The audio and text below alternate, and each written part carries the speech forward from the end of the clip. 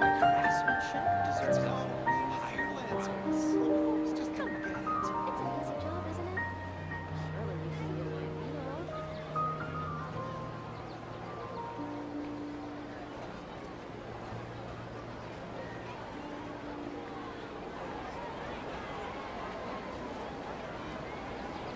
Rebooting.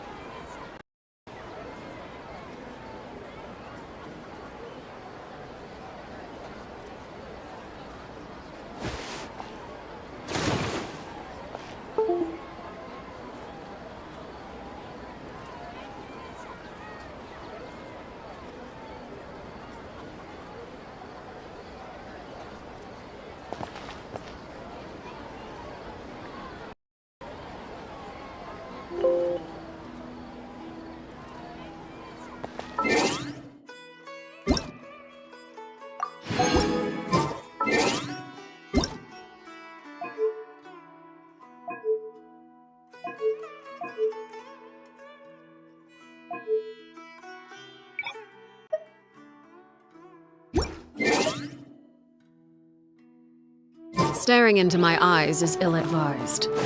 I can't promise you what you see.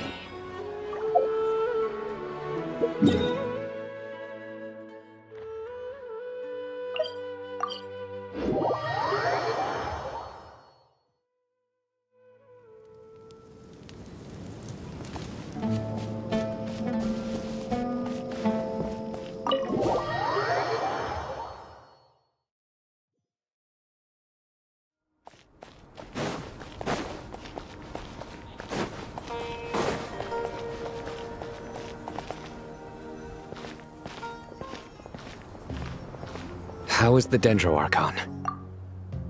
Her breathing is steady. I prepared some therapeutic incense for her, but it hasn't had much effect. Her vitals are still very weak. Based on the information you've provided, I have a working hypothesis. Her condition is partly due to Irminsul's influence, and partly due to a physiological imbalance caused by the rapid depletion of her power. Elemental energy usually flows through the body at a relatively constant rate. The body grows accustomed to this rhythm, so when it's thrown out of balance... Is this similar to the ley lines? Overlook? Correct. Is there any way to restore her health? I know the ley lines have strong self-heal. Before we think about that... Paimon's already... Master Tighnari. Tighnari. Master Nephis, sages... Tighnari, haven't seen you in ages. Have you gotten taller? Or did your ears get longer? Hopefully the former, Uncle Bob. Sino, where's Professor Simon? He went out into the wild to investigate the situation. He shouldn't be trotting around alone at his age. Which one? Would someone mind introducing us? Ah yes, of course. Allow me to do the honors. I'm sure we're all familiar with the Traveler and Paimon. They're the heroes who helped foil Azar's These gentlemen and I are the 6 current sages of the Academia. We have Sage Alkindi of the Spontamod Darshan, Ritaoist Sage Shakir, and Nice to meet you all! I've heard much about you. Delighted to finally meet you in person. You're younger than I imagined for someone with the power to stand up to fate itself. Once we're on the other side of this, could we get a photo together? My daughter has a friend named Isak. He's always talking about you two. Of course! Back to business. So with the Dendro-Archon currently in a coma, the people have taken temporary refuge at Caravan Rebot, but they cannot stay here forever. We need to come up with a plan as soon as possible. Fernas, any thoughts? Well, firstly, having reviewed the data, I'm inclined to agree with your assessment. This doesn't look like an attack on Irminsul from the outside. Rather, it resembles a malfunctioning machine. That being said, before we consider how to fix it, we need to understand precisely what has gone wrong. We have no direct access to Irminsul. However, we might be able to get... Wait, is that what Cyrus is up to? No wonder he ran off to research in the wild. Curse's always one step ahead of me, isn't he? I heard that while in the sanctuary of Surasthana, the Dendro Archon had to serve as the central information hub herself. This is a clear sign the situation within Irminsul might be far worse than we can imagine. Irminsul is vital not just to the safety of Sumeru, but to all of Teyvat. We must be the ones to bear responsibility for this world. To be on the safe side, I think we need to consider some backup plans. Are you saying we should consider a scenario in which Irminsul is completely destroyed? I'm merely pointing out that the possibility exists. You have a valid point. But until worst comes to worst, I believe we should focus our efforts on resolving the Irminsul anomaly and helping it recover. Kale, I understand that you were the first to foresee this crisis. Of course! But even I don't know how I came to have that dream. If there are no signs of external damage, could it be a stress fracture? Metals tend to suffer from this issue with long-term use, and Irminsul has existed for centuries, after all. It's possible, but surely a stress fracture would be more likely to cause a complete shutdown rather than chaos. Sages, General Mahamatra, sorry to interrupt, but something has come up. What happened? Some citizens didn't believe that Sumeru City was really in any danger. They slipped away and hid during the relocation, intending to return home. How many people are we talking? About a dozen. Sakura found them while on patrol, but they appeared to be suffering from psychosis. For whatever reason, they were trying to kill each other. By the time we arrived, there were only 2 survivors. One was unconscious from their injuries. The other tried to attack us, but was subdued. Where did this happen? Near Yasna Monument. That's not far from Caravan Rebot. Master, I know. The Irminsul anomaly is beginning to have effects in the world. I didn't expect it to spread to Yasna Monument so soon. It almost feels like we're being chased relentlessly, with no time to catch our breath. Sir Cyrus said the same thing. He sent me back to report in, while he continues investigating. I'll go join him.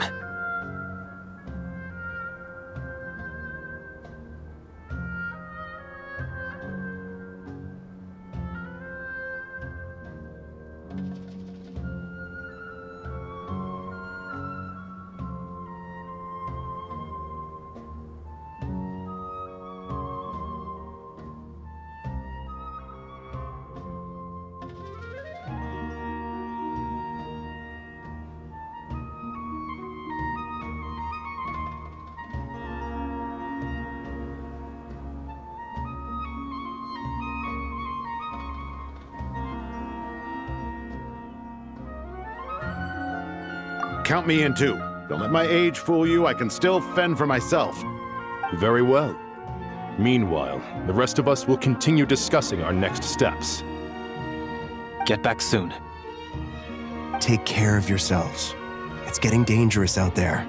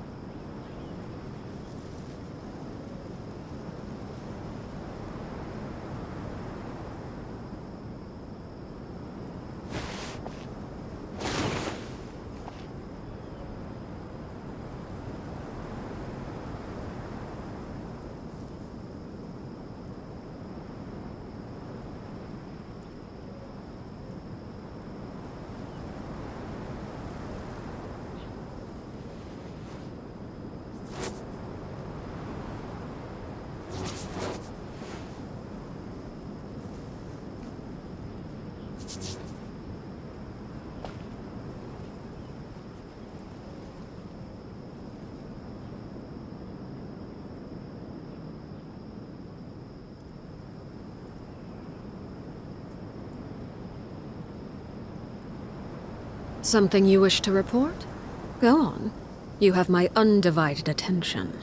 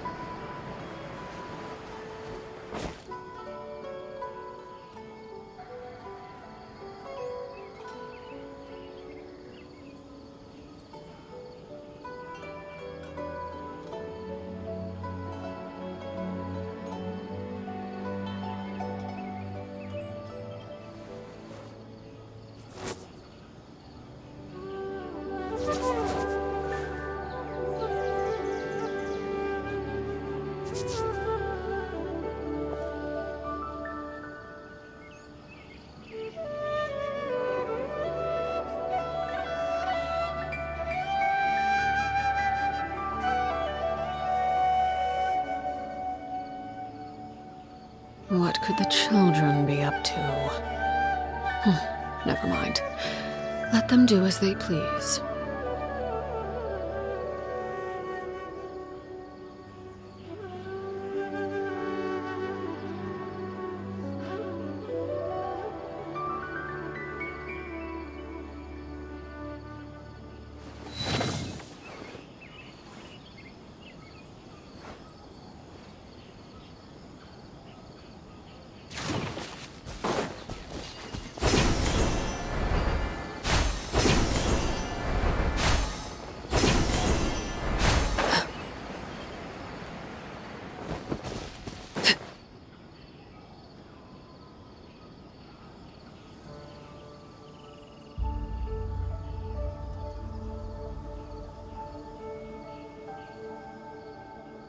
Please, don't go any further.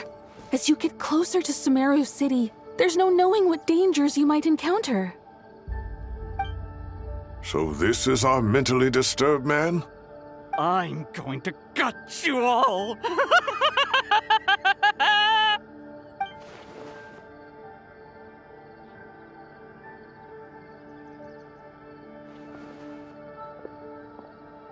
Cyrus, you didn't even bring a single guard? Do you think you're some sort of warrior? It's fine. Come here and look at this. Oh, it's... That's right. Flowers that bloom from openings in the ley lines, indicating some sort of anomaly. I don't believe I've ever seen a color like this before. Did you discover it nearby? Not just here. Way over there, too. They're everywhere. There's even more in that direction. How did you ascertain the situation further ahead? Didn't you just say that we can't go beyond this point? Yes. This area is relatively safe so far. But if you continue forward, delusions will start afflicting your mind. However, some vision-bearing mercenaries were able to maintain their sanity a little better. They're the ones who brought back news from further afield. Sino, do you remember the class I taught on dissecting ley line blossoms? I do, Professor. I received full marks in that course. Good. After all these years, it's time to put that knowledge into practice. There must be anomalous information hidden within these blossoms. Alkindi, I'll need your help as well. Been a while since we worked on a project together, hasn't it? Sure has. Well, what are we waiting for? Let's get to work. Anything we can do to help?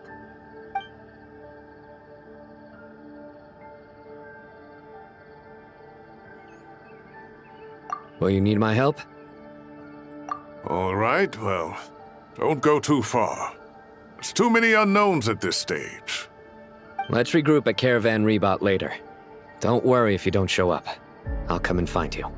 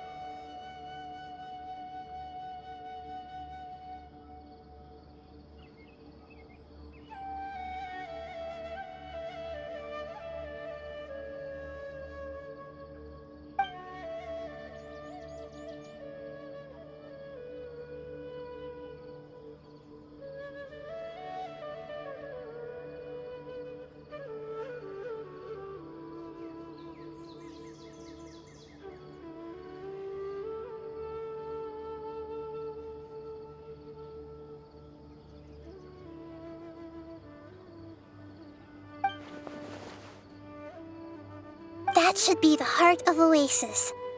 All we need to do is light it with the fire seed, and it'll restore a pep with elemental power. The damage it suffered internally will also slowly begin to heal.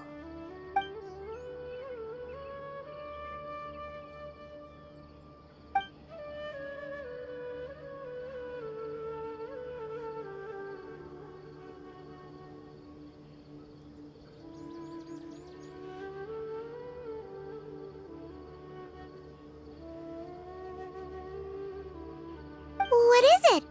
You thought of something?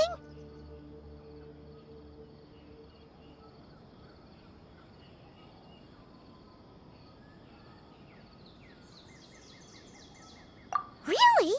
Then let's get back and tell the others!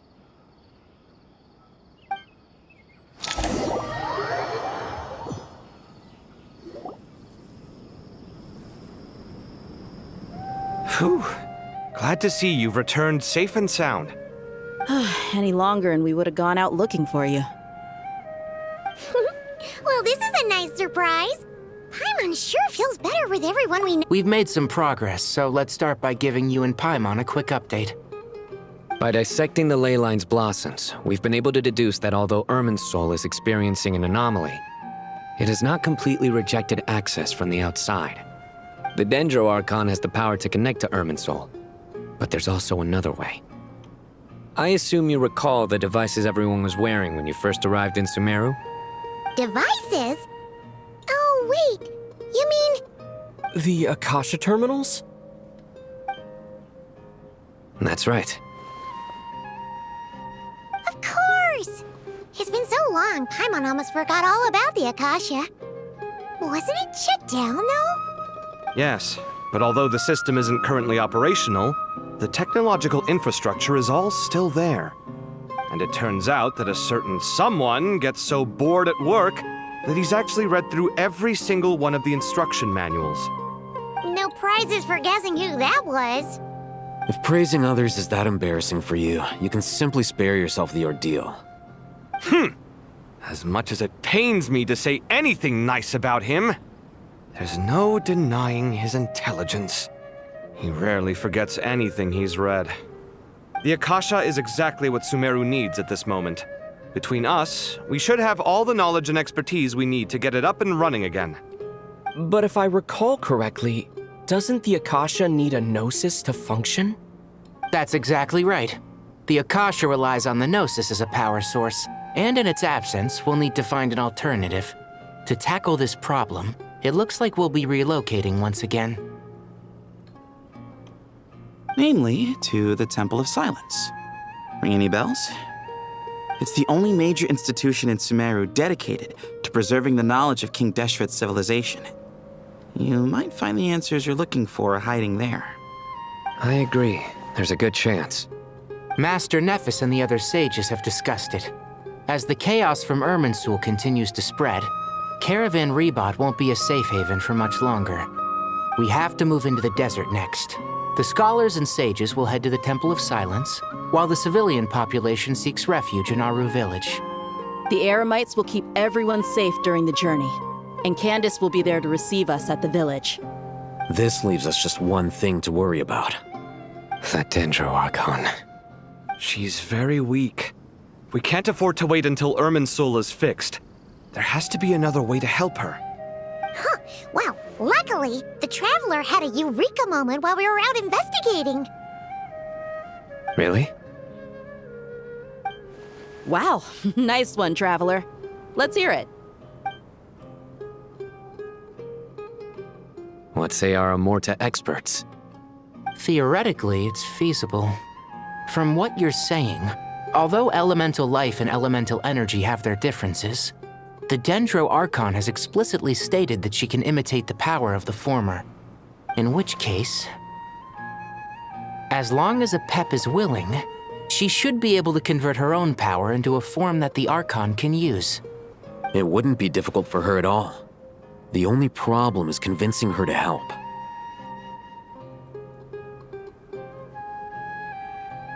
Yeah! Even though she wasn't exactly friendly the last time we met, she didn't refuse to talk with us. When she realizes the danger that Nahida is in, surely she won't turn a blind eye to it. Well, hopefully not. Either way, we're not exactly spoiled for choice here. Hey, it's better than having no options at all. I agree. Without Irminsul's aid, the legendary Dendro Dragon Apep may well be the only living thing in Sumeru who can help our Archon recover her power. There's no time to lose. I'll bring this proposal to Master right away. If he and the other sages agree, we'll split into 3 teams. The academics will go to the Temple of Silence to look for a solution to the Akasha problem. The Eremites will escort the civilians safely to Aru village, and the Traveler and Paimon will take the Dendro Archon to see Apep. There's still a long road ahead, and no knowing if we'll make it. But at least we have a direction now. I'll take it over floundering around in confusion. If there are no objections, then let's proceed. But before we adjourn, I would like to leave you all with some parting words. No matter the distance between us, there will always be an invisible force tying us together. May the bonds forged in the past shine bright like stars and open a new path before our feet. Huh. Is that from King of Invocations? No. This one's from King of Invocations, the sequel. What's the difference? The sequel's much cooler. Couldn't agree more. Well, it was very apropos. Once this is all over, I'll give everyone a copy of King of Invocations and the sequel to show my gratitude. Come on, let's get moving.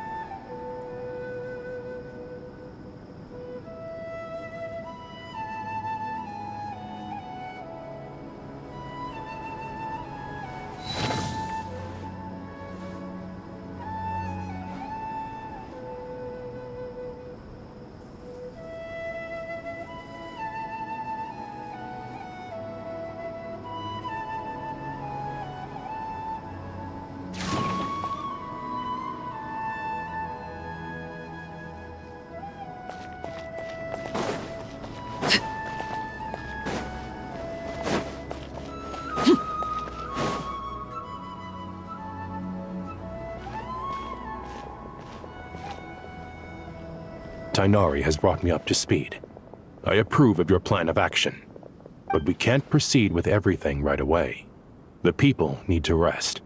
For many of them, this will be their first time in the desert, so we'll need to find additional personnel to help escort them.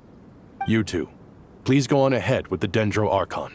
Let's rendezvous at the Temple of Silence later. No problem. We got this. Words can't express my gratitude, so let me just say, I hope everything goes smoothly for all of us. All right, let's get going. If Paimon remembers correctly, the last time we saw a Pep was in... Traveler, Paimon. Could I borrow you guys for a moment? It'll only take a second. Kale, what's the matter? Well, the thing is, Master Tighnari once told me, after you raise a problem, you should think about how to resolve it. But ever since I had that dream, I feel like I haven't been of any help at all. I tried my best to keep up with the conversation, but there was so much new information, I couldn't take it all in. So, I just wanted to ask, do you have any tips for me there? Paimon knows exactly how you feel. But fear not, everything you need to know is right here in Paimon's notes. Sumeru chapter. It's got tons of info about all the things we've seen and heard on our adventures. Some parts are a little simplified, but hopefully it all makes sense.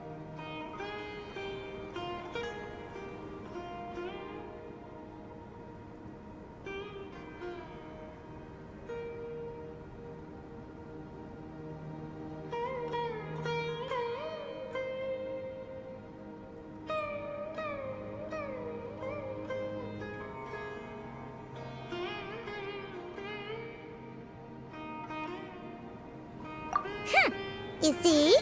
Being the greatest guide in Tibet isn't just a fancy title. It takes a lot of hard work.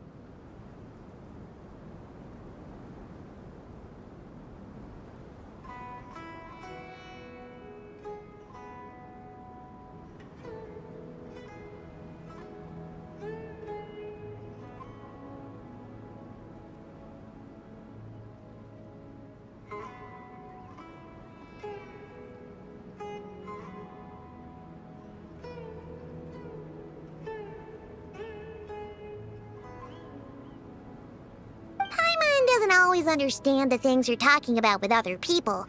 Whenever that happens, she notes down the confusing parts and goes over them in her own time. This is perfect. Could I borrow it? Sure. Matter of fact, you can keep it if you want. Paimon has another copy. The spare copy was originally meant for the traveler. Paimon used to worry that one day he might not need a guide anymore, so she wanted to have a gift for him, in case we ever parted ways.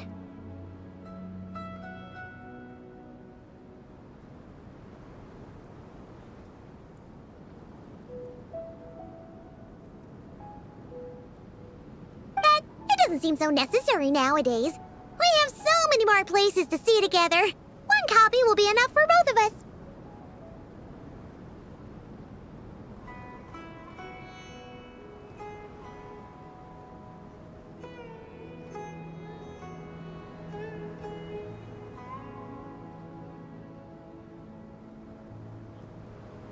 Thank you so much.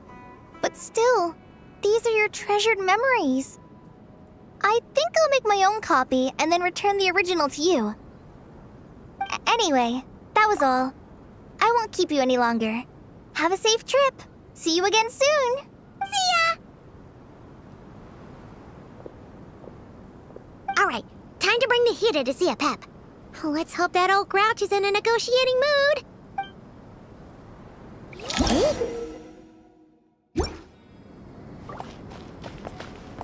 Actually, never mind. In a pap size, Nervalet's probably one of those dragons who's grown too close to humankind. They might end up fighting for all we know.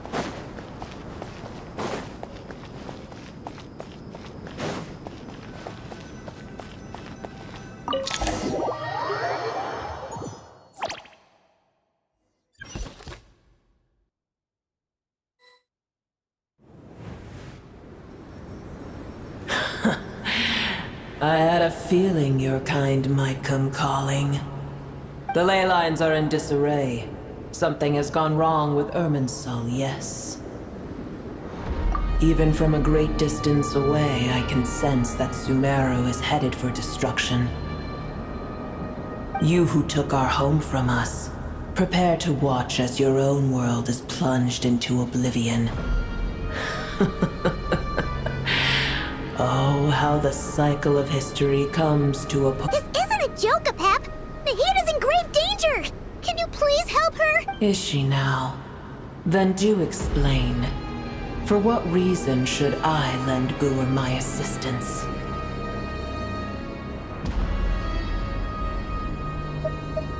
Apep, if you truly despise gods and humans so much, well, after the great humiliation of being helped by a god in the past, shouldn't you be jumping at this chance to balance the scales? Now that is a compelling reason.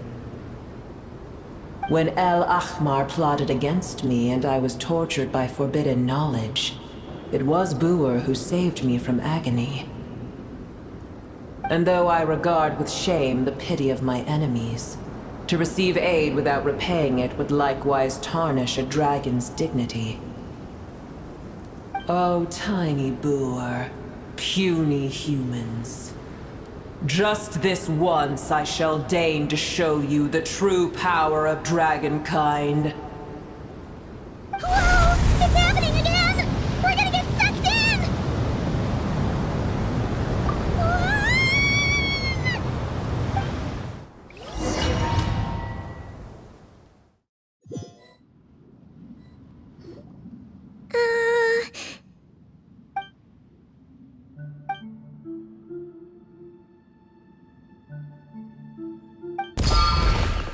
It is done.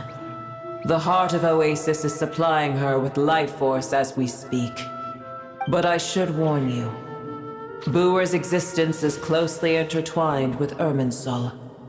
Unless the issues plaguing it are resolved, she will never completely recover her former strength. Oh, thank you. Spare me your words of gratitude. You may also spare me your feigned concern.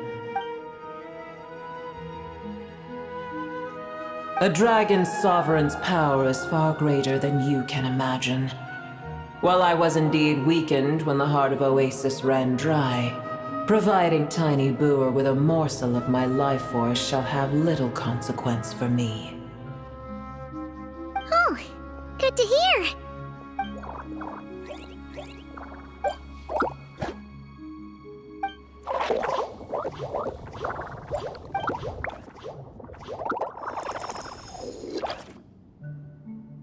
Ever held in high favor, I see. Oh, well, you know. The compliment was sincere. Simply accept it.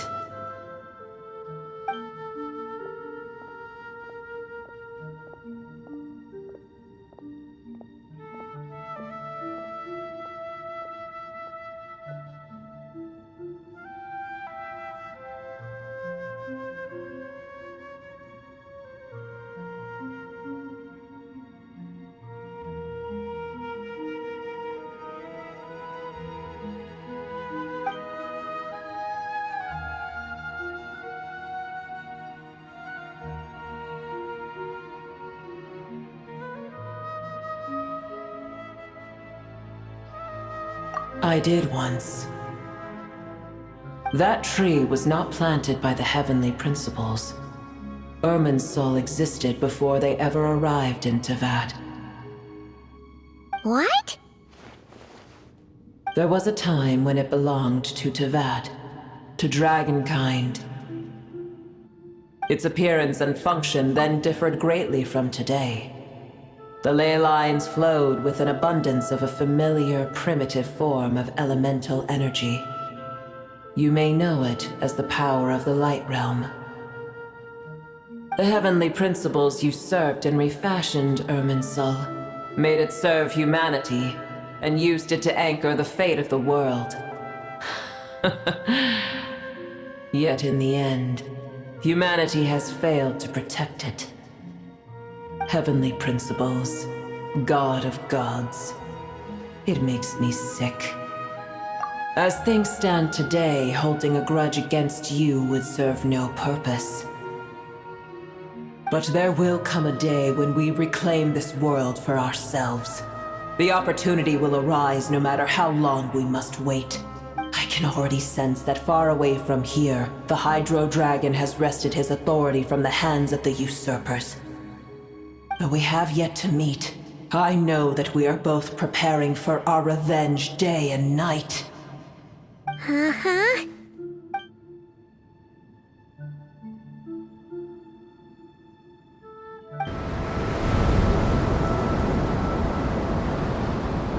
I hear a great disturbance out there. Huh? What is it? Sandstorms come. The Jinn. Another calamity approaches. You both seem restless. Let us part ways here. Boer is safe with me. Once she has recovered, I shall return her to your side. Oh, thanks again. Take care, all right? I told you already I have no need of your feigned concern.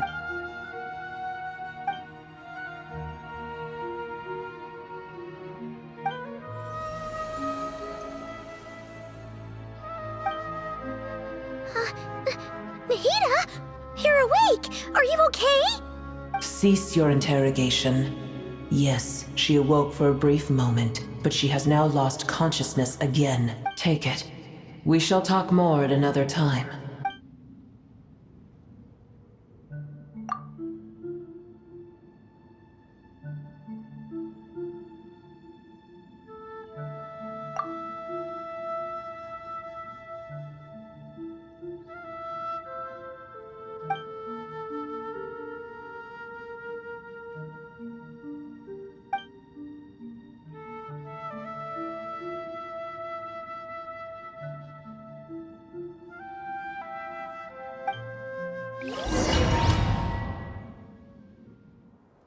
Where the heck are we? Did you just dump us in the middle of nowhere? Wait. No. Paimon remembers now. The Temple of Silence is over that way.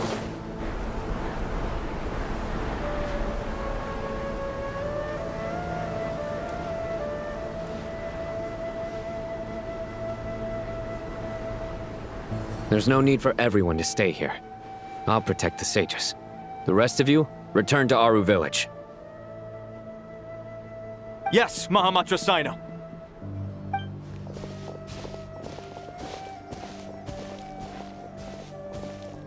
Sino! What's going on? You're back.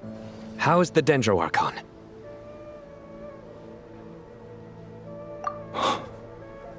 What a relief.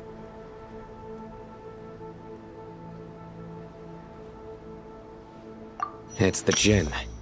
Countless Jinn have stirred up violent sandstorms across the desert, blocking our path to the Temple of Silence. Tainari and Kale have returned to Aru Village to help. The Jinn are being highly aggressive, so both the village and the merchant caravans require protection. It's just one thing after another. Where did all of them come from anyway? In all my trips to the desert, I've never seen anything like this before. As I see it, the only possible candidate is Gurabad. Gurabad? Baladuri could explain in more detail if he were here. All I know is a rumor I've heard about from previous trips to the desert. Supposedly, a great number of dormant Jinn lie sealed beneath that city.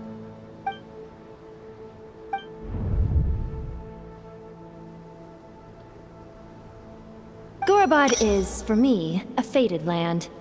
I must therefore return back to this city, where my destiny awaits me still. My master, I am sorry that I couldn't stay by your side for long, and that I could not have more time to get familiar with you. Leelupar.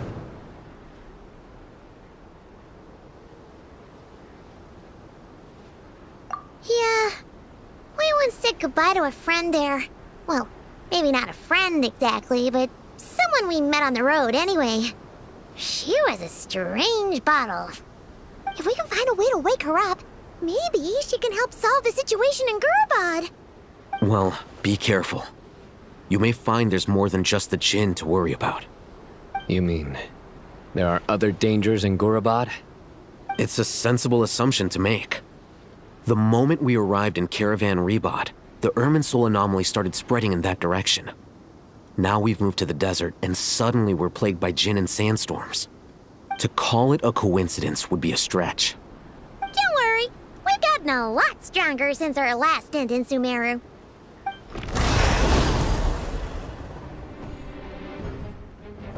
Ah!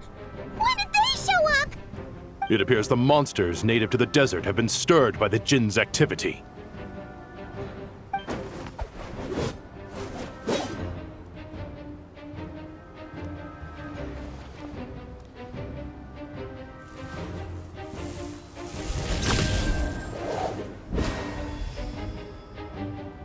You should get going. We'll take care of things here.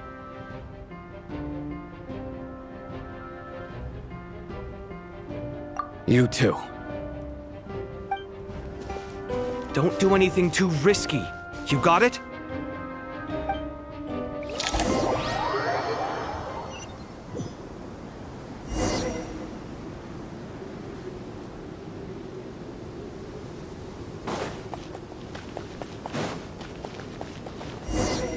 The Jinn are swarming out of Gurabad! Looks like Alhaven was right! Let's get inside to see what's going on!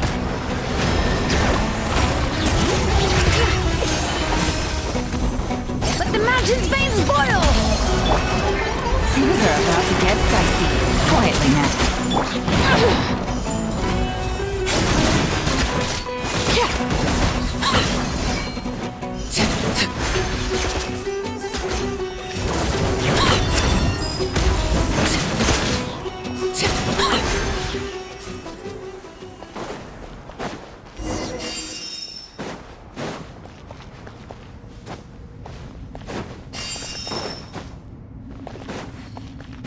They just keep coming! How many of these things are there? We'll never take them all out! Target spotted! All units at the ready. The Patui! They must be using this place as a stronghold! Are they the ones behind all this?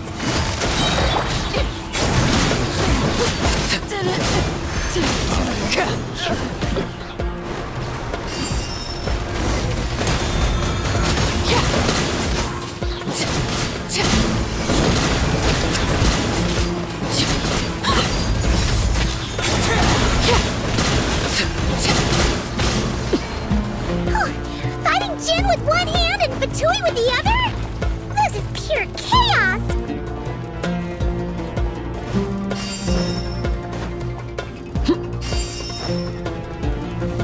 I'm gonna fix yours.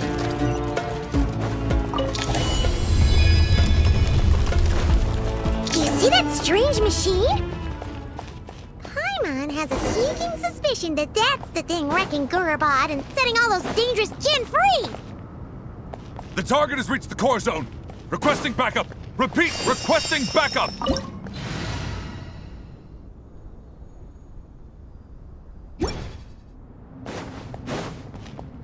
Backup en route! Stop him at all costs! Careful! They're back again!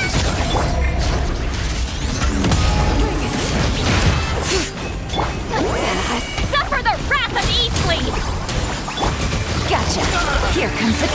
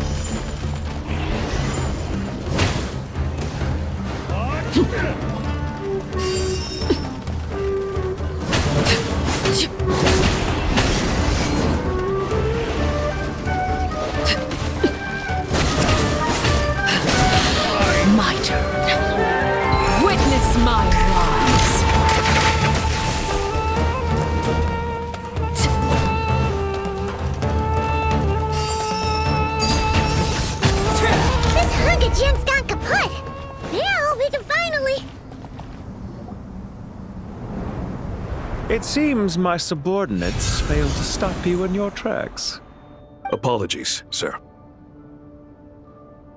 There is no need to apologize. You did well to hold your ground against such a powerful adversary for as long as you... So, you're in charge here, huh? First the problems with Irminsul, now this mess in Gurabad? Are you the ones responsible for all this? I'm afraid I cannot answer that. I assume you aren't naive enough to expect answers from an enemy. Oh, this guy is so snooty! However you want to spin it, you're clearly involved in this somehow. So you can either start talking, or we'll have to make you talk. Let's get him! Traveler? What's wrong?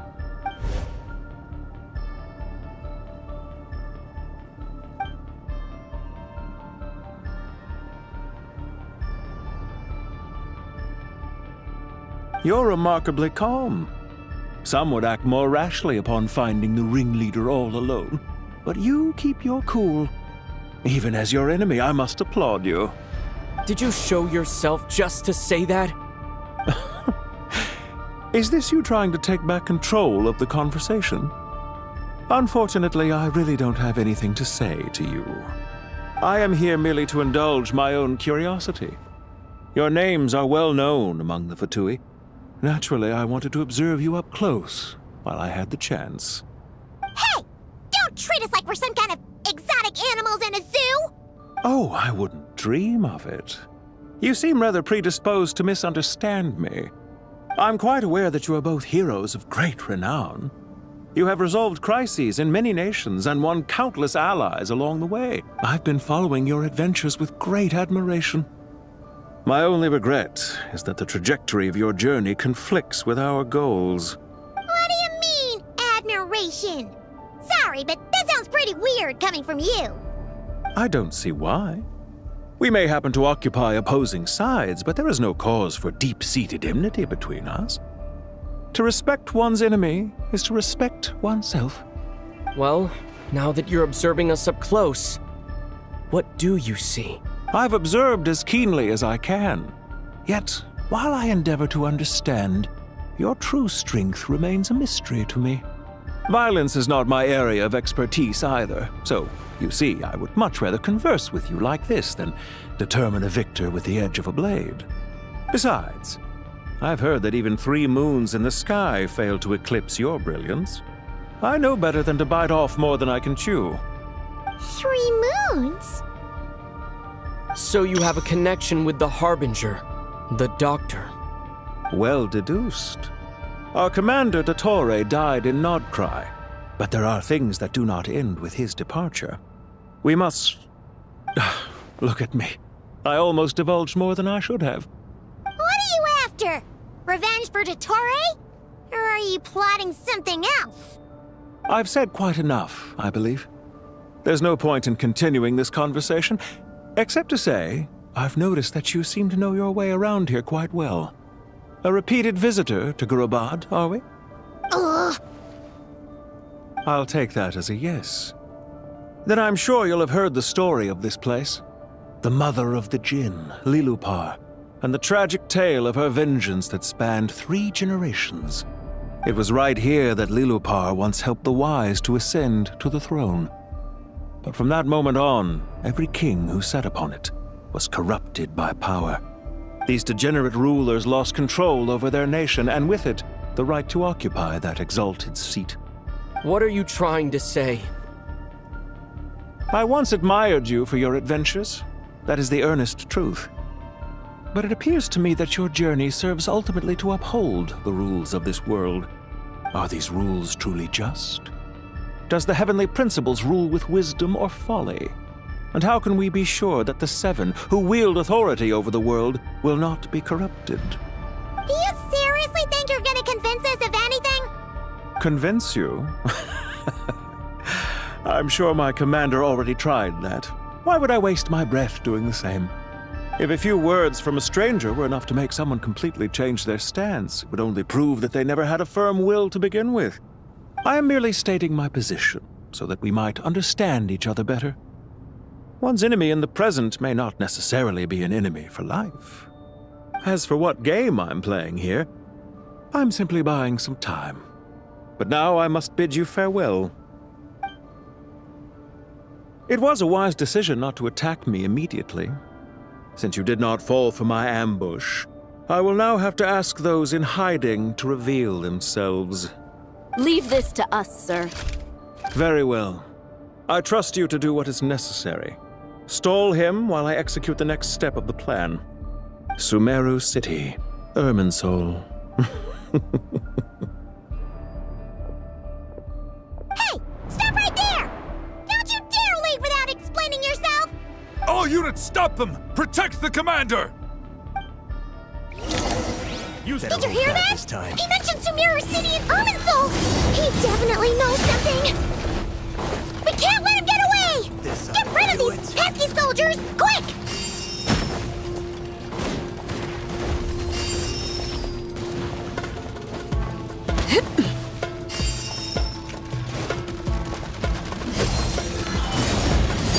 Lay bare. Bring it. You two! Time to end them! Show no... Things are about to get dicey. Rear guard to the front! Don't let them through! Get that thing in position! Hold on! Just a little longer!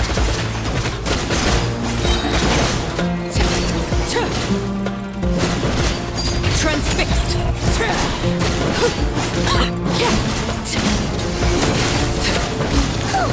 We finally beat them! That mysterious guy can't have gotten far! Let's catch up with him!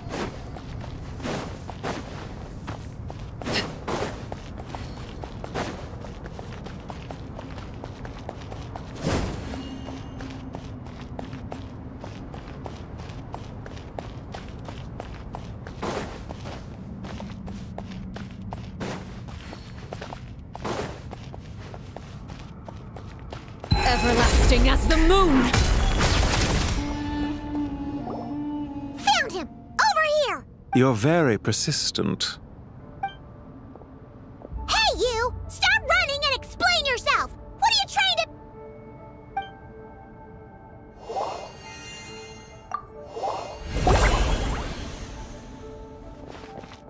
What's this? Relax. A small trap like this won't be enough to hold you.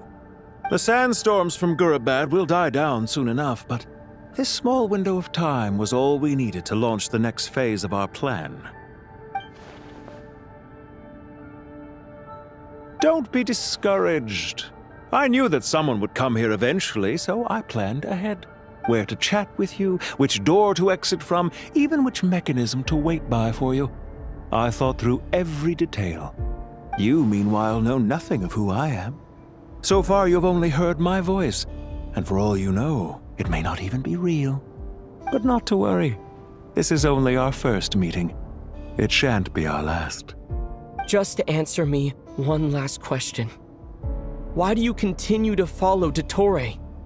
He has conducted countless cruel experiments, even on his subordinates. Follow isn't quite the right word. Let's just say even those you see as villains have their friends, even if they aren't the most sincere of friendships. When any set of rules is established, there will be those who benefit and those who lose out. People will do anything to justify what they have gained or escape from the hardship imposed upon them. Neither he nor I are tolerated by the rules of this world. We were both searching for a new order. Our ideas of the final form that should take may have differed, but our journeys took a shared path. Goodbye, Traveler and Paimon. I wish you a timely escape, albeit not too soon. I will need a little more time to prepare, after all. Hey! Come back! Wait, this dark wall.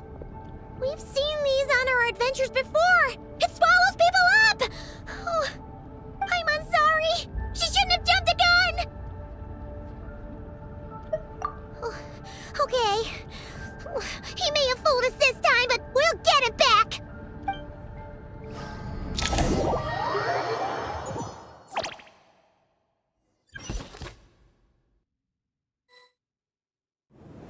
Sino and his team are guarding the north.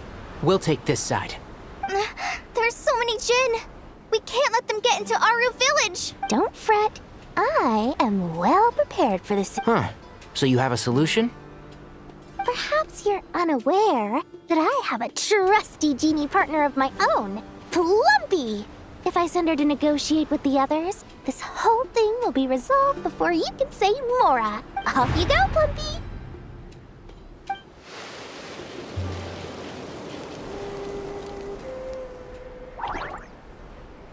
Come on, what's the holdup? 5,000 Mora. 20,000 Mora. 100,000 Mora. Final offer. Ah, so she's a hired partner.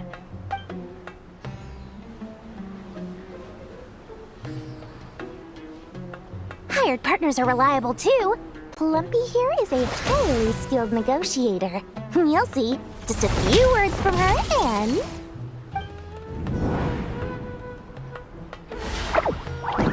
Plumpy! Don't you Jinn have any respect for the rules? This was supposed to be a negotiation! How dare you treat my messenger like this? You wanna play rough? You can play at that game!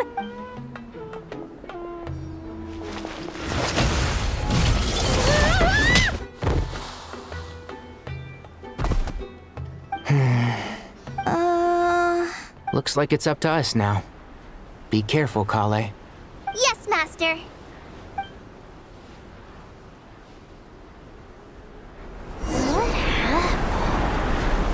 How did I pass out? Never mind. Maybe it's time for revenge. You know, this reminds me of when you first arrived in Avidia Forest. You were trying to help a child retrieve a lost toy when you stumbled upon Spino Crocodile territory by mistake. Yeah, I remember. Our first time fighting side by side. Fighting side by side? I seem to recall swooping in to rescue you with a team of forest rangers. Please stop.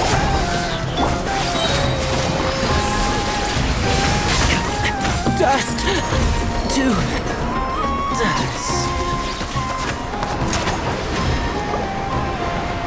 Try this on for size.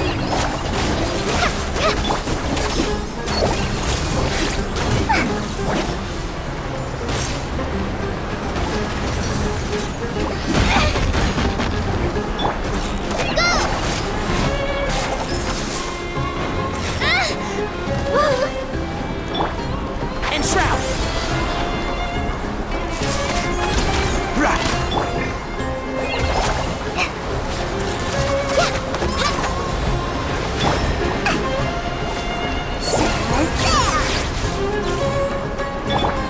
One with the forest.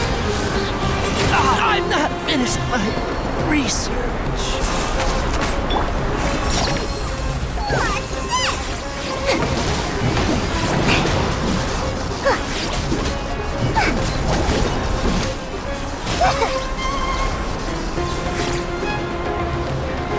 Just like we rehearsed. Don't touch me!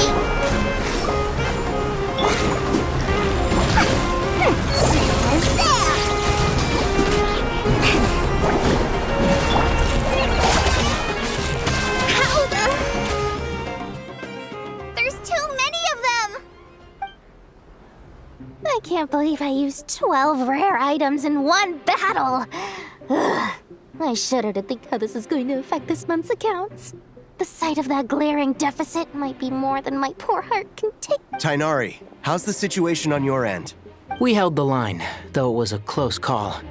But it looks like they're preparing for another attack. Has something happened?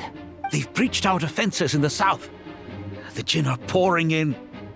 We're moving the villages to the north as we speak. We're hemmed in. This is getting precarious. Our margin for error just got a lot smaller. That's why we wanted to confirm your status. We need to consider our next move carefully. Bad news!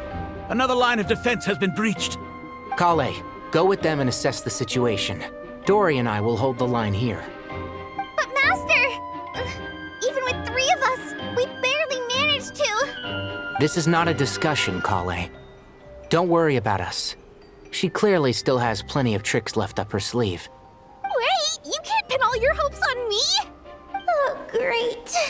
I've almost run out of the things I brought with me, and the rest is back at the caravan. I should be able to hold out for a little longer, but still... Master! Need any help? Huh? What is it, Kale?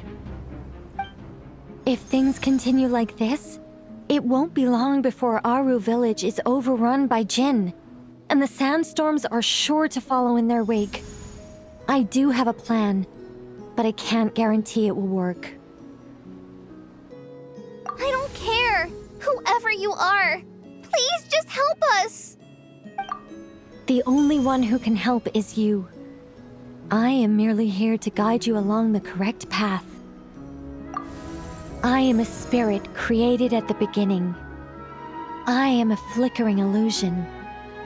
I am the shimmering light that flows from the eyes of the Creator. What do you mean? It doesn't matter. You don't need to understand it. Just repeat after me, one line at a time. Watch out! Jinn incoming! I am a spirit created at the beginning.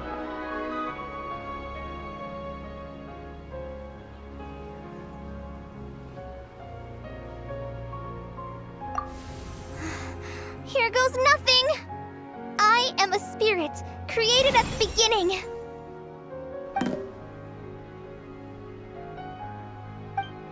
I am a flickering illusion. I am a flickering illusion. What's wrong, Plumpy? I've never seen you so agitated before. But how do you... Do you know what Kale is reciting? I am the shimmering light that flows from the eyes of the Creator.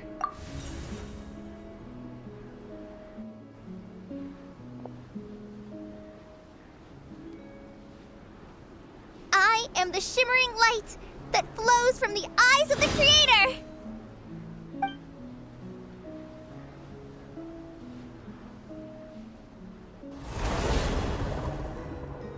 It's a song composed by the goddess of flowers, but very few records of it remain, even in historical texts. All we have is a few fragments. Is Kale an avid historian? Not to my knowledge. The Jinn have actually quieted down. Although...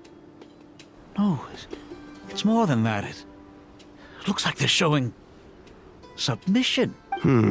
Clearly the songs left by the goddess of flowers have a soothing effect on them. At the very least, they're much calmer now. Really? Let me try.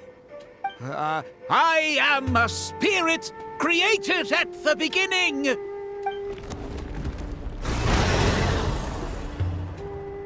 Don't stay away! I'll stop! I'll stop! It seems like the song only works when Kale recites it. But why? Kale.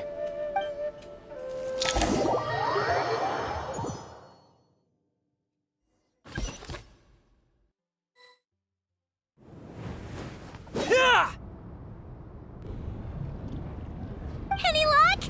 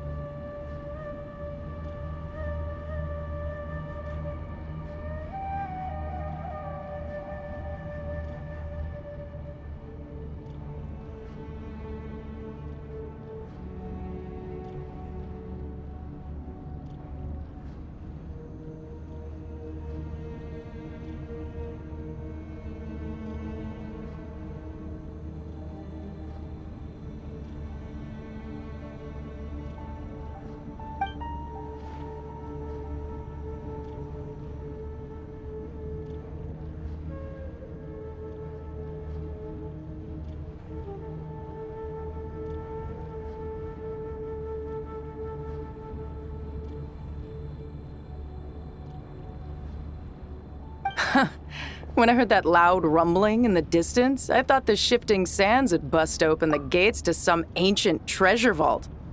Turns out it was just you guys. Huh? Wait, that sounds like... It's been a long while.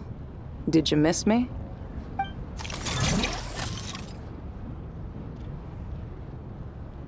Jet! Ben! Let's save the catching up for later. First, I gotta get you guys out of there. This should be the right mechanism. Ben, can you handle it?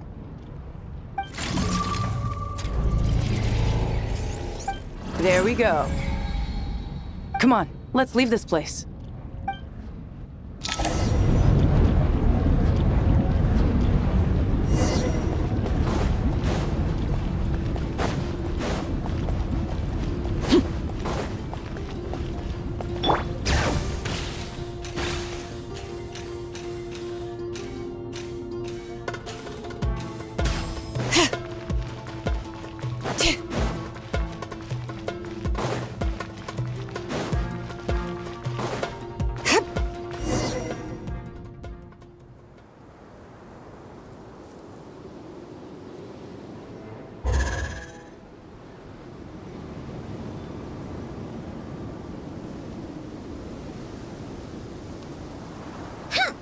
Fatui sure made themselves scarce. It's like they were never here. The Fatui? They came to the desert again? Yep. No idea what they're planning this time. They were being very coy about it. How have you been, Jet? Well, since we last met, I've started my own band of mercs. We've actually made quite a name for ourselves. Oh, yeah. On a slightly different note, I have some good news. I finally took care of Masaira. Not much to write home about. It was just another day. Found his hideout. Dragged him out of his cozy little bed. He tried to talk me into seeing his point of view, as usual. But I'm way past that by now. There was nothing he could say to save his life.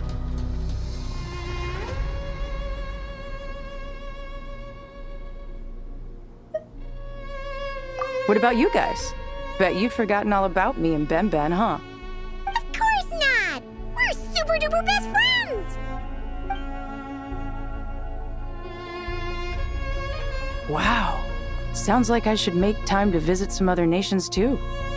Anyway, what brings you to Gurabat? Oh, right. Paimon almost forgot. We're here to look for Lilupar. Oh, that bottle? Yeah! We need her power to calm the Jinn and stop the sandstorm. Here's hoping we actually manage to find her, after all the trouble we've been through. Surely, with everything's been going on in Gurabat, she must have woken up, right? Only one way to find out.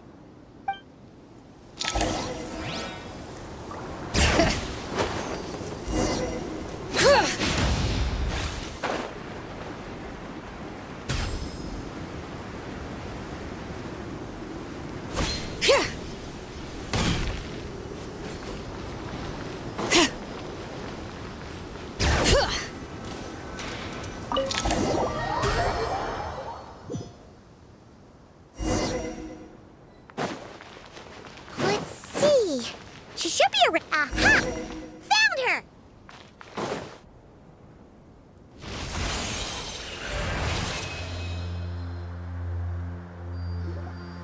Lilupar! What a long dream that was. It's been a while, my master. Oh, and you're here too, little wildcat. The four of us back together again. After we last parted ways, I merged with the land beneath Gurabad to suppress the dark calamity stirring in the depths. It rekindled the flame of vengeance within the Jinn, depriving Gurabad of any hope of peace. I fought against it for a long, long time. Until one day, I sensed a change in a foreign land to the west. Suddenly, the pitch-black abyss fell silent.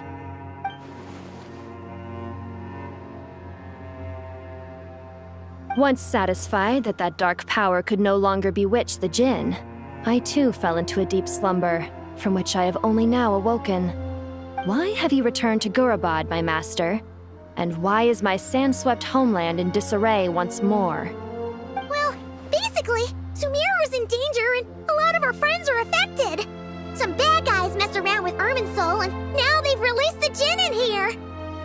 We managed to chase off the culprits, but we have no idea how to seal this place back up and stop the sandstorms. Child's play.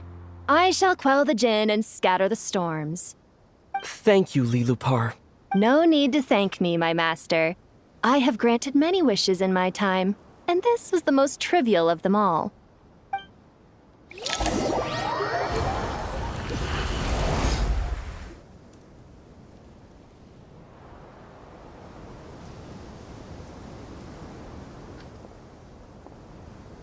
The sandstorm's gone. The sun shines bright again. When I said that we'd meet again under a lovelier sun, this was exactly how I imagined it. Yay! Although, honestly, Paimon would love to hang out with you more, even if the weather sucked. Well, there shouldn't be any more Jinn breaking out, right? Are we okay to head back? Sounds good. You can introduce us to your other friends. Another adventure begins. Lovely. The storms have stopped! We should be able to get to the Temple of Silence without any problems now. Time to regroup!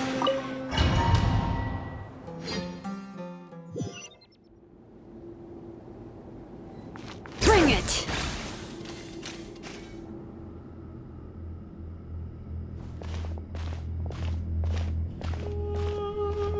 So, this is the Temple of Silence. I've heard the Nagarjanites mention it in passing, but I never imagined it would be this big. It's colossal. I thought the temple moved to the rainforest ages ago. When did they scamper back into the desert? I don't know. This plan sounds a little too risky for my liking. Even in King Deshret's day, this was experimental technology. We have no idea what could happen if we activate it. Well, unless you know of another viable alternative for the Akasha terminal, I'm afraid this is our only option. The plan is sound, and the risks are manageable. However, if we are to proceed, we must act quickly. The scale of this project is enormous. Even with Kaveh, Faruzan, and every other scholar of mechanics working on it full-time, the proposed modifications won't happen overnight.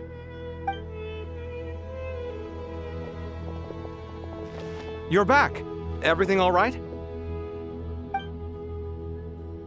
And who are they? Friends of yours? Pretty much everyone in the Temple of Silence is. This guy's Kaveh, and the one next to him is Alhaitham. Hello, I'm Jet, and this is Lilupar. Oh, a famous name from the history books. Pleased to meet you. A friend of a friend is a friend of mine, as they say. Who's they? Huh? Do people not say that? Not in the desert. Friends you can trust, but friends of friends? Gotta keep an eye on them. Still, I do trust the Traveler's judgment. I'm sure you're good people. The sandstorms have calmed down. I take it the Gurabad problem is resolved? What did you find? And after getting all smarmy with us, he trapped us there. Luckily, Jet used the mechanism outside to free us, and then we got Lilupar to put a stop to the chaos. Wow.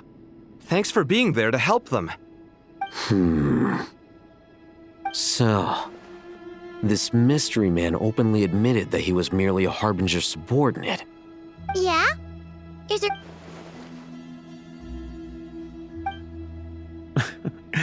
I assume you aren't naive enough to expect answers from an enemy. Well deduced. Our commander, Dottore, died in Nodcry.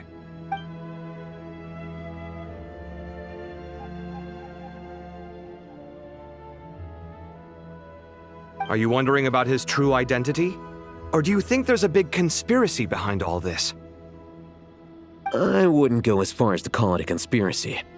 Just the simple fact that having someone to shift the blame on tends to prove useful should trouble come knocking later. The most important thing for now is to solve the immediate problem. Perhaps that man knew you wouldn't have the resources to investigate his background and so didn't put much effort into disguising himself. This is all getting a little cryptic for me. I'll let you guys talk while I take a walk with Lilupar. Jet? Aren't you with the Blazing Beasts? What a coincidence. Didn't expect to run into you here. We're mercs. You can run into us anywhere. Who's this with you? So, did you find the solution you were looking for in the Temple of Silence? You bet we did. This place is incredible. It has everything. So far, we've discussed a plan and verified its feasibility. According to certain sources in the Temple of Silence, there is a core device in King Deshret. Little is known about this device in academic circles, which suggests it was hidden quite effectively. If these sources prove correct, the energy contained within Aru may be sufficient to power our Akasha renovation plan. However, this raises difficult questions regarding technological integration. The sages are still debating it. Yeah, but I'm sure they'll reach a compromise once they've argued it out. The people of the rainforest are always cautious when it comes to desert technology. But times of crisis like this leave us with little choice. Wait, Paimon has a question. Is this the same Aru we've heard of before? It's sealed off, right? Some sort of prison where the Goat King, Ibis King, and Crocodile King are locked up. Well remembered. Yes, that's exactly right. According to our records, Aru was the most brilliant creation King Deshret ever conceived of. Built by divine and mortal artisans working together. It was a miraculous accomplishment, and it lies hidden deep within the king's mausoleum to this day. That being said, what Aru actually does and why it was built, those are deep secrets we are not privy to. Until recently, I wouldn't have been optimistic that the place even exists. The only reason I'm inclined to believe it now is because we heard it from the Ibis King Thoth himself at his temple. The tale of how the 3 retainers of Al-Akhmar were imprisoned in Aru. Paimon totally gets that. When Paimon first heard about it, she thought it sounded pretty unbelievable too. Do you guys still remember that? The Ibis King told us they were trapped in Aru and that they had to answer 3 questions to get out. I think I remember. What causes our rise and fall? What obliterates love and hate? And what determines truth and falsehood? Those were the 3 questions, right? Yeah. If only Nefer were here. She's dealt with the Ibis King before, so she might know more. Oh, Nefer's a friend we met in Notcry. Notcry? Funny. She showed up here earlier. Huh? Yeah. Had another lady with her, too. Both said they knew you. They contacted the sages, claiming they might be able to offer some assistance. Really? They came here to help out? Yes, really. It was just before you got back. One of them said she's made Nodcry her home. If she's the person you were talking about, then... Looks like betting on Aru was the right choice. See? They're right over there. Nicole! Nefer! Why, hello! We're here to help.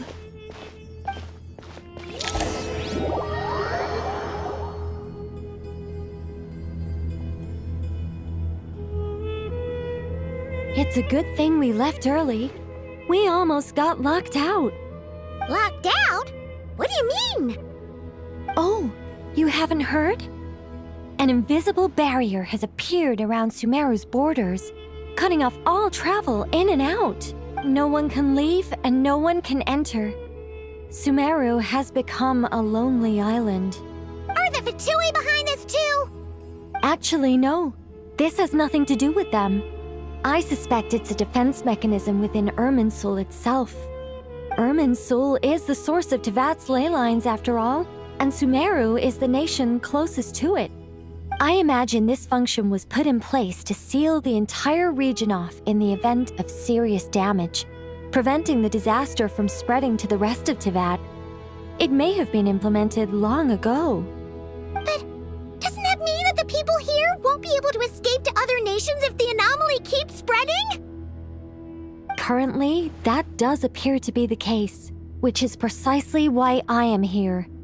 This is a critical moment for the world, and Sumeru is the eye of the storm. Paimon's surprised you managed to convince her to come back to Sumeru. Indeed. Even for someone of my wisdom and eloquence, this tested my skills to the limit.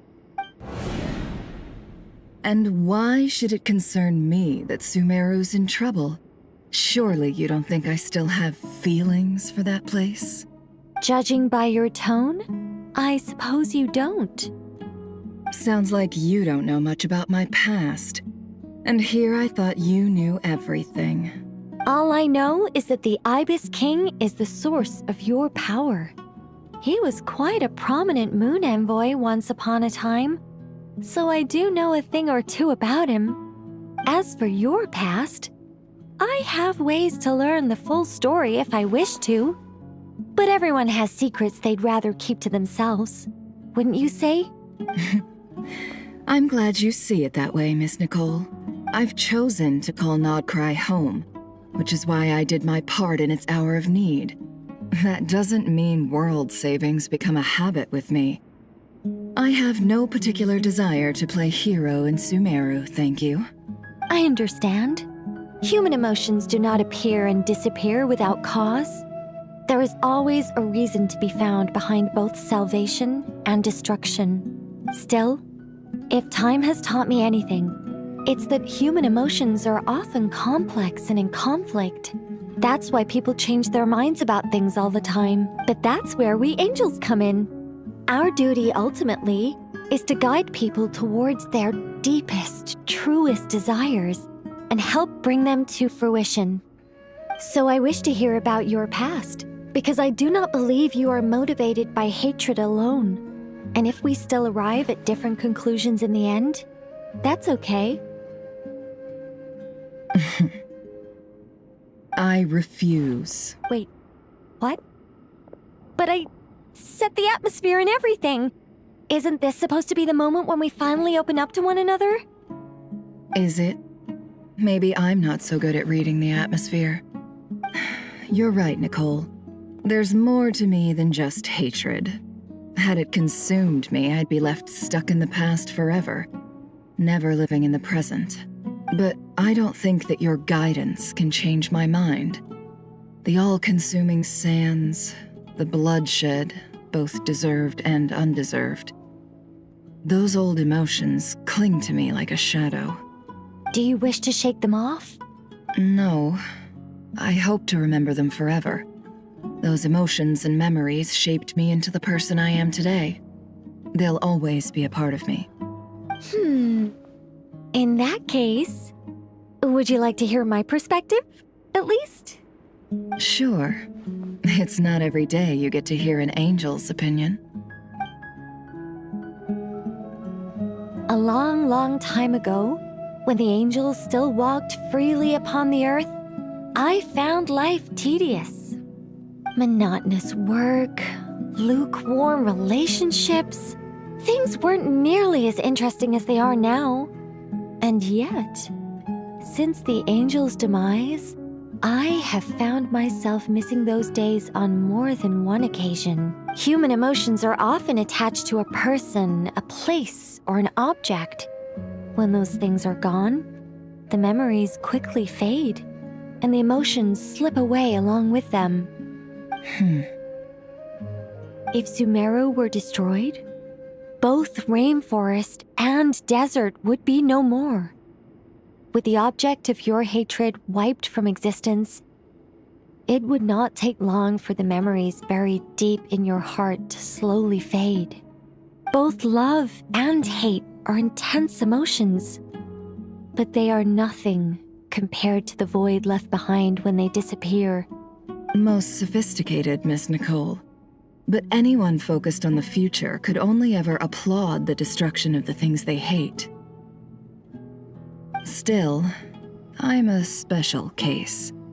Someone once told me that human memory is more selective than a Mora-hungry merchant choosing between customers.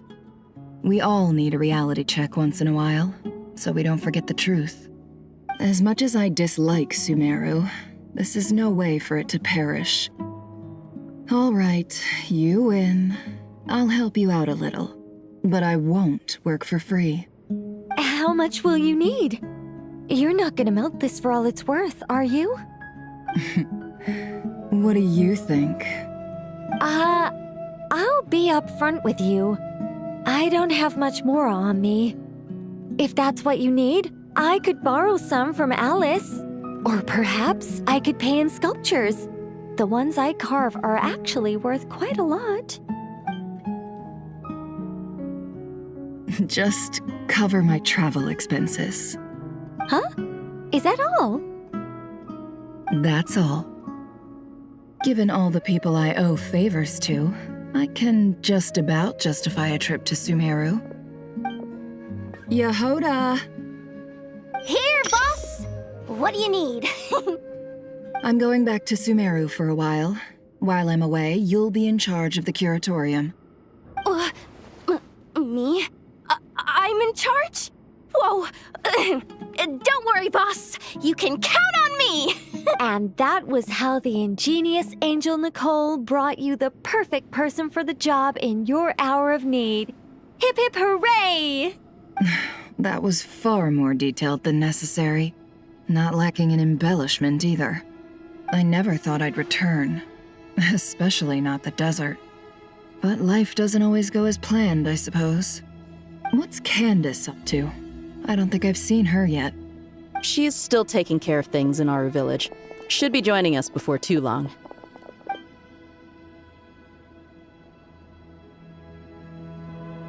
Oh, and sorry. Hope we're not interrupting anything. We have some good news, though. We're planning to go to the mausoleum of King Deshret to look for the legendary Aru, then use it to try and restore the Akasha system. According to records in the Temple of Silence, the mausoleum houses something called Aru's Chute, which can be used to establish connection with Aru. We still have some time before we leave, so there's no rush. By the way, who are these two new faces? Just call me Nefer. I'm based in Nodcry. Did I hear you mention Aru?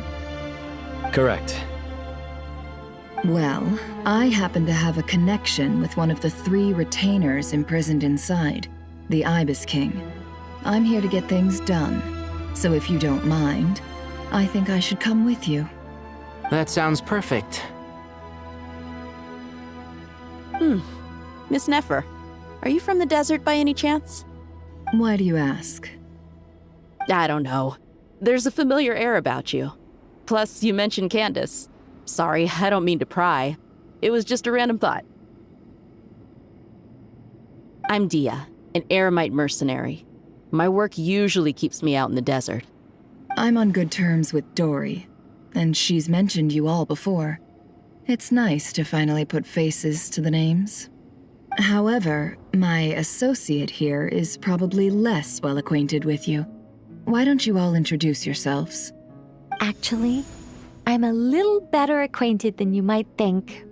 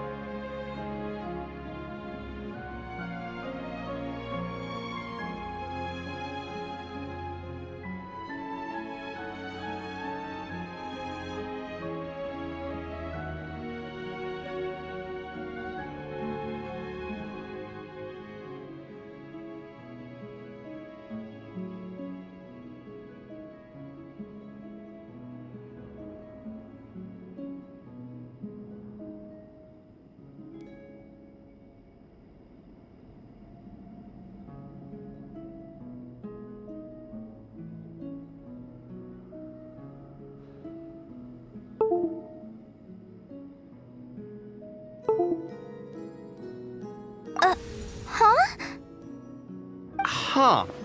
Are my eyes playing tricks on me? It looked like you spoke without moving your mouth. Ventriloquism.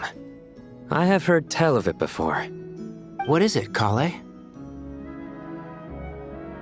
It's you! You're the voice who's been speaking in my head, aren't you?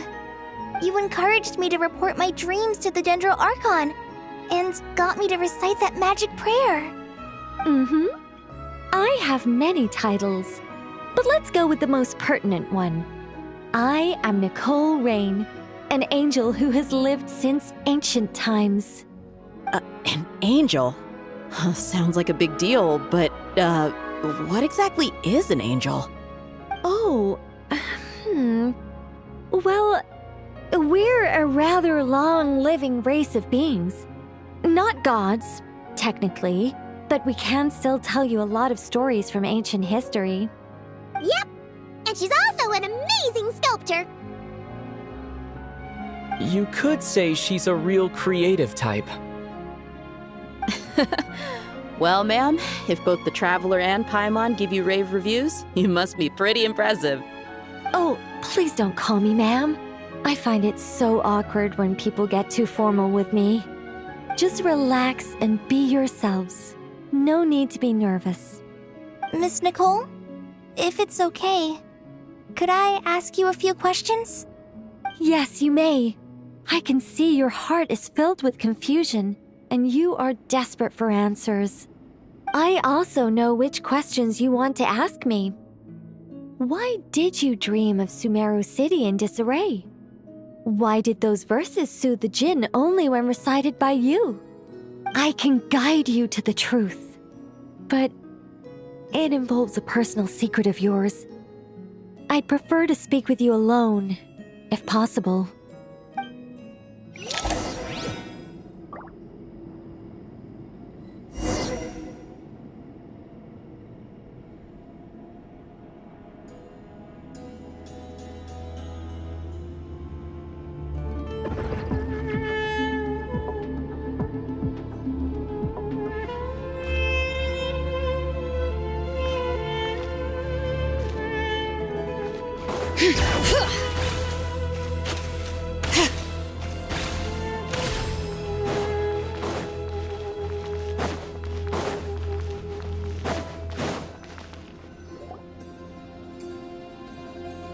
I thought we were going to speak alone. This is a lot more people than I was expecting. What's wrong with it?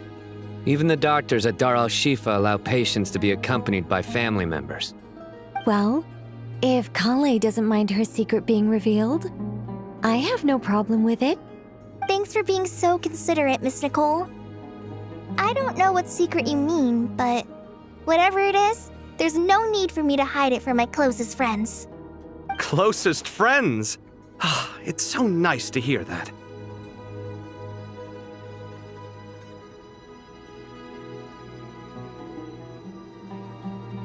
All right.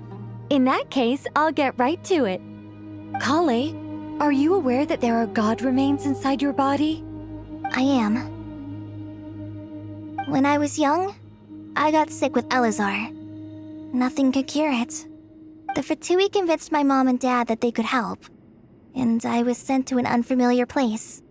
There were a lot of other kids just like me there.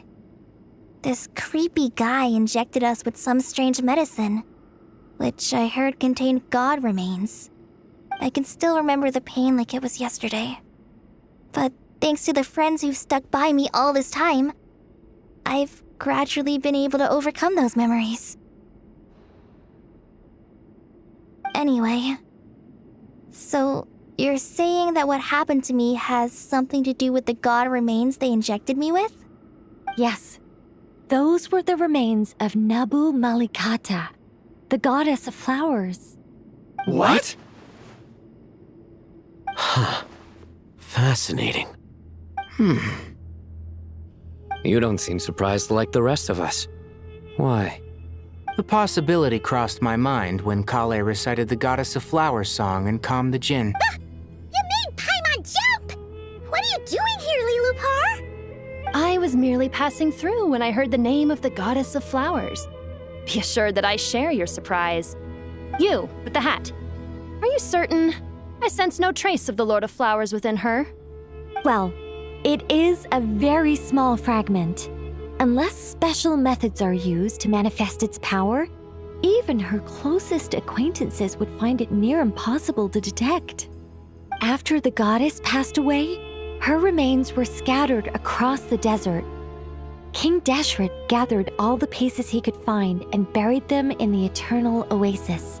But some fragments remained unaccounted for. Eventually, the Fatui must have found a way to track some of them down. Presumably for use in some experiment. It's not an uncommon occurrence. You're more shaken than I thought. In one sense, you've been extraordinarily lucky. So many people who yearn for this kind of power never attain it, yet you have coexisted with her all this time without even realizing it. I don't know what to say. I'm glad that I could help everyone with this power, really. But knowing that a fragment of the Goddess of Flowers is inside my body is... it's a strange feeling. Well, people value their autonomy very highly. Even a well-intentioned intruder can shake one's sense of self. I understand how you feel, Kale. But once you get used to it, you'll find it's nothing to be concerned about. Huh. I guess you, of all people, have a good reason to speak on this. 2 good reasons, in fact. Incidentally, 3 is the maximum number of Hermanubis' Ba fragments that I could bear. Let me guess. Because 2's company, but 3's a crowd? Thanks for helping to explain the joke, Tainari. Not my intention. Goddess preserve me. I should take my leave. This boy in his wolf's head hat speaks much too differently from the Hermanubis I remember.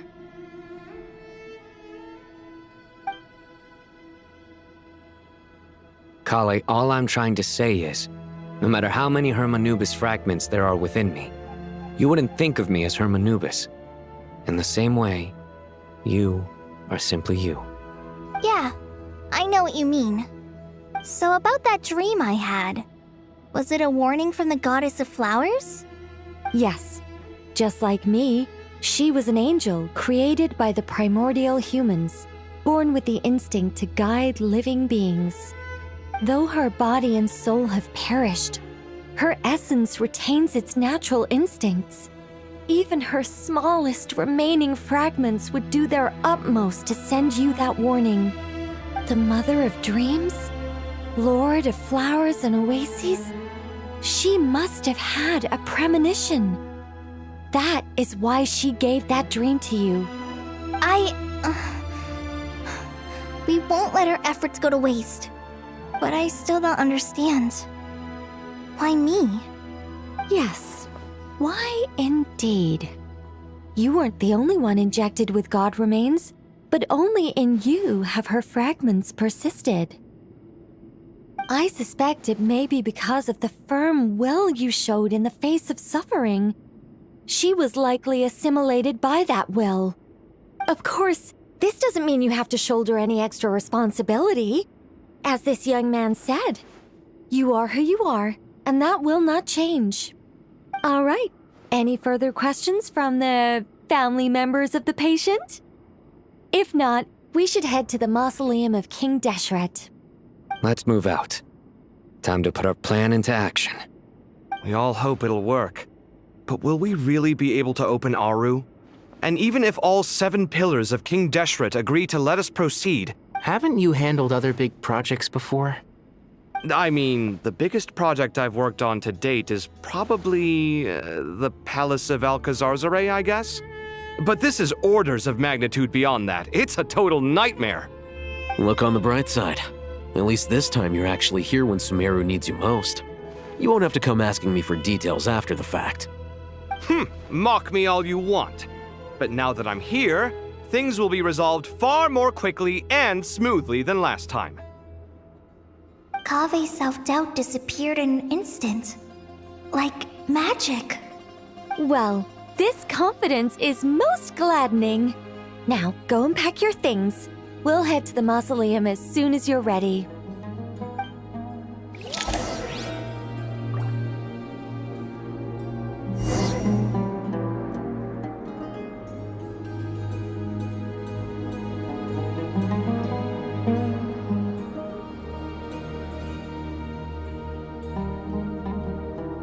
We should, take a break after all that running around.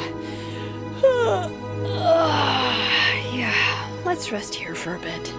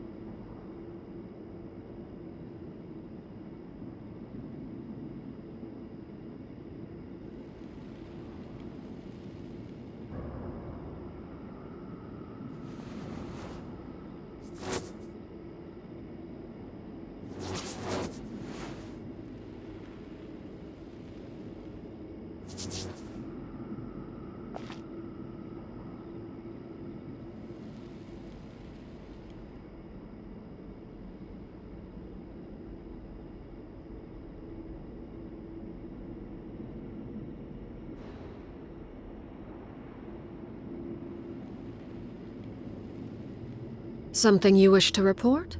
Go on. You have my undivided attention.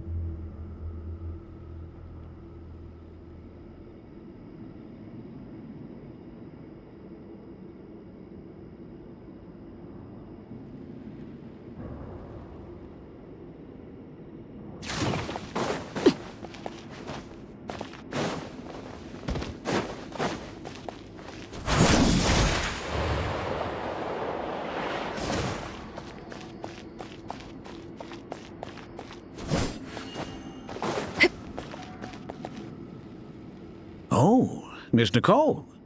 I heard you're a very talented sculptor. Is that true? Oh, I don't know. I wouldn't want to blow my own trumpet. Honestly, even though Kasharawar is best known for its focus on mechanics, plenty of Kasharawar scholars are quite serious about sculpting as a hobby. So if they rate your work, that's enough for us. We just have to take a look. Who's we? Myself and a few other scholars. Kashif, Daneshvar, come take a look. Oh, well, if you insist, I suppose there's no harm in showing you.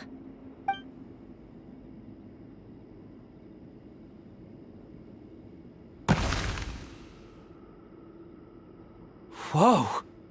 Where did that come from? Look at the level of detail. It's so lifelike. The squirrel descends from the heavens like a champion, and the earth trembles beneath its feet. What do you think? Striking, isn't it? Kaveh? Kaveh, come here for a sec. Oh, and Madame Faruzan, Didn't you used to study in our darshan? Come take a look. All right, but hang on a moment. I have to finish reviewing this proposal first. You called? What is it, youngster?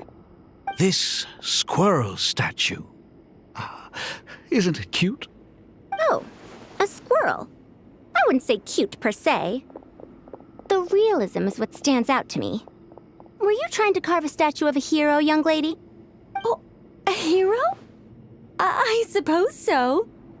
Actually, I didn't really have a specific theme in mind.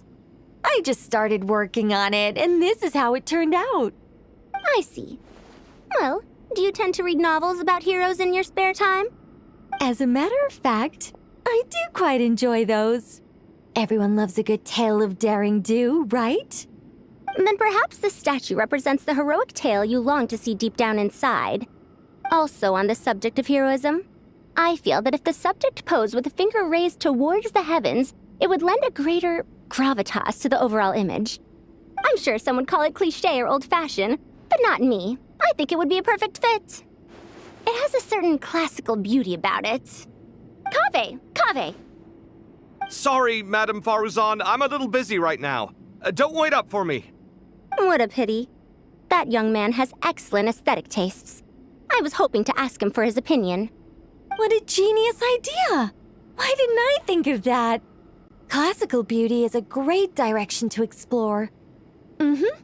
That's it. Once I get back, I'm going to sculpt a heroic squirrel pointing its finger towards the sky. Precisely. A declaration of victory. You understand my vision. Then place the two statues face to face. Yes! That's exactly what I was thinking. It'll be a masterpiece, Miss... I'm sorry, I didn't catch your name. Just call me Nicole. Madame Faruzan? Was it? What? No. That wouldn't be right. Why ever not? Madam is a state of mind cultivated from within. Anyone may call me Madam if they so desire. My dear Miss Nicole, once we make it through these trying times, should we have the pleasure of meeting again, I shall look forward to seeing your new work. In this day of age, it's rare to find people with an appreciation for classical aesthetics. Meeting you was truly a pleasant surprise. Honestly, I feel the same way. It's been a long time since I met anyone interested in this style of statue. Clearly, they don't call you Madam for nothing. Also, I have to say, you're a very good judge of character. Because when I think about it, I really am someone who likes stories about heroes. That must be why I've quietly kept watch over generation after generation of them. Sorry, keeping watch over heroes? What exactly do you do for a living? Oh, never mind that. Let's not tell Madame Faruzan about Miss Nicole's true identity for now. Good idea. Let's limit the conversation to aesthetics.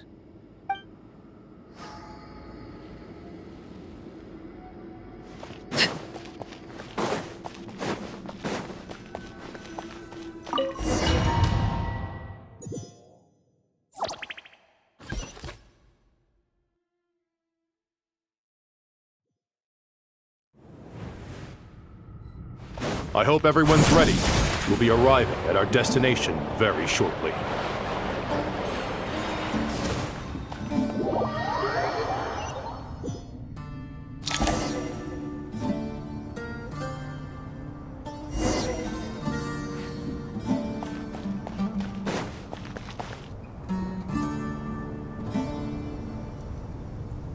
Why, we've not seen so many visitors ever, really. What is this place now, a tourist attraction? Closer inspection reveals many familiar faces. To what do we dusty old fellows owe the honor? Surely you're not just here to chat. You surmise correctly. We are here to carry out a rather enormous project. Ho, enormous, you say? How large, then? Larger than the gaping void in our lives? Why, you've even put a smile on Goatee and Crocco's faces. All this activity is making for quite the special day. I know that laugh. Lilupar? What on earth are you doing here? Oh, this is hilarious. Turns out good things really do come to those who wait, as long as you stay alive long enough.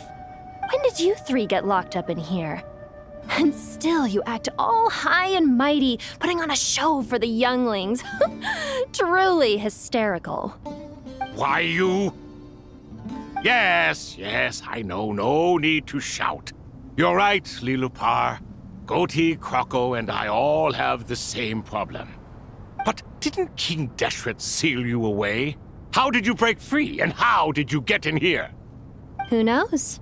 Perhaps you can ask my master one day, should you ever get the chance. Behold, the executioners of old. Some have turned into fragments residing in human bodies, and others are imprisoned eternally, leaving not a single shard behind. It's almost tragic, watching lowly prisoners like you act all self-important. Curiosity gnaws at you, doesn't it? Your interest in the outside... I'm starting to take a liking to this magic bottle lady. Time is of the essence. Let's get down to business. We come to you, O three ancient lords, to request your assistance on behalf of the Academia. If we can help you regain your freedom, then please consider lending us your aid. As for precisely what we need your help with, it's a long story. So, to demonstrate our sincerity, we are prepared to first resolve the problems that plague the three of you. All right, stop arguing, Croco. And Goatee, don't you start. What's the harm in letting her speak? It's not worth getting so angry about. Forget about her. The three questions are the crucial thing here. But do you really have a way to answer them? You once answered the final question, Nefer, but the seal did not open. Unless, with the passage of time, you have found a new answer? You could say so.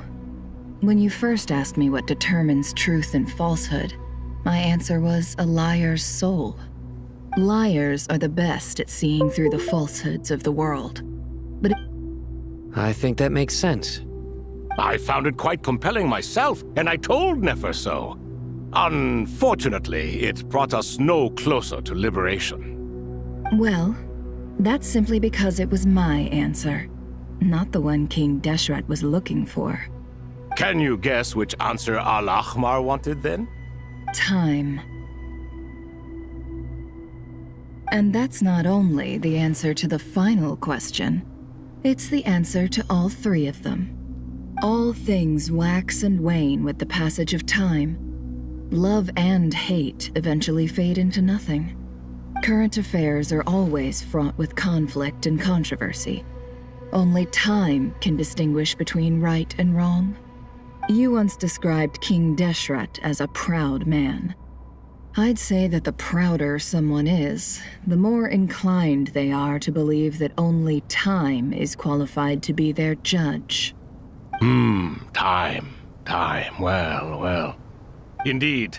Perhaps in building Aru, our king was in fact attempting to reverse time, to bring love and hate, right and wrong, the rise and fall of all things back to their point of origin.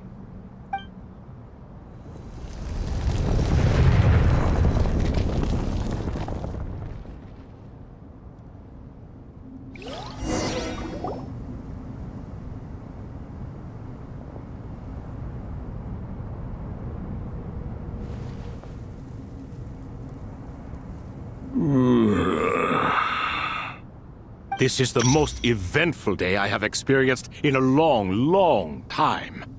You have my sincere gratitude. Are those 3 of the 7 pillars? Turns out the statues were quite faithful to the source. You three seem to be in good spirits. Prison can help a person grow and learn to cherish what they have. Nevertheless, after everything you've done for me, I sincerely hope you never have to experience it for yourself. Hello, Nefer. It's good to see you, Thoth the Ibis King. Nice. Definitely puts my mind at ease, seeing you two getting along so well. Should we maybe introduce ourselves, or... Sure. I'm Sethos, the current leader of the Temple of Silence. This is General Mahamatra Sino, and this is the former Spantamad sage, Cyrus. But I'm guessing none of that means a whole lot to you. Everything is equally new to us, in truth. We've been gone from this mortal world for longer than you can imagine. Let's hold off on the introductions for now. We can always ask Nefer about you later. It'll give me something to talk about with my chosen disciple. You're like a helpless parrot. Gods and people of yore are not necessarily welcome in today's world.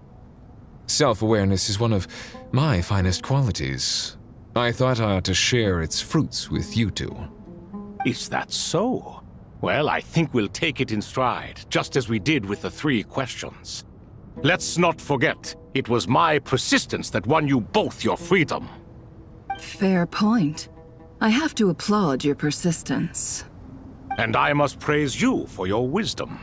Now, state your wishes, young ones. I'm sorry? Why, your tremendous accomplishments deserve a reward, do they not? You must let us do something for you in return. General Mahamatra, what do you think? I won't beat around the bush. Sumeru is facing a crisis the likes of which have never been seen before, and we need your help. Every calamity throughout the ages has been connected to us in one way or another, whether we were its cause or consequence.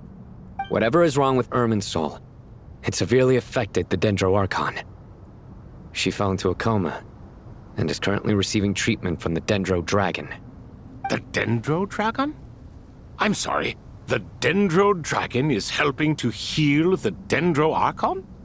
Not a pep, surely. Not vicious, cruel a pep who possesses no virtues aside from her basic instincts. Ah, good heavens. Oh, I shudder to think what could have caused Lesser Lord Kusanali to suffer such a plight. Still, why would the Dendro Dragon lend you her aid? She has always held nothing but contempt for the Archons. I suppose she and Kusanali must have some history. You can help us make history too. A smooth talker. Well said, lad. Currently, no one can connect to Irminsul.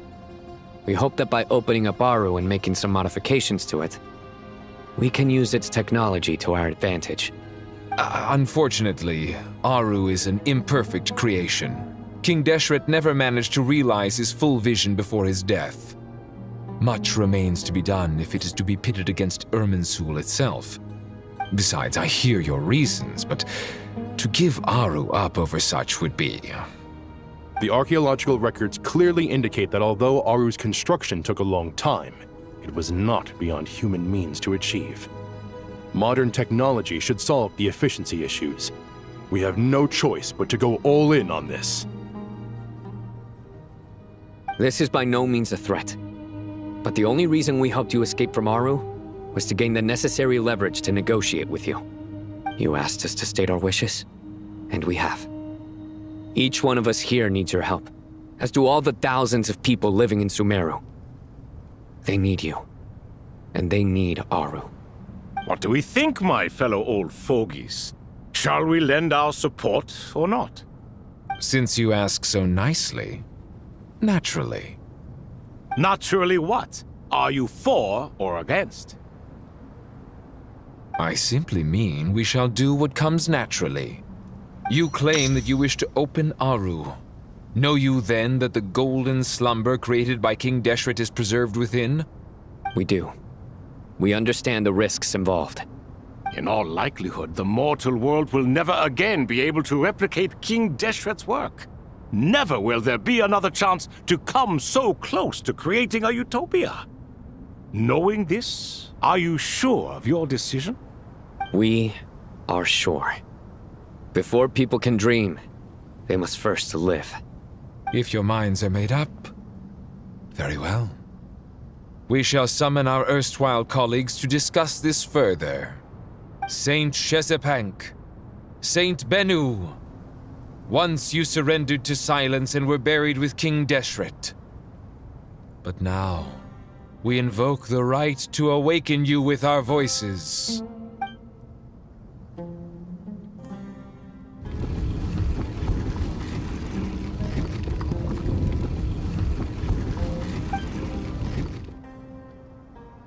Saint Bennu, responding to your call.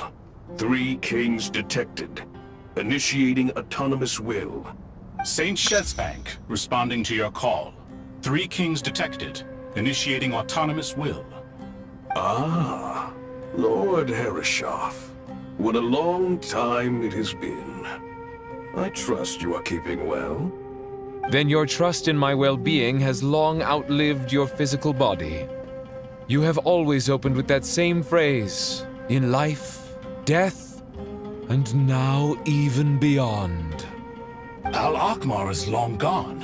What is the reason for this meeting? You're awake? Good. We are voting on whether to give the people of present-day Sumeru access to Aru and permit them to perform technological renovations. You have the right to support or oppose the motion. Aru is the pride of Al-Akhmar. Opening Aru requires the unanimous consent of the 7 pillars. I hope you have a convincing reason to present to us. Sumeru is currently in the midst of a major calamity. Let us not forget that while Al-Akhmar was a stern ruler, he was also a teacher of wisdom. A god without his people shall cease to exist, and King Deshret's greatest wish was to provide protection for his people. Let us then honor our God King's wishes as we consider our decision. I do not mean to mock these proceedings, but what is the point of a unanimous vote when we know that the last of the 7 pillars, the Dendro Dragon Apep, will never communicate with us? This will no doubt surprise your mechanical mind, and I have no intention of trying to persuade you it is true. But Apep is, in fact, healing the Dendro Archon as we speak. Huh? Can someone attest to this? Do we have any proof? I ask the 3 kings, can any of you vouch for the truth of this claim? Naturally, the Ibis King, Thoth. What? It was Thoth's disciples who revealed the truth to us. We need not debate its veracity. Simply let Thoth bear accountability. That way the rest of us may have a clear conscience. Herreshoff, you diabolical fiend! I awakened our former colleagues for you, supported your opinion, and backed your decision. What sort of fiend would do that? I miss the days when Hermanubis was still around. At times like this, he would offer to take accountability. What are you trying to say? Is my word worth less to you than Hermanubis's? Hypocrite though you are, Lord Thoth, you are humorous in equal measure. How could we bear not to associate with a character such as you? I, Saint Shezepank, approve the Goat King's proposal. Since King Deshret is no more, we shall receive no reprimand for acting beyond our remit. Nevertheless, I sincerely hope that those before us understand the significance of what they intend to do.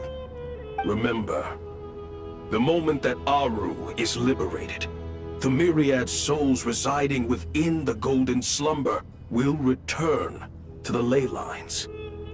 And once the ley lines flow again, these souls shall in turn be received by Irminsul. To take this step is to bring the perfect afterlife created by our king to a permanent end. We understand that well, and we have decided to proceed regardless. Furthermore, the contemporary human perspective would contend that confining souls in this way is no act of benevolence. The deceased have a right to rest in peace. King Deshret's creation is clearly a place of rest and peace. It is just that many do not see it this way. But no matter. Saint Binu approves. Hermanubis' representative and the Dendro Dragon Apep made their choice ahead of time, while the Goat King, Ibis King, and Crocodile King have also granted permission to liberate Aru.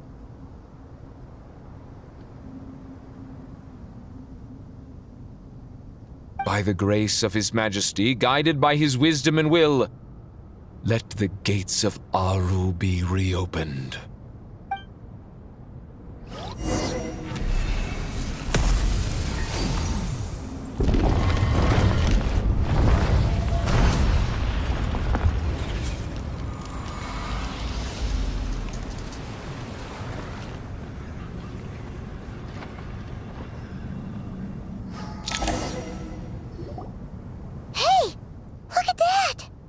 What's this? Are we under attack? No. Wait, it's...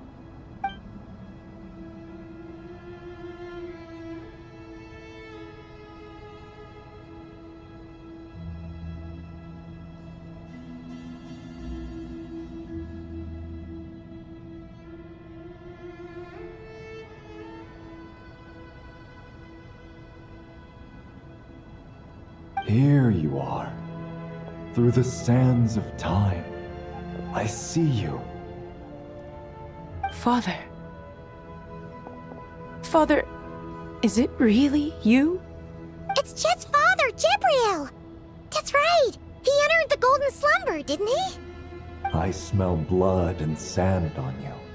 You've grown, strong as a wild beast, and without shedding a tear. You have to leave, don't you? Please, just answer me this. What should I do for you? This meeting is a blessing from the gods.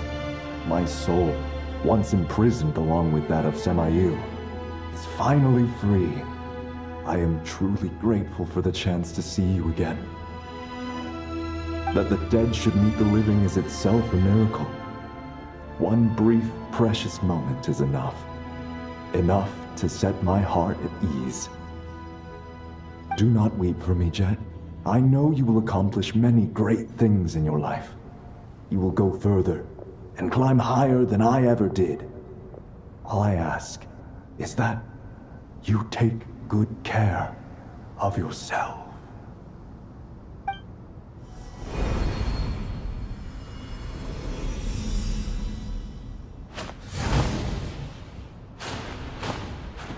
Father! Father! Father. Hey, Jet. Do you want something to eat? Maybe it'll help you feel better. I'm fine. Thanks, Paimon. It was just a little sudden. The chance to see my father again meant the world to me. He was trapped in the golden slumber for our sake. And now, after all this time, he can finally rest in peace. I'm glad. It's a huge relief. You've grown strong, Jet. More than enough to fend for yourself. Yeah. I'll leave the past in my memory where it belongs. My family, the good times and the bad. Goodbye, Father.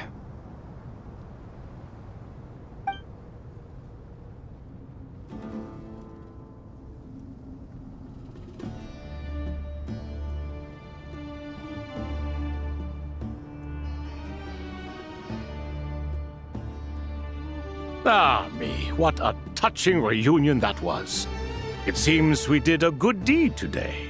We three retainers, once imprisoned for our iniquity, are surely the least qualified to judge whether this deed is good or bad.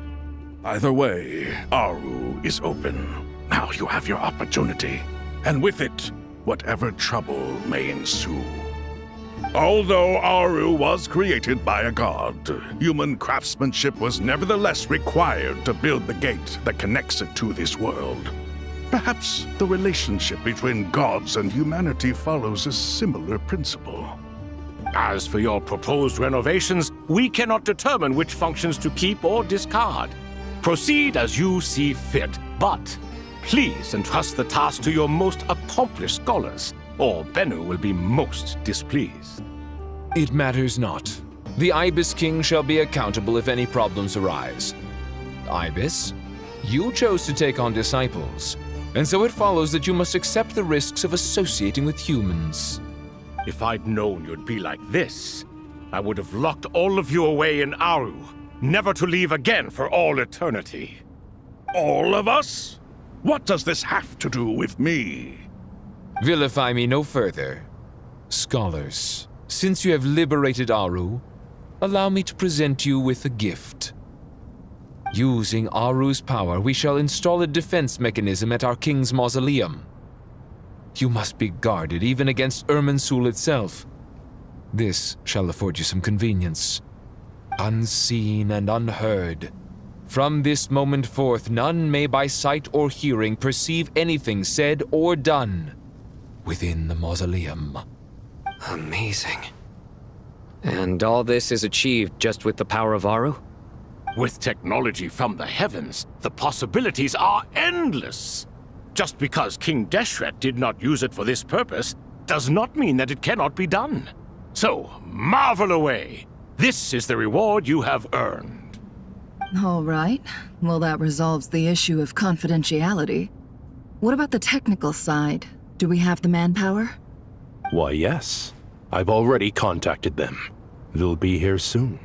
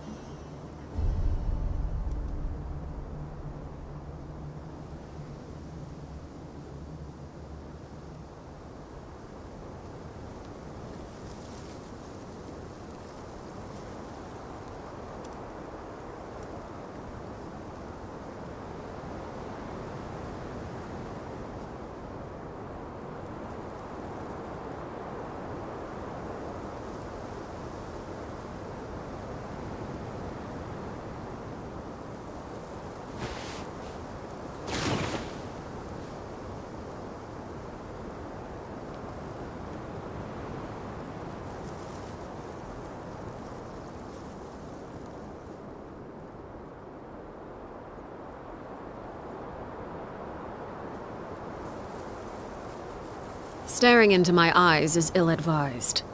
I can't promise you'll like what you see.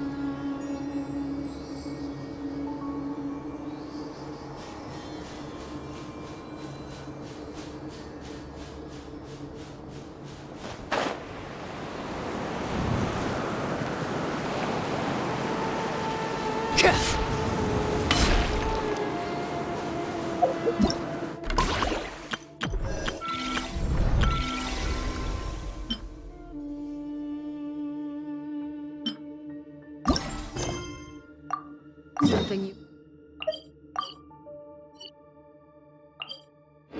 wish to report? Go on. You have my undivided attention.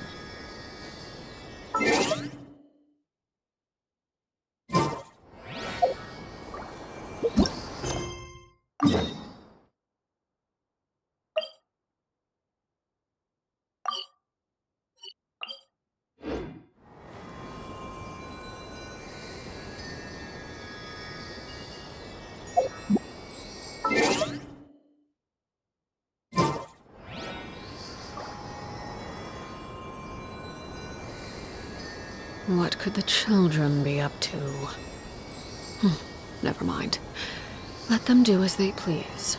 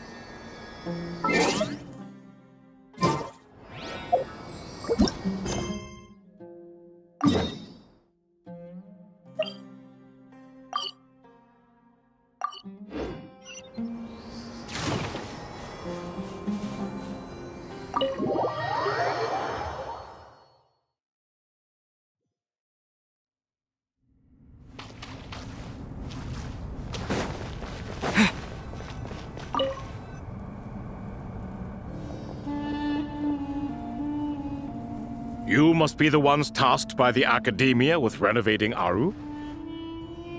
That's right. Good afternoon. I'm Kaveh, and these two are Termezi and Naisaburi. Hey, I'll hate them. Come and introduce yourself. We've met before. This is Thoth, the Ibis King, and everyone knows these two. Afternoon, gentlemen. I've only ever seen these two in murals. Ah, the paintings in the temple. They show us chatting, playing cards, playing chess. Precisely the activities we most enjoy, funnily enough. No, only you enjoy playing chess. We were just humoring you. I wouldn't go that far. Back to the matter at hand. A preliminary assessment by the Academia indicates that this project requires expertise in various disciplines, including the deciphering of ancient texts, mechanical engineering, the restoration of ancient ruins, and elemental theory. The most capable minds in their respective fields are here before you. If there are no objections, we'd like to begin our work. The artisans who built Aru for Al-Ahmar gave their very lives to create this splendid work. Follow their example by giving your utmost devotion to this project. I didn't know that. We'll do our best, of course, but we certainly won't be sacrificing our lives. Such brazen words. Humans these days are a far cry from their ancestors. What little respect you show for King Deshret. No, that's not what he meant. Please, don't mind him. He shares your sentiments, just not your, penchant for hyperbole. Assuming that's what you were going for? I just think it's important to manage expectations. Forgive my lack of courtesy, but we simply can't sacrifice our lives to the gods on completion of the project like people in the legends of old. Here's a first draft of the project proposal for your perusal. Please let us know if you have any requests. Normally, I'd have made it look a lot more visually appealing, but we were really pressed for time on this occasion. I hope you'll forgive me if it's a little rough around the edges. Naturally.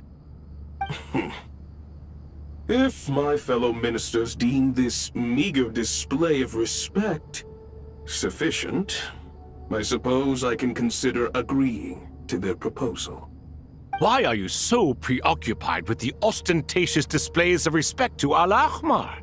We should be trying to make things easy for them. You never know. We might have to rely on these young people to look after us in our old age. Exactly. This is Aru's mainframe. Be reminded to use it with great caution. We certainly will. Thank you for your assistance. You may attempt to lay out punishment should you so desire, though I'm afraid it would be futile. You and I both know that certain components of Aru can only be operated by humans. King Deshret always believed in humanity. Still, the reason that Aru's modules are designed that way is not so much because he trusted them, but more because he was wary of you. Is that true? No wonder human artisans helped to build Aru then. He actually required human assistance to create his greatest work. Naturally. Have you noticed that the Goat King keeps giving superficial responses? It's like he's just going through the motions and leaving the real debate to his colleagues. He understands the art of perfunctory speech.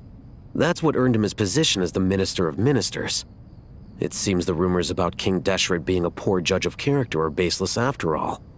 Excuse me for being blunt, but it sounds suspiciously like you're putting yourself on a pedestal and mocking me. You're mistaken. And while there's nothing strictly wrong with making every conversation about yourself, it's not exactly a positive tendency either. You? Whatever. I knew it'd be like this working with you. All right, let me past. I need to look at this console. It's your job to activate it after all. Let's begin. Everyone, please proceed with the external checks and preparations as per the procedures outlined in the engineering plan.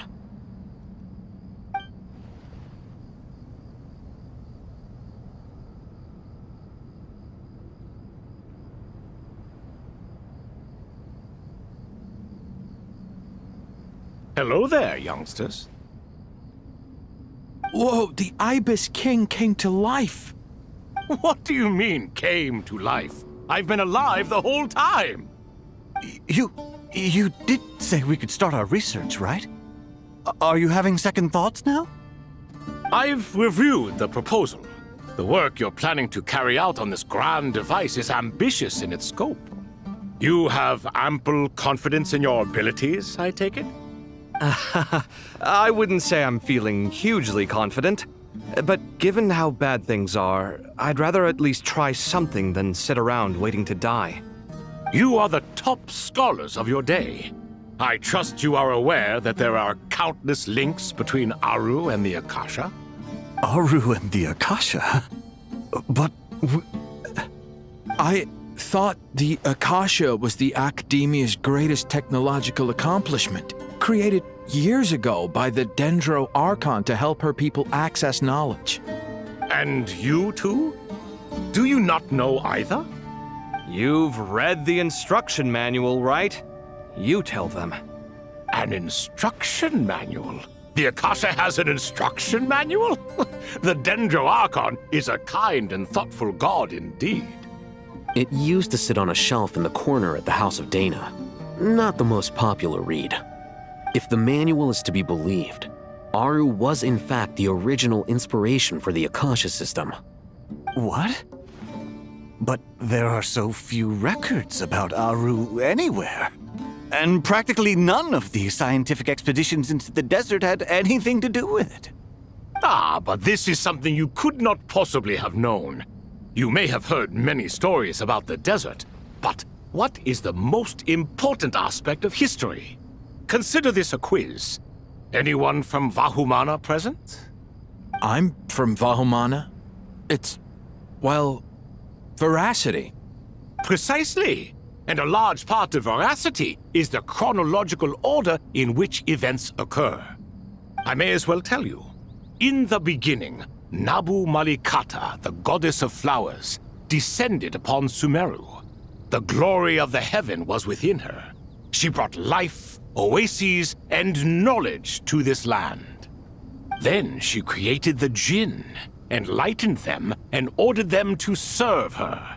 2 other gods also walked upon this land where wisdom flowed in abundance, and the 3 met beneath the great green trees. It was the first and greatest alliance. We should speak with reverence of this covenant between the 3, which transcended both time and life. For they promised that in Sumeru, wisdom would be shared with all. All the great changes in Sumeru's history began with the goddess of flowers. For King Deshret's sake, she pried into the secrets of Celestia, and for this was burned to ashes by the flames of wrath. So grieved was King Deshret by her passing that he lost all interest in state affairs and devoted himself instead to the knowledge that she had brought back. It was after learning of the technology from that floating island in the sky that he first conceived of Aru. And so, the Akasha was inspired by Aru, while the basis for Aru itself came from Celestia's technology. Well, if the 2 share a common technological origin, then connecting one system to the other is an entirely feasible idea. Unbelievable. Have you no reverence at all for celestial technology? No, I do, but there's no time for that. The schedule is too tight. Blame it on the deadline. Perhaps you could try coming up with our cutoff dates. You know what it's like having to turn around 5 different drafts in one day? I wouldn't wish it on my worst enemy. Yeah, also, Sir Ibis King, you don't plan on getting directly involved at all, do you? Yes, well, you strike us more as having come to give a popular science lecture. Or, wait, does this count as more of a first-hand witness statement? Neither. Anyway, this sounds like far too much work for me. Still, if Aru is so powerful, why didn't King Deshret use it for more ambitious ends? Because it was never fully completed. King Deshret had grand plans, but he perished before they could come to fruition. In the beginning, his wish was to create something that could rival the very world itself. The Lord of Flowers sacrificed everything for that ambition. What he desired, she bestowed, and thus was knowledge brought into the world. Her courage and sacrifice had to be honored with the most splendid of monuments, or King Deshret would surely have deemed it a grave injustice. And that monument, built from knowledge and technology, etched with a sacrificial and courageous love, even in its unfinished form, it deserves to be treasured. At that time, King Deshret said the following to the Lord of Dendro. Since we share an eternal covenant, I shall never be your enemy. Hence, the fruit of wisdom from the heavens is not to be devoured. Remember, it is not that I lack the power to become the enemy of wisdom.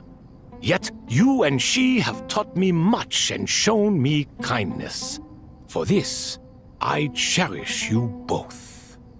In the end, Aru was only used to store a portion of the souls. It was but a primitive form of the masterwork the king had envisaged. His final hope for Aru was to return to the past, when she yet lived. So the point you're making is, King Deshret was both powerful and ambitious, and he only ceased his imperious ways out of affection for the goddess of flowers and the Dendro Archon. You could see this as an act of mercy, but you could also see it as the sentiments that lay between these three gods placing constraints on him. This was, after all, the foundation of the alliance between them. This explains why Aru was both a prison and a monument, and why the answer to the three questions was time. You have to be careful who you get involved with, or you invite all manner of misfortune. This is as true for gods as it is for humans. Love is the same. It is both a prison and a monument. All right, let us pause the story here for now. Seeing as you've been so diligent, I'll offer a little help. Who's in charge again? Is it you two? Ah, yes, me and him. Now then, close your eyes. Wisdom hides in the space between the tangible and the intangible. It is to convey the incommunicable through the simplest of mediums. By the power of King Deshret, I shall grant you a glimpse into the unseen secrets that lie at the threshold of existence.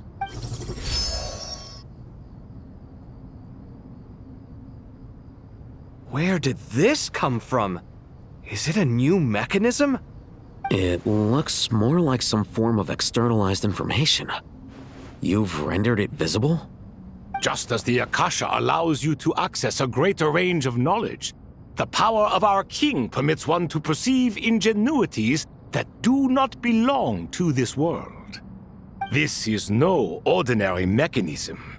It reflects the internal structure of Aru. Whether you choose to increase or decrease, keep or discard. Come, use these to achieve the outcome you desire. Looks mechanical to me. Better let me handle it, just in case. But wait, how do I get up there? Turn around. So that's where the elevator is!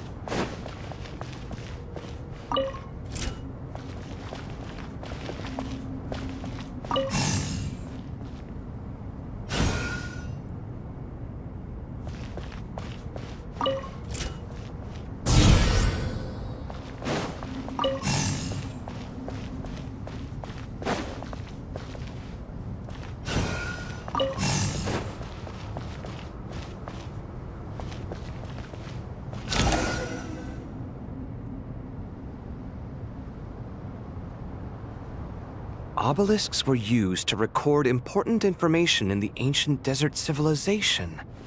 Hey, Alhaitham, there's some writing here I'll need you to decipher. I've sent it to your screen. Do you see it? Got it. It's a little blurry, but I should manage. Take a look and tell me what it says. Oh, and I'll send any other similar text directly to you from now on. Let's start with this one. It's a variant of an older script. Herein lie verses written for the Yellow Sands. Looks like cultural information from the age of King Deshret. If so, I suggest you delete it. Words thrown together merely for fun. I had no idea Aru kept a record of this. Well, as long as you're certain that this is strictly private information, that's fine. It is unimportant. All right, well, I guess I'll start now.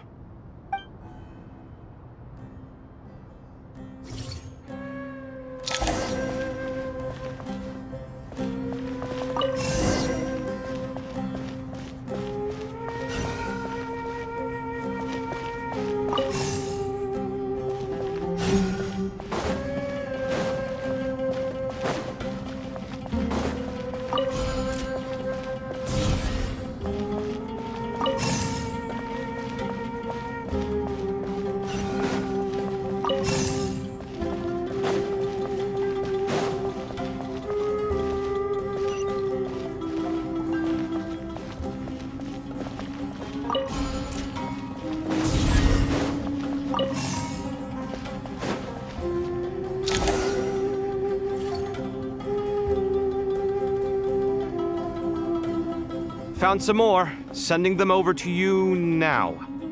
These are all reports about the Gurubad conflict. Can we delete them? I'd say so. Most of this information has already been archived anyway. What if there are details in there that Vahumana missed? What are we supposed to do if they come after us in the future? They'll just have to live with it. If we don't resolve these issues now, there won't even be an academia in the future, let alone a Vahumana Darshan. Yeah, you're right. Okay, done. There's some other similar monuments nearby. I'll check them out.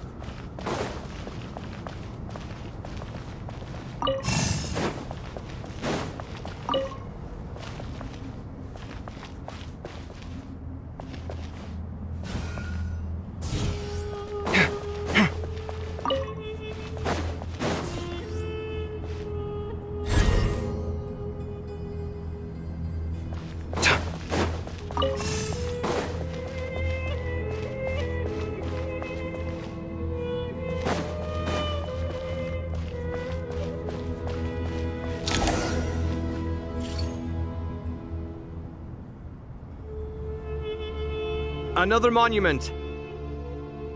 Hold on.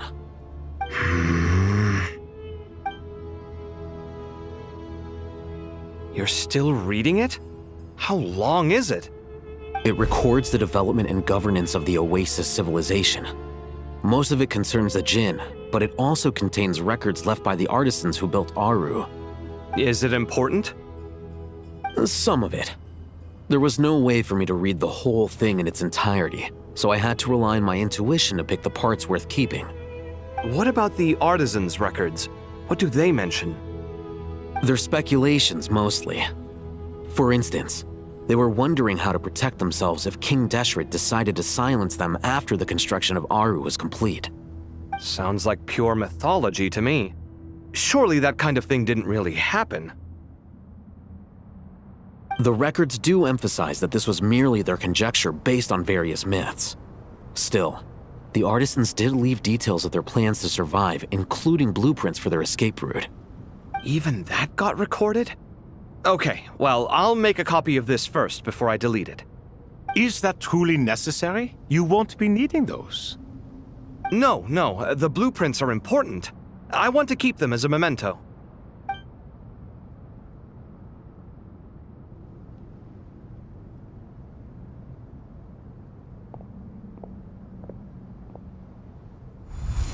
I think that should just about do it. It meets the requirements of the contingency plans, so we should be good. I gotta say, it's the strangest feeling, this cross between reality and the intangible. It's like drifting between life and death, or in and out of a dream, using my own hands to manipulate illusions that are forever out of reach. Chasing dreams in the most literal sense. Definitely a novel experience. What happens if my spirit just floats away?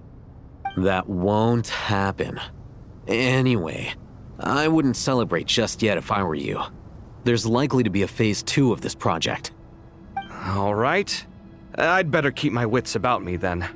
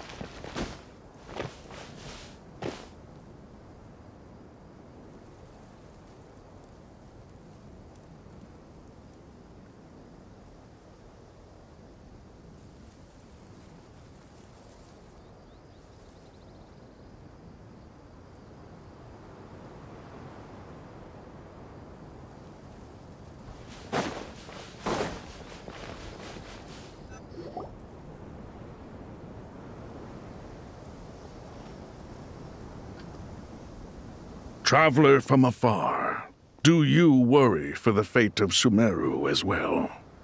Whoa! It's Sobek the Crocodile King! Greetings, Crocodile King. Please be at ease. I'm just here to chat with you about Lesser Lord Kusanali. Sounds like you really care about her. Yes, although to be exact, it is a mixture of both concern and curiosity that I feel. Speaking of Nihida, Paimon was wondering how she's doing. Wait a moment.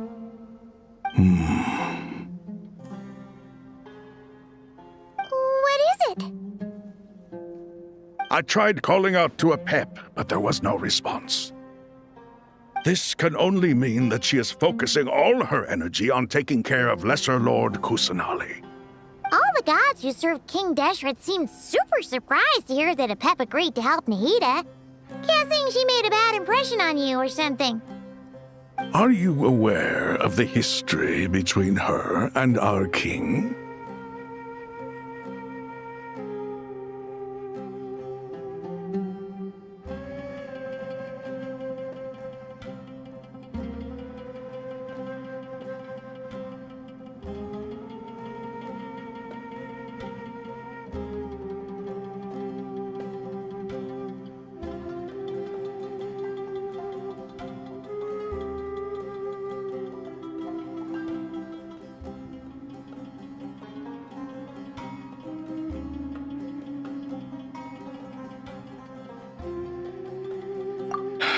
Then you are learned indeed. I'm glad to know that Sumeru has the support of someone like you. At the end of his life, King Deshret tricked the Dendro Dragon into swallowing him whole, leaving her to bear the torment of his sins. The Dendro Dragon despised King Deshret, yet he outwitted her. Rather than bringing disaster to the land, he chose to deceive her and thereby ensure his annihilation. An act that surely displays his love for humanity. The Dendro Dragon stands for the glory of a bygone era. She hated Al-Ahmar and what he represented. All the gods, all the power they wielded. And so, her willingness to help the Dendro Archon through this crisis comes as a great surprise indeed. It makes one wonder whether, perhaps, the Dendro Archon assisted her in the past. Yep, Nahida did her a huge favor.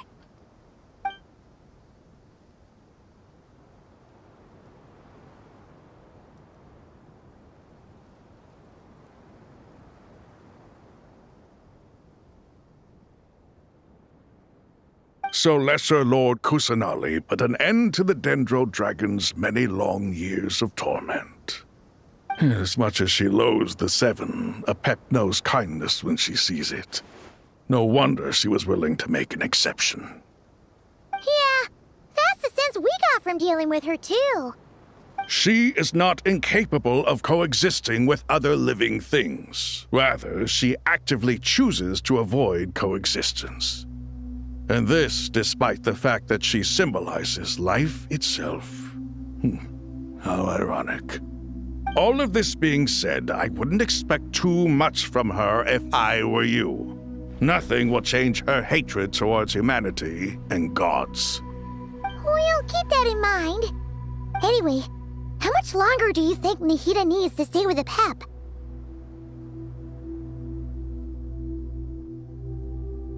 For all we know, the Fatui might still be in the desert. Just to be on the safe side, why don't we grab anyone who isn't busy right now and go look for her? I'm alright, Paimon. Huh? Was that Nahida's voice? It seems the treatment was effective.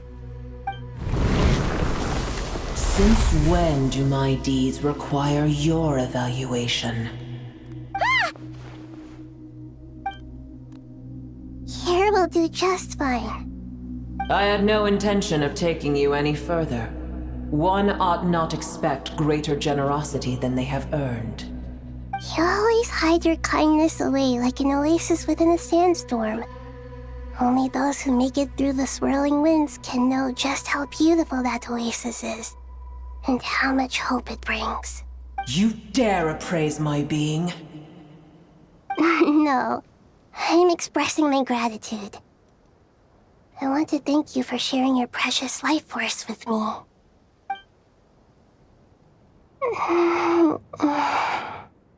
Awake already? You are more resilient than I thought. Pep. I feel much better. Thank you. Gods and their gratitude mean little to me. I would rather you give me your assurance that the situation with Irminsul and Sumeru's ley lines will be competently managed. If I suffer any ill effects from the ley lines, you, as the god of this land, will be held responsible. And you would not enjoy being held to account by me. I understand what you require, but I would assume this task even if you did not demand it.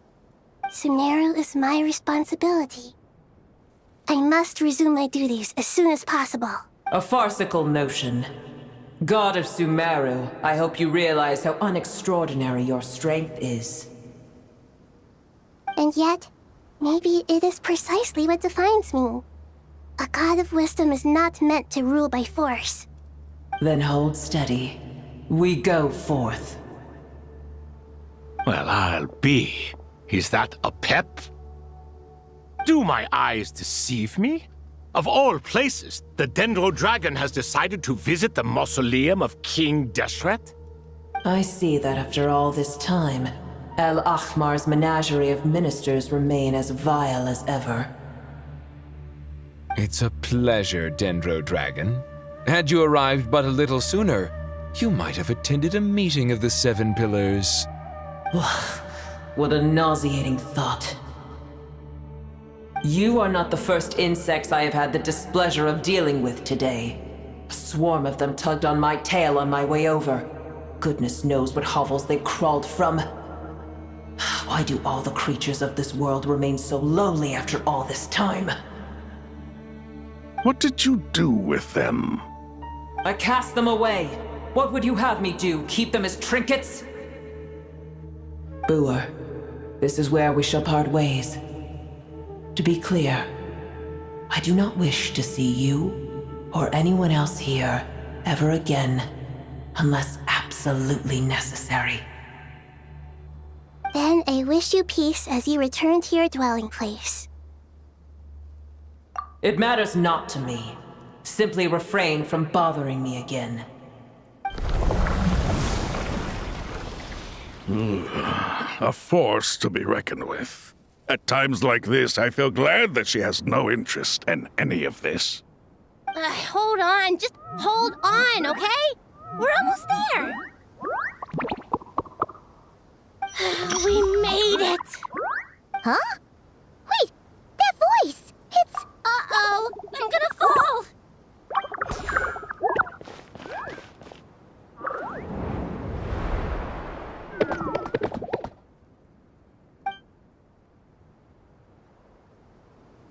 Well, that's a relief.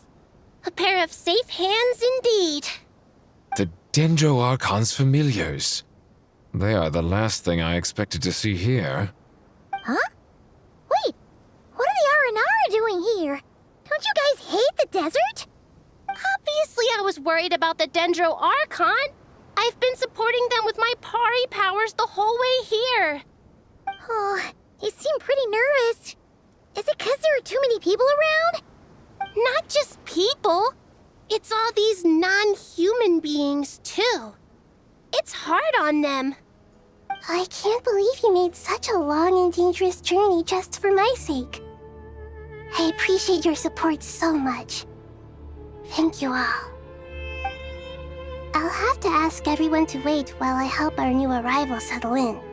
Once I'm done, I'll gather everyone to discuss our next steps.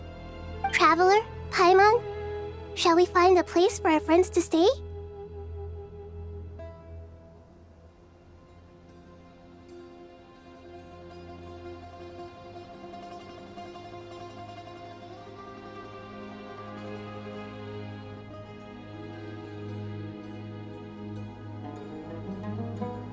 Awesome! Let's go!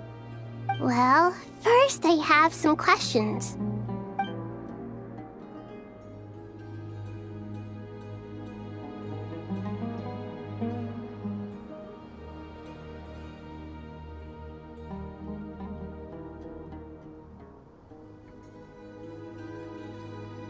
Okay, I think that covers everything. Thank you. We can get going now.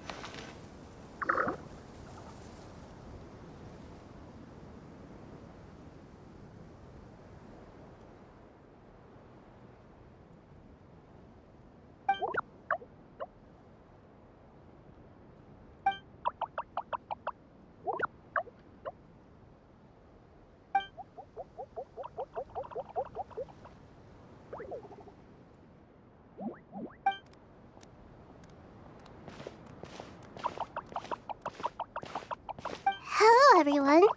It's only us.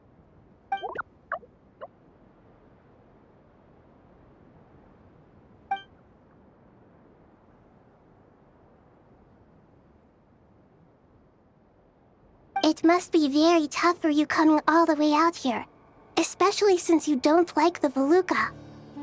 Is everyone back in Vanarana doing well?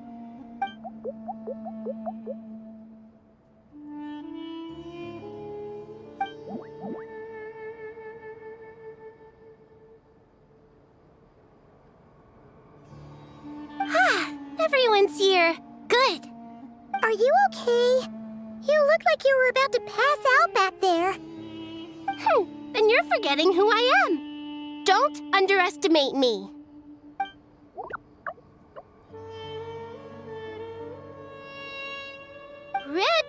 Oh, excuse me! Are you comparing me to Paimon? I suppose everyone is gathered here because of me. As we can see, the situation is critical, and everyone is very busy with their various tasks, so...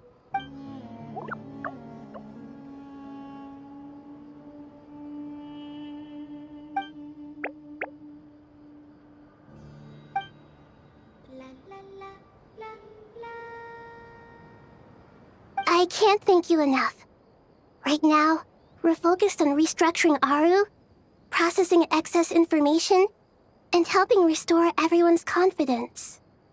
I'm sure you'll find it all very straightforward. I can help too. Just let me know where I'm needed.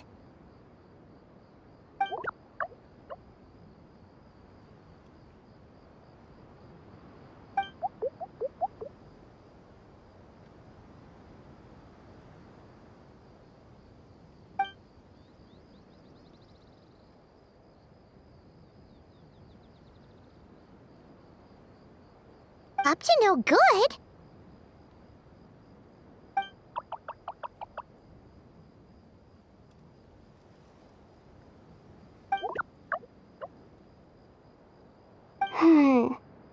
That definitely sounds suspicious. Traveler, Paimon, I have other work to attend to here that needs to take priority. Could I trouble you to investigate the situation Arabalika spoke of? No problem. Leave it to us! Thank you. I'm counting on you.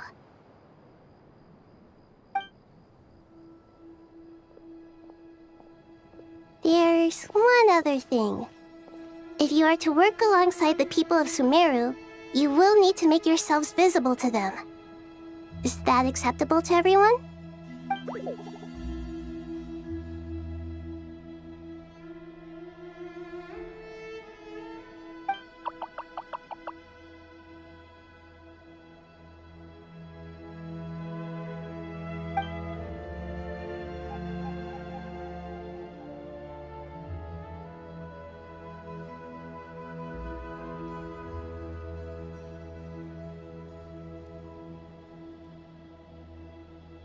There's nothing to fear.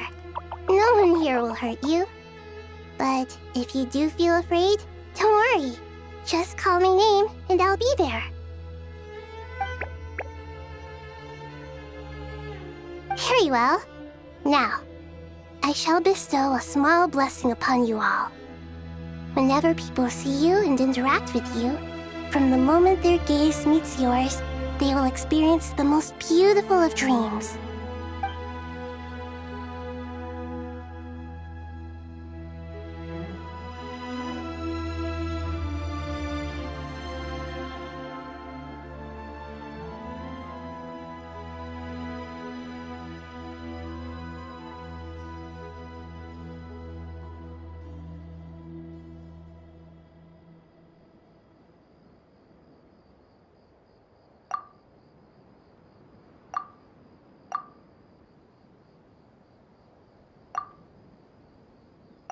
Do not fear. We will face it together. This too shall pass.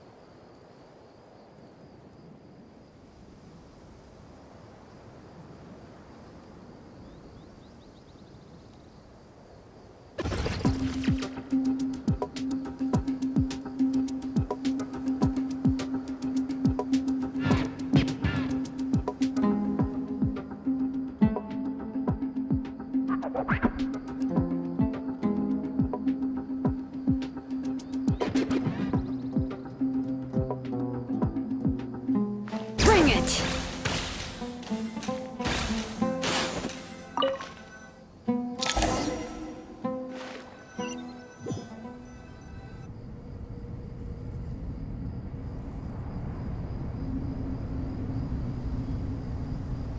Ah, everyone's here.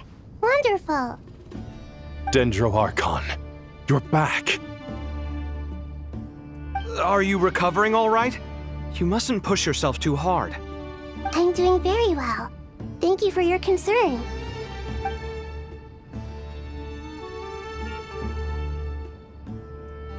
I see. Using the power of Aru to reboot the Akasha and gain access to Ermin's soul. It's a sound plan, although... I regret to be the bearer of bad news, but with the state that Ermin's soul is currently in, it's impossible to access via traditional means. Even the Akasha won't change that. Alas, we had feared this may be the case. And what about non-traditional means? Non-traditional means? Are you saying... Desperate times call for new measures.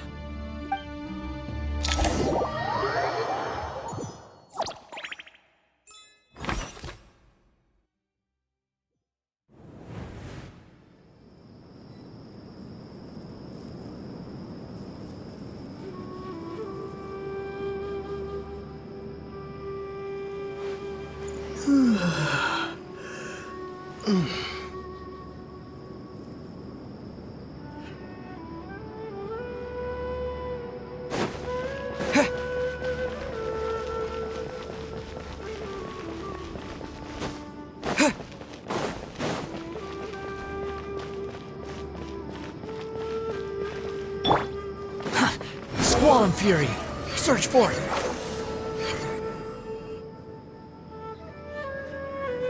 Hey, we're here! Ah, it's you. Is there a situation?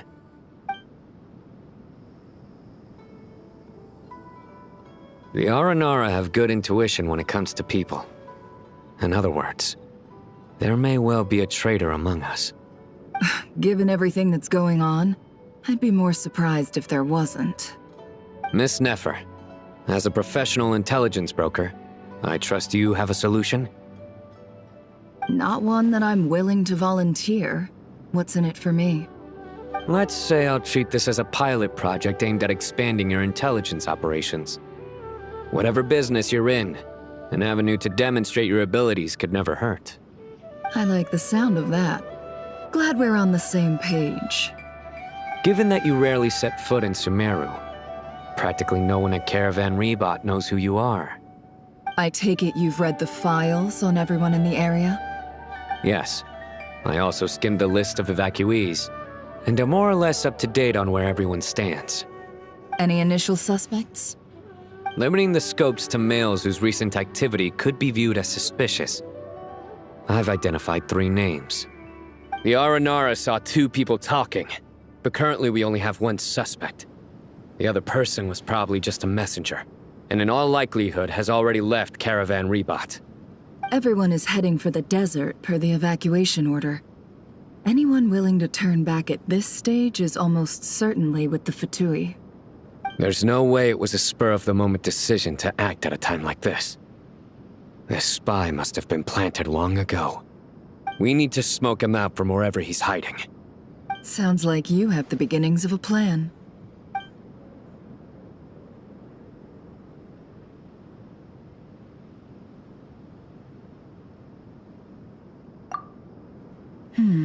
I see. Your suspicions are well-founded. I'd be watching him too if I were you.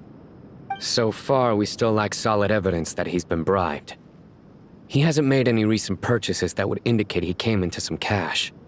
Then let's get closer to him to confirm before we make our move. I can handle it. I'm not based in Sumeru, so barely anyone at Caravan Rebot knows who I am.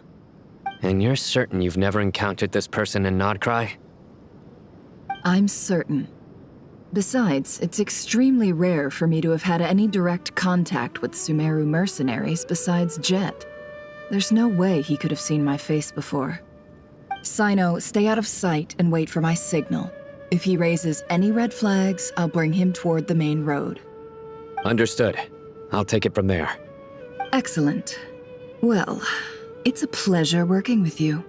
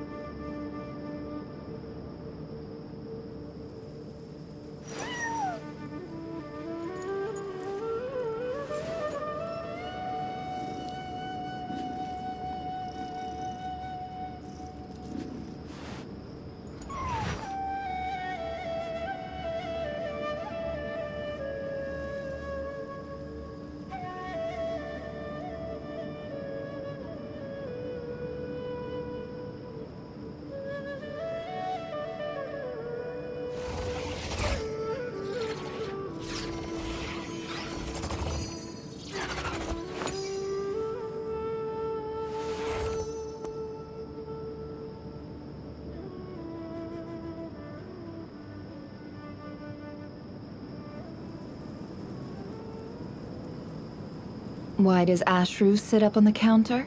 To welcome our clients, of course. A kitty's gotta earn his kibble somehow.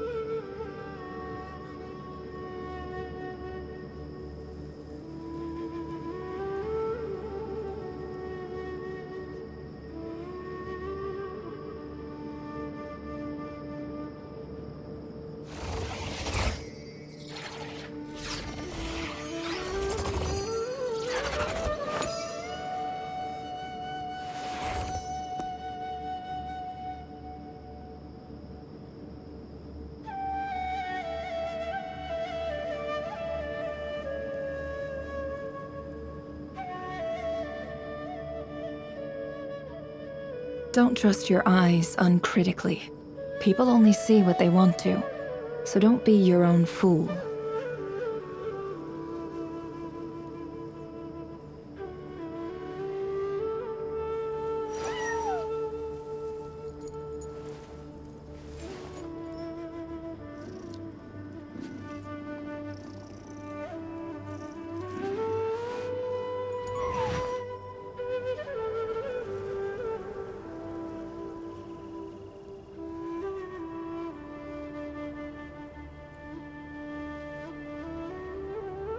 Emotions are like a raging torrent that surges through the mind.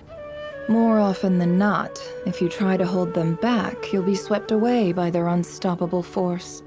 And if you try to ignore them entirely, you'll end up tearing yourself to pieces.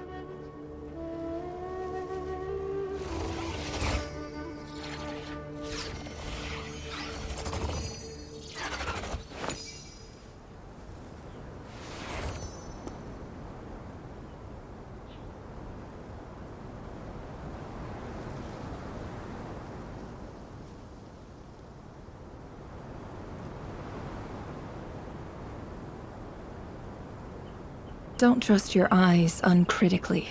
People only see what they want to, so don't be your own fool.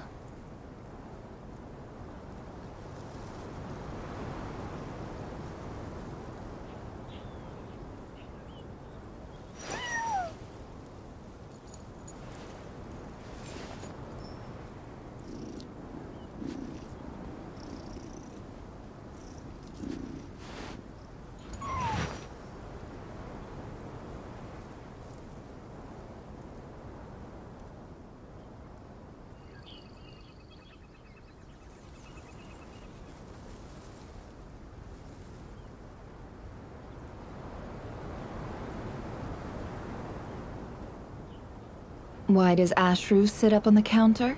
To welcome our clients, of course. A kitty's gotta earn his kibble somehow.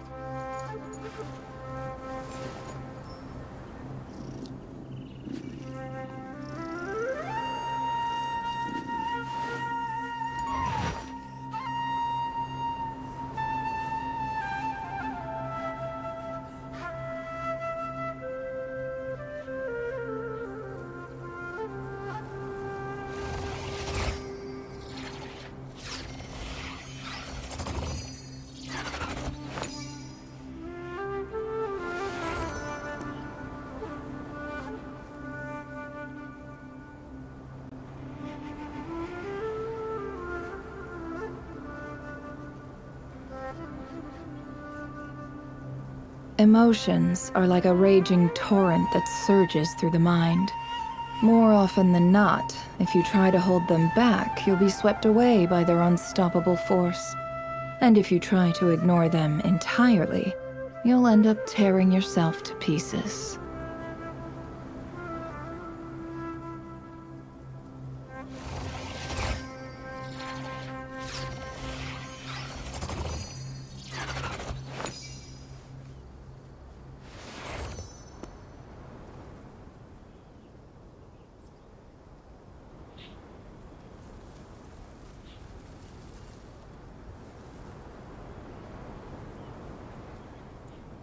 Don't trust your eyes uncritically. People only see what they want to, so don't be your own fool.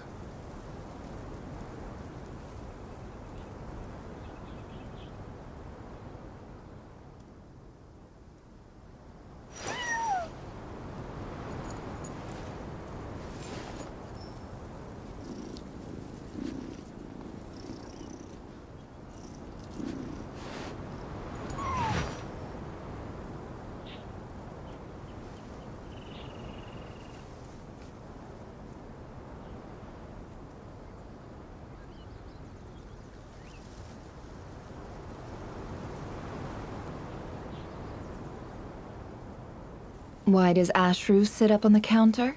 To welcome our clients, of course. A kitty's gotta earn his kibble somehow.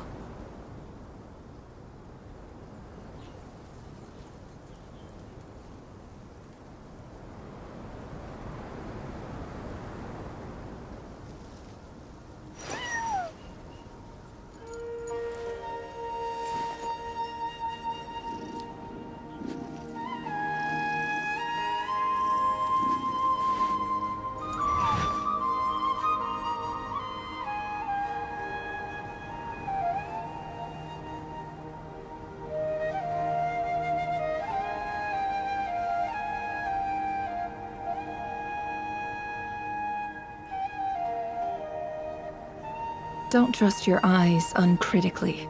People only see what they want to, so don't be your own fool.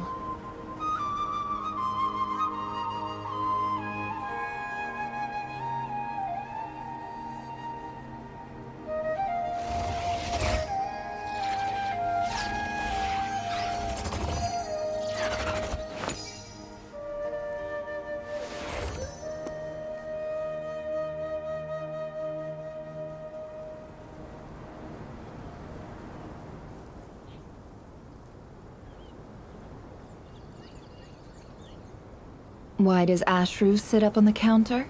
To welcome our clients, of course. A kitty's gotta earn his kibble somehow.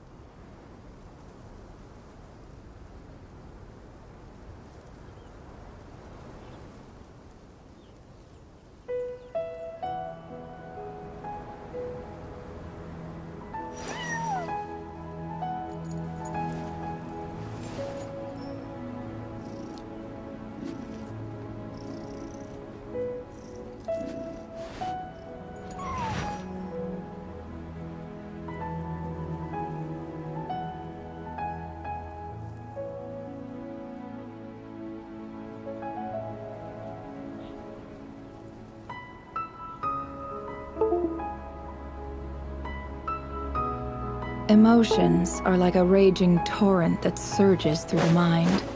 More often than not, if you try to hold them back, you'll be swept away.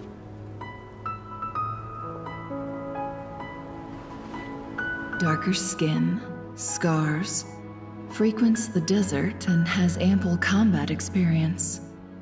Nothing unusual about how he dresses or acts. What's that he's looking at? A coin. Interesting. Could that be how his contact paid him? Conveniently discreet for someone trying to hide any unexplained income. And yet it could be highly valuable. Sorry to bother you. Has everyone here already left? I don't suppose you happen to see a lady wearing a hat? Ma'am, what are you doing in Caravan Rebat all by yourself? The main group evacuated some time ago. Didn't you pass them on the road? My friend and I lost some of our cargo along the way. I didn't want to miss out on potential business, so I told her to go on ahead and meet the client while I retraced our steps. I didn't think it would be so late by the time I found it. And then there was a terrible sandstorm. I guess I must have taken a wrong turn, because I didn't see any large groups on my way here. Forgive me for asking, but just to be on the safe side, could you describe this friend of yours? Sure. She has blonde hair, and she was wearing a hat and a white dress. You'd definitely know if you'd seen her. Yes, I think that does ring a bell. Ah, my apologies. During this exceptional time, the Corps of 30 are under orders to be extra cautious when dealing with unknown people, whoever they might be. I understand. Well, sir, is there anything else you need to know? If not, I'd better try and catch up with them. Hey, wait! They left a good while ago now. You'll never catch up with them on your own. Why don't I give you a ride? I'm here to collect the last few people anyway. We have plenty of carts, so one more won't be a problem. That would be amazing. Traveling with a group will be much safer. I'll have to pay you for your trouble. Hey, let's not worry about the money for now. Wait here a moment. Once I'm done packing up, I'll take you to join the rest of the group. All right, thanks. Let me know if you need a hand carrying anything. No need for that. I'm strong enough for both of us. Okay. Well, I wish there was some way I could repay you. Guess it's my lucky day, running into someone who knows what they're doing here. You might have just saved my life, you know? You're not wrong there. I mean, what kind of cargo is so important that it's worth risking your life to get back? I hope for your sake that it's priceless. Actually, I suppose I can tell you, since you've been such a big help. But be sure to keep it to yourself, or we could both be in big trouble. Oh, really? Sounds mysterious. We're in the antiques business. You understand? Some of our goods aren't acquired through the most legitimate means. We have to be very discreet when we're selling them. That's why I had to go looking for the missing cargo alone. Ah, no wonder. Well, ma'am, in that case, it turns out that maybe there is something you could do for me. I'm all ears. But to be clear, our commission isn't cheap. Think carefully before you ask. We don't want to ruin our relationship before we even hit the road. I'm sure that won't be a problem. My issue is, I have something that's a little difficult to sell on as well. Take a look at this.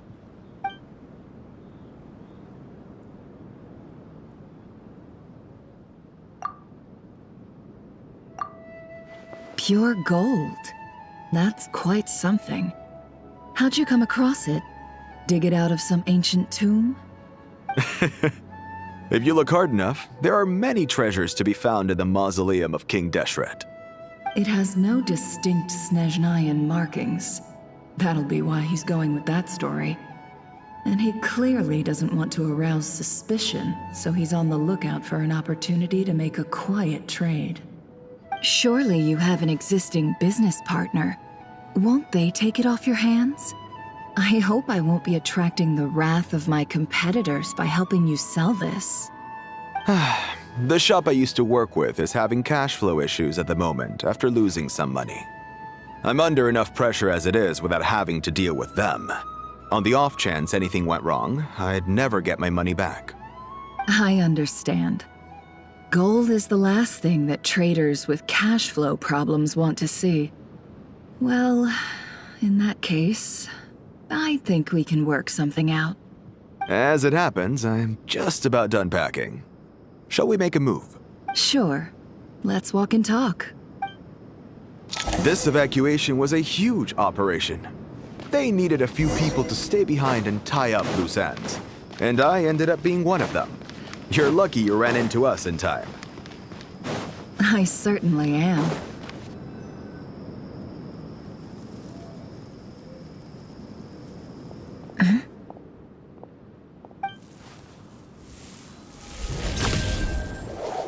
Hands where I can see them. General Mahamatra! No, wait! What are you doing?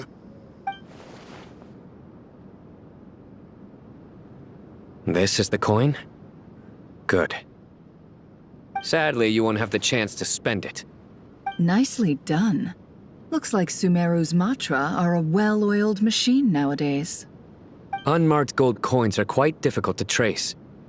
Thanks to you, we have secured the evidence. Here's what's gonna happen.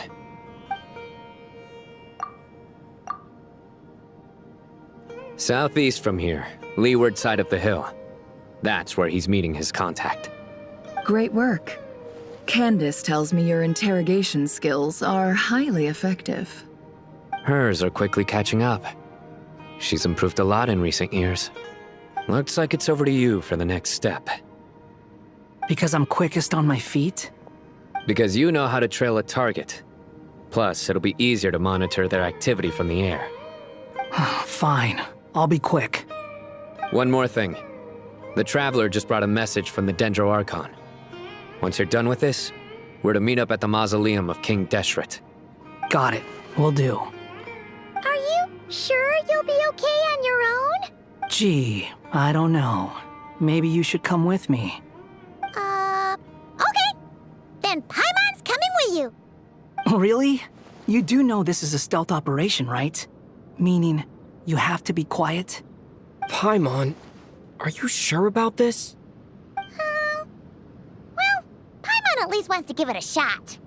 Like everyone says, if you never try, you'll never know. Besides, being the best guide in Teyvat has to count for something. This should be a piece of cake. Fine. Join me if you want. But be warned. If anything goes wrong, I'll have to gag you and shove you into a bush. No need! Paimon will be super careful. Promise! Good. Then what are we waiting for? Let's go. Coming! Coming!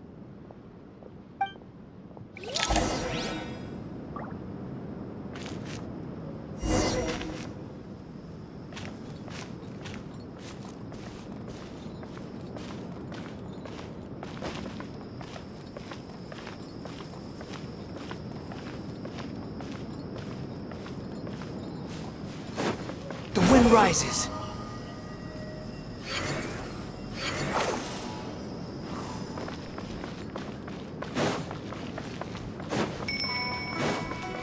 Behold!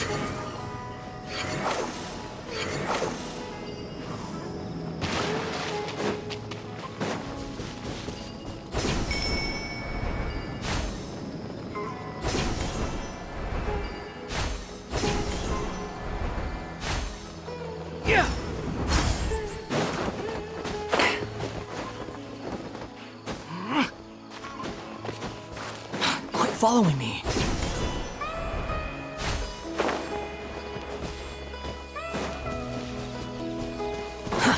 Too slow.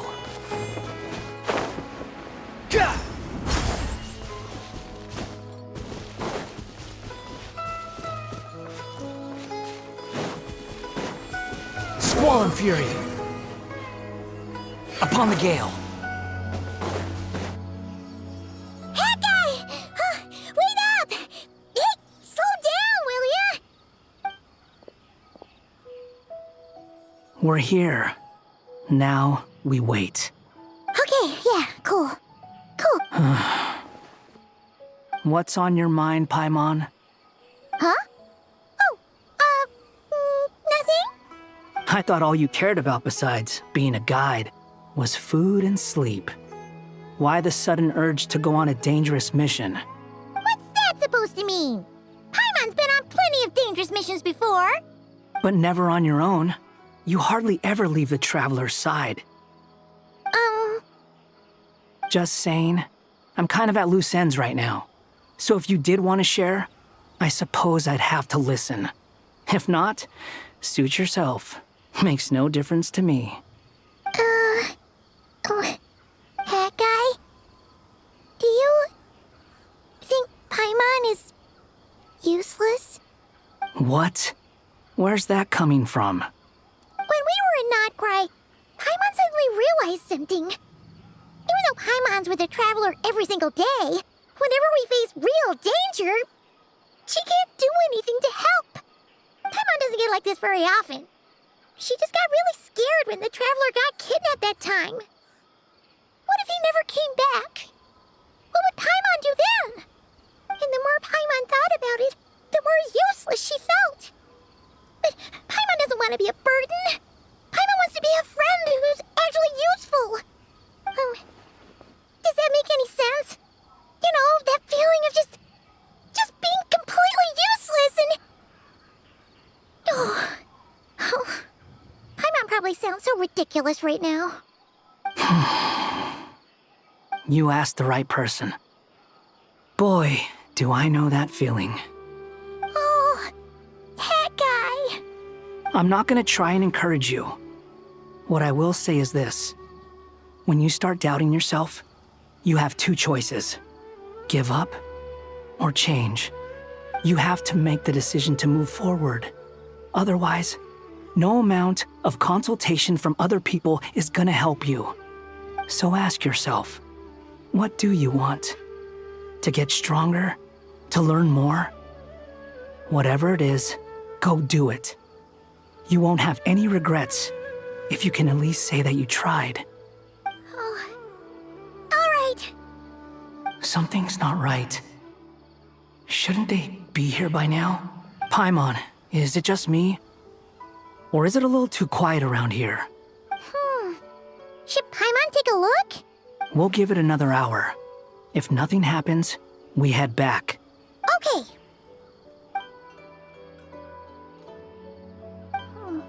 How strange. We've been here for ages. Where the heck are they? Have we been stood up? What is it? Did you think of something? Something feels off about this whole situation, but I can't quite explain why. We know for sure that the guy Sinocot had something set up, yet somehow his contact is a no-show. So, either the handler got caught, or, more likely, they decided to cut our guy loose. But how would they know to do that? Wouldn't they at least send someone here to check things out? That's the problem. They couldn't possibly know what's happening here. Unless... This feels all too familiar. Come on, let's head back.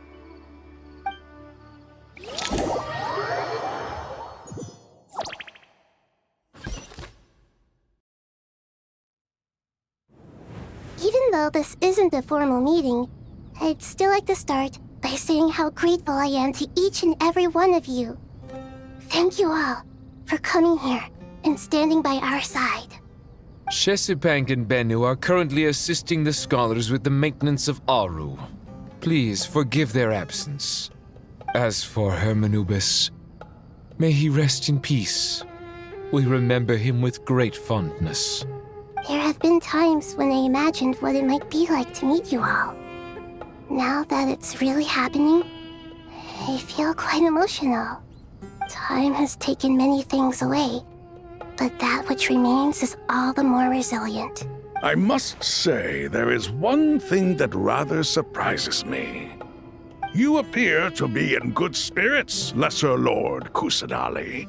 But even so, I can sense that the life force given to you by the Dendro Dragon has far from fully resolved the problem of your vitality. Oh no! So even Apep's power didn't work? Don't worry, Paimon. It worked very well indeed. The issue is how closely I'm tied to Irminsul. Until the problem with it is resolved, there is no way I can fully recover. Sumeru has undergone tremendous changes during your absence. When gods pass away, inevitably, people's faith in them grows weaker. You must have sensed it already. Your power is not what it once was.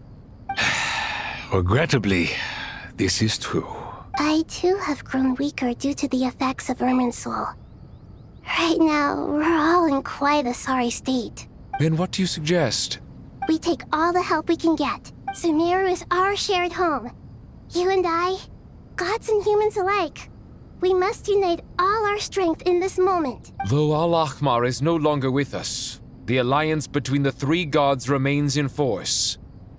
Regardless, as subjects of our king, we have a responsibility to support Sumeru through this catastrophe. Not to mention that it was the people of Sumeru who released us from this prison of Aru.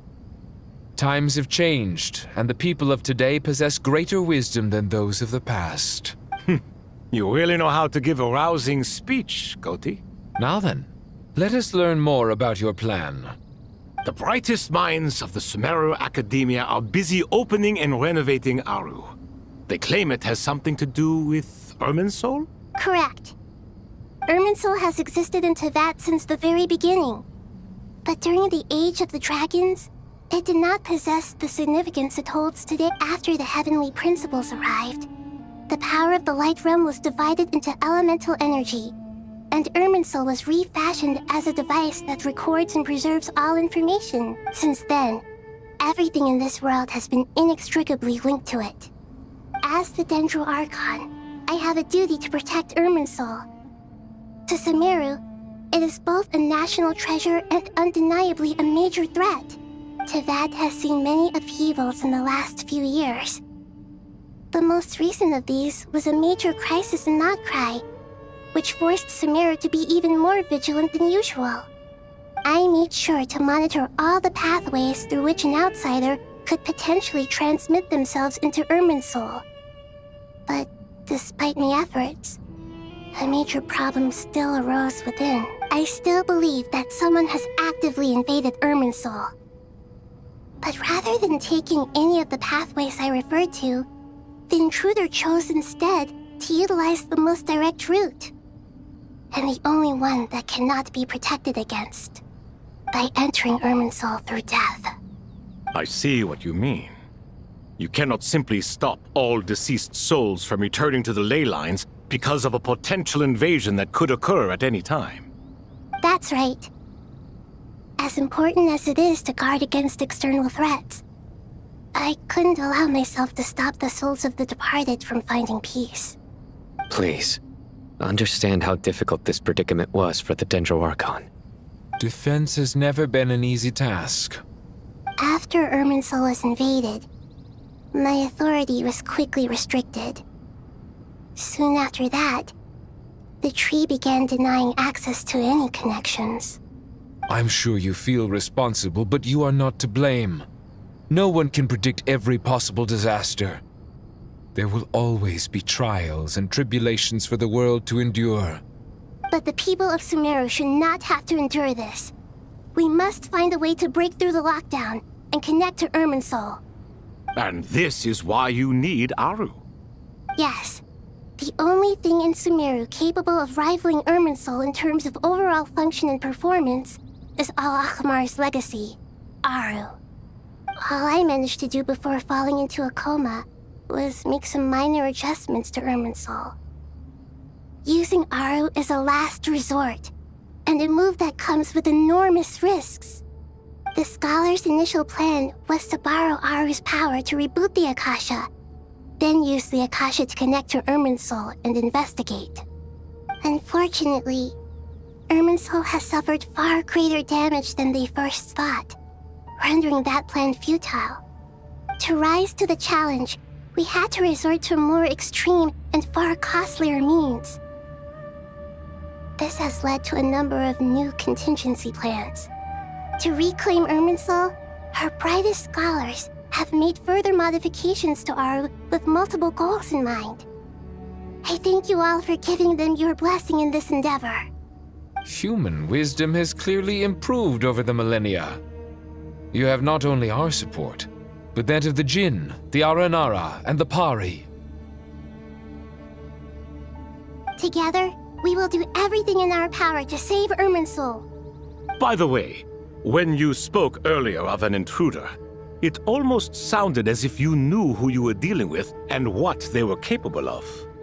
Well, since you ask.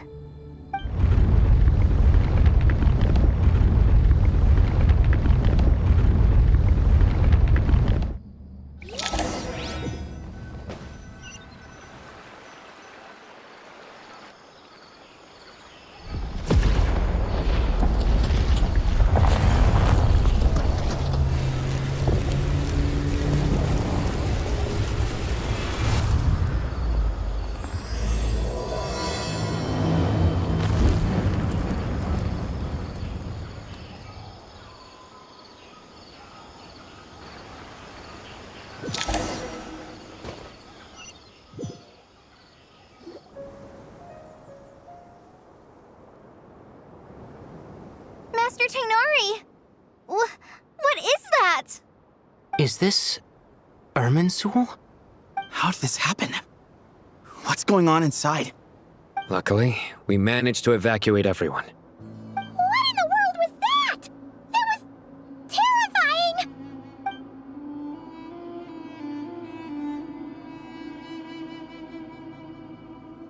Oh my. I understand now, Dendro Archon. You make yourself quite clear indeed. Not once over the millennia has Irminsul been so terribly afflicted as this. Please continue, Dendro Archon. Irminsul's root system is what comprises the ley lines. In the past, it has always been hidden away, going unseen by the general populace. But now, an evil intruder is making it reveal itself. It has become a tree of unbridled greed. A clear sign that a deranged experiment has advanced to a new stage. Blasphemy. From where I stand, an experiment in the name of blasphemy sounds rather improper. But if we are to honor Dottores' will, this is what we must do. The birth of this tree proves to me beyond doubt that this incident is connected to him. But to explain the situation in full, there is someone I need to tell you about.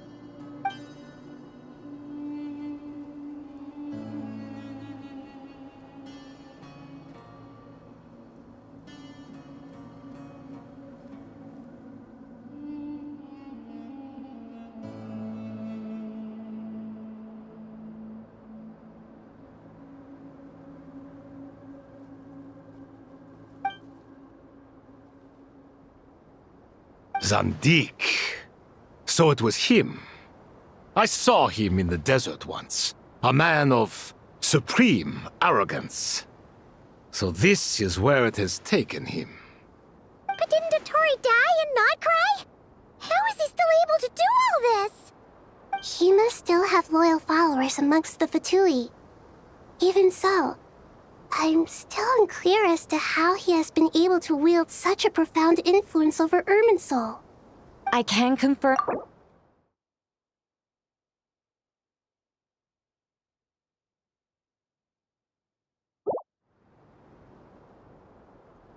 Furthermore, Irminsul seems to be undergoing some kind of mutation.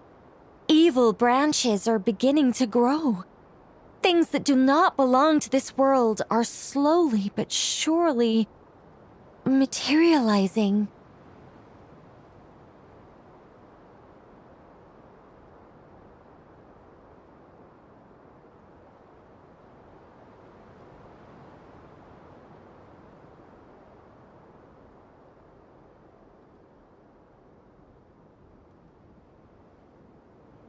Sorry.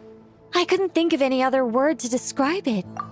They don't seem to be fully formed physical entities yet, after all. A baleful tree climbing up into the heavens. Speaking of Dottore, I have some information on that front as well.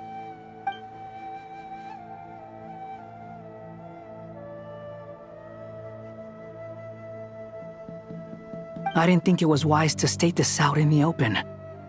But my theory is, the mole wasn't cut off after he was caught. They wrote him off from the beginning. You mean, the Fatui never intended to follow through with him?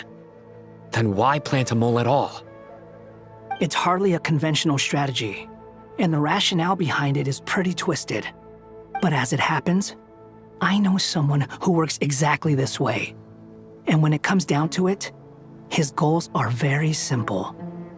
He just wants to confuse people, so they can't figure out what he's up to. He's been a collaborator of Dottore's from the outset. That fact alone confirms that Dottore is involved with this somehow.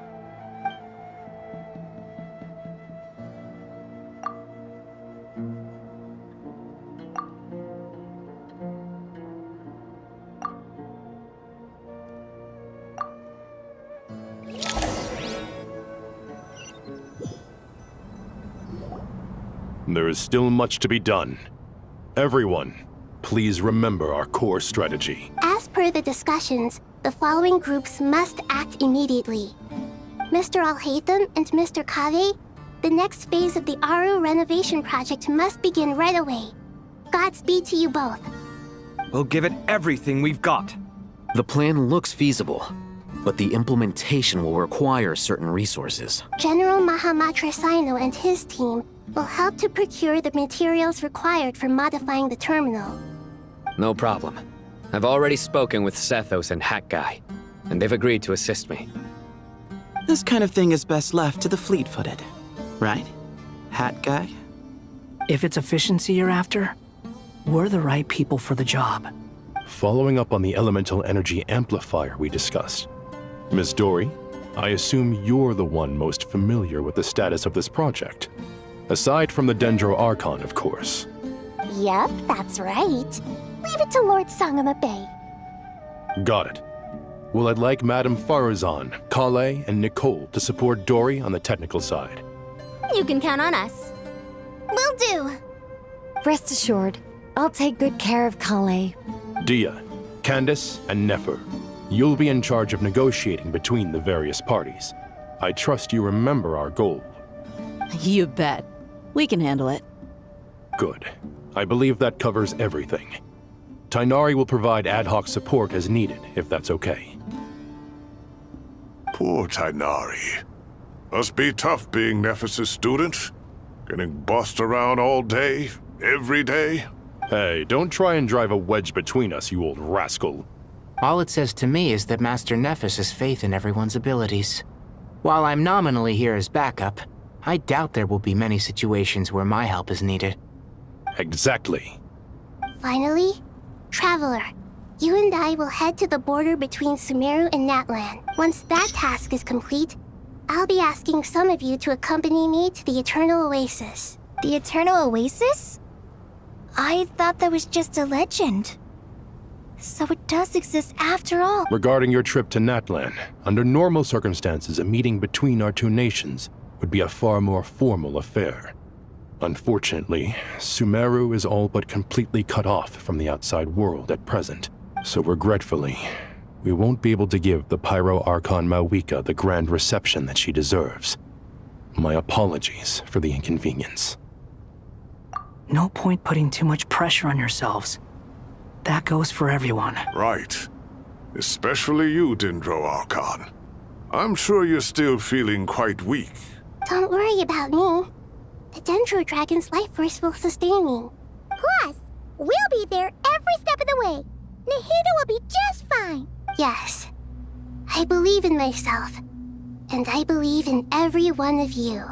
Well, time to get going.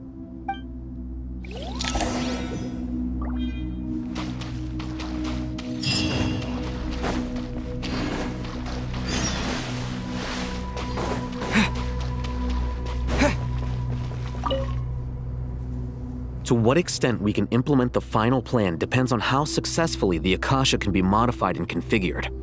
And to make sure the configuration works, Aru will also need some further Yeah, no surprises. Once we roll this out, any Sumeru citizens who already have Akasha terminals can simply continue to use their existing devices. This still leaves us with a significant equipment shortage, though.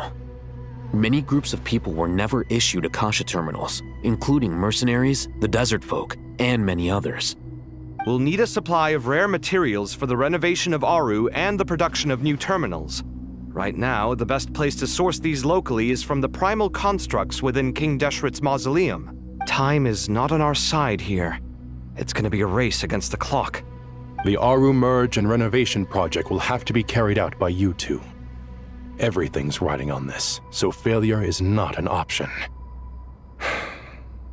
Best of luck to you both. As discussed, General Mahamatra Sino and Mr. Hat Guy will source the required materials. Mr. Sethos is quite familiar with the layout of King Deshret's mausoleum. With him accompanying them, things should go quite smoothly. I have every confidence. In the meantime, we may as well take a breather. Makes sense. There's not much we can do until the materials arrive. Get information and stay close. What is this, boot camp? Knock it off. It's just Sino being Sino. You know what he's like. Everyone clear on our mission objective. Look at the excess primal constructs, dismantle them, and extract the required materials. And King Deshret's 7 pillars agreed to this? If they're just sitting there doing nothing, we might as well put them to use. Thoth's words, not mine.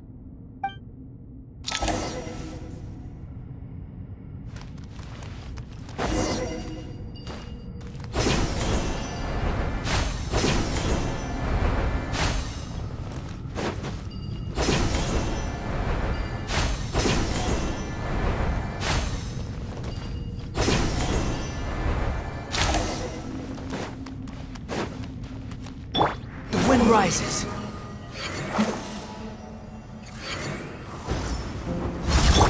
Futa! Your sins weigh upon your soul!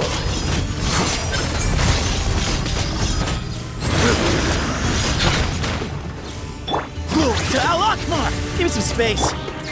Unsightly insects.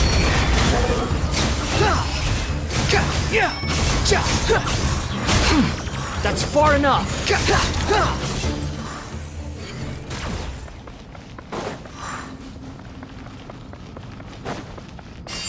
Squall Fury.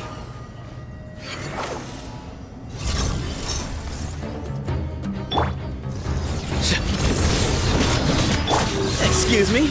The wind rises. You dare to gaze upon me?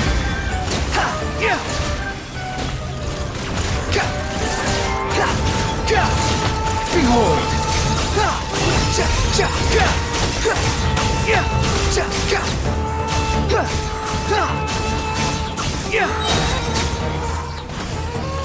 Cry louder! Squall and Fury!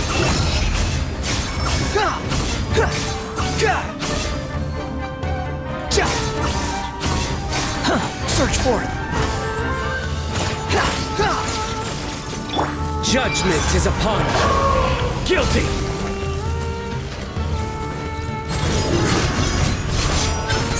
These devices should still be usable even though they're broken down. Let's take them back for the others to review.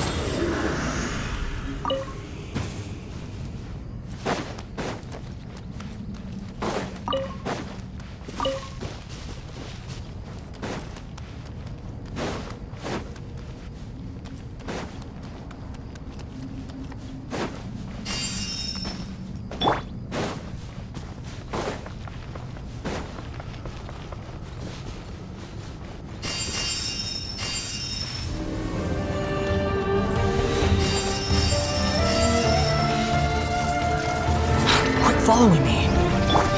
Sage's wisdom! It was all...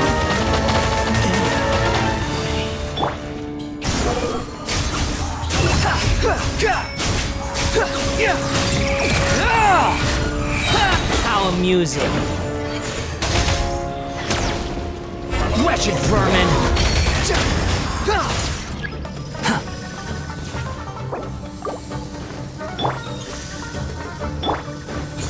Nowhere to run!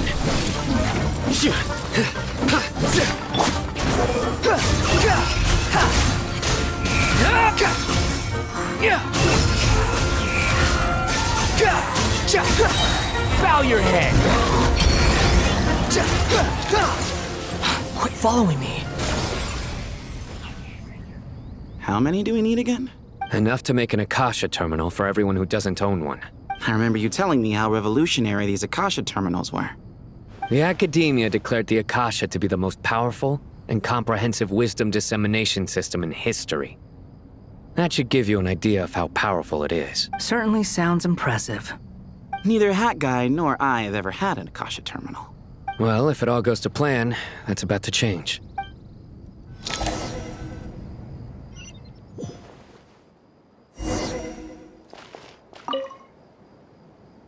Oh, goody! Thank you so much for handling the delivery. What a long way it was. You've really outdone yourselves. I'm well aware what a bumpy, dangerous journey it must have been. Now, I would have loved to oversee the process myself, but of course, those of us who know the plan can't leave the mausoleum. Oh, trust me, I'm patting myself on the back for my assembly work here. But will you really be needing all of this? According to our plan, yes, this is the quantity required. I have no complaints about the quality either. Only the price. So expensive. I heard you covered a lot of the funding out of your own pocket. Oh, that's an exaggeration. The Academia provided most of the funds. I just offered a small token of my goodwill. Of course, the real tragedy is how little profit I'm making on this. You know, it's a serious crisis when you can't even make money out of it. It's really quite a beautiful design. And I'm intrigued by how such a diminutive device is able to output the power of the Light Realm. Did you attend the lecture on Light Realm energy, Madame Farzan? I don't believe I saw you there. Of course I attended. I was just a little late, so I had to listen to the whole thing from outside the back door. Anyway, I have a perfectly good understanding of Light Realm, elemental and abyssal energy, as well as the relationship between the three. Good to know. Master told me in private that the conversion process between Light Realm energy and elemental energy involves highly classified knowledge that shouldn't be disseminated too widely. But even so, the scholars still shared said information. Well, you can't enforce a rule that everyone breaks. Is that the idea? At first, the Dendro Archon was reluctant to explain it in great depth for safety reasons. Later, she came to terms with it and simply informed my master that we would all have to face the question of survival together. To protect someone from such dangers means keeping them in the dark, but for someone to know and embody the wisdom within, they must understand its very essence. It's an information hazard. We're exposed to danger just by knowing the facts, and just like bait, it lures us in by offering us the solution to our problems. But if you're not careful, you'll end up pursuing it down a dark path, a tricky problem. But today, this big problem has been broken down into many smaller, more trivial ones. What do you mean? I get it. For instance, you and I share secret knowledge, while she and I take on the risks of life, death, and fate. Something like that? Hey, what? That is not what I call a trivial problem. Well, as they often say in Vahumana, an event that is monumental to the individual is negligible in the grand scheme of history. Generally, the fate of the individual is an insignificant affair. Being from Amorta, where the subject of our research tends to be a lot more personal, I have to disagree. It's hard to dismiss the individual as insignificant. In other words, the big problem of survival has been broken down into many small, interconnected factors, and each one of us represents one of those factors. When the same secret is shared with a group of people, the same fate binds them together. Most people would find this unimaginable, but to us scholars, this is the path that has always beckoned to us. sharing knowledge is a good way to fight against fate. I will always believe in that. All right, I think that's everything. Thanks a lot. But don't go anywhere just yet. I'll still be needing you to calibrate the equipment.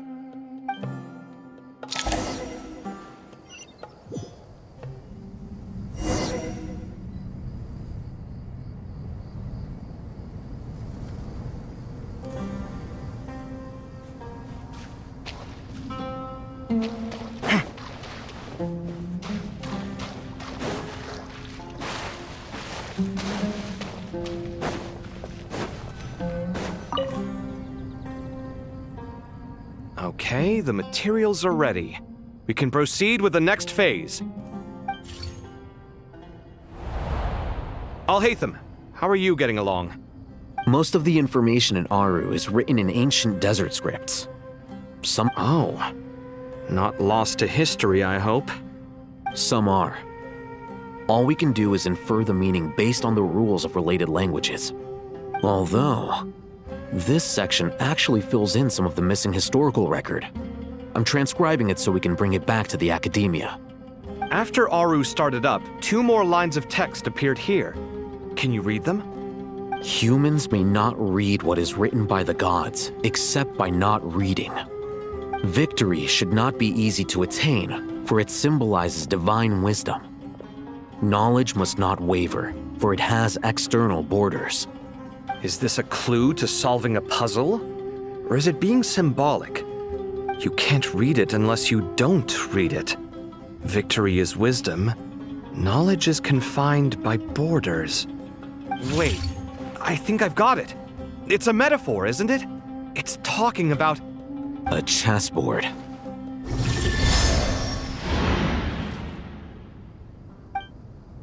You were right.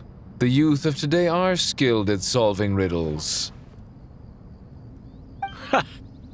Have the secrets buried in the desert not been unearthed over the years all the same?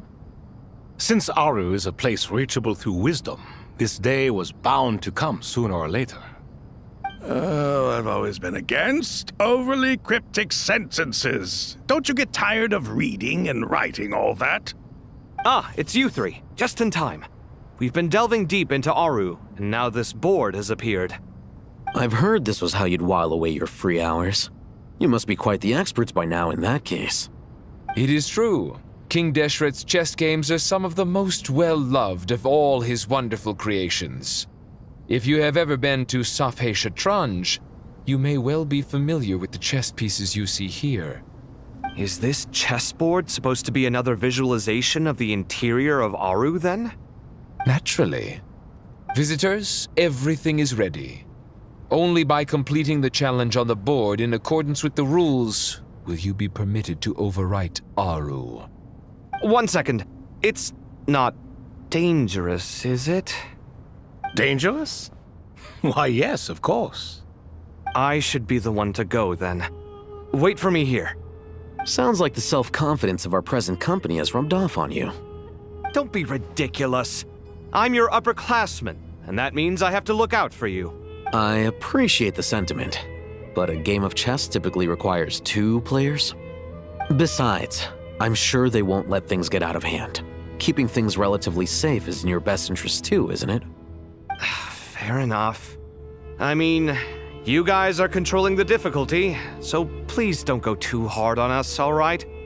Ah, but Bennu said he wanted to put some respect into these whippersnappers. All right, all right. Thank you. Obviously, we'll still try to be careful. This doesn't seem like ordinary chess. Is the goal to defeat the opponent? No, you must enter the board and pass the trials we have placed there. Ready? Let's do it.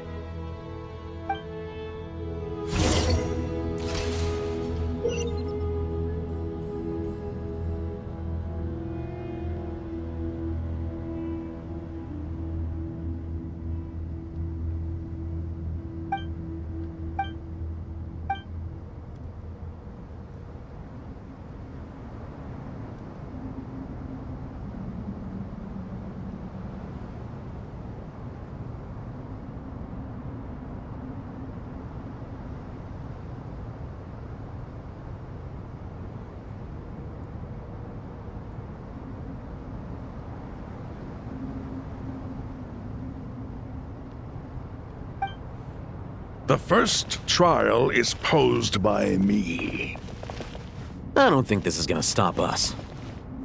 But the key to this game lies in working together. Otherwise, you will be deemed to have broken the rules.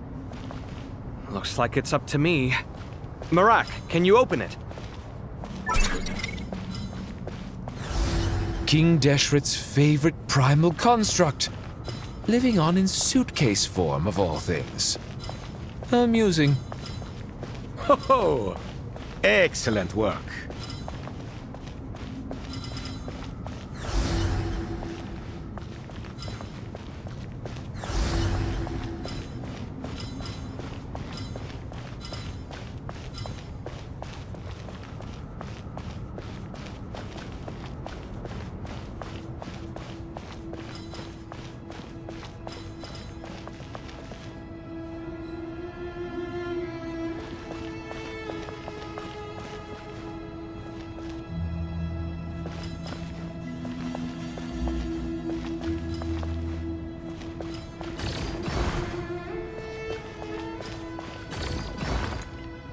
Strange time to catch up on sleep. I'm not sleeping, I'm thinking! It's not that simple, you know.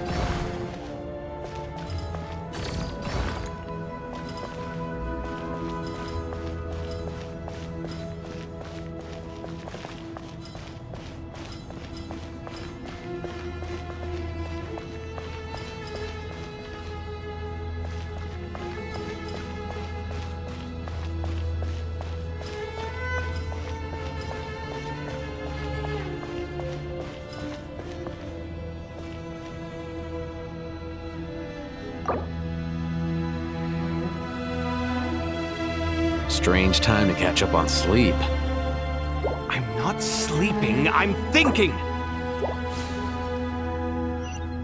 The first trial is posed by me. I don't think this is gonna stop us. But the key to this game lies in working together. Otherwise, you will be deemed to have broken the rules. Looks like it's up to me. Marak, can you open it? King Deshret's favorite primal construct, living on in suitcase form of all things. Amusing. Ho! Excellent work.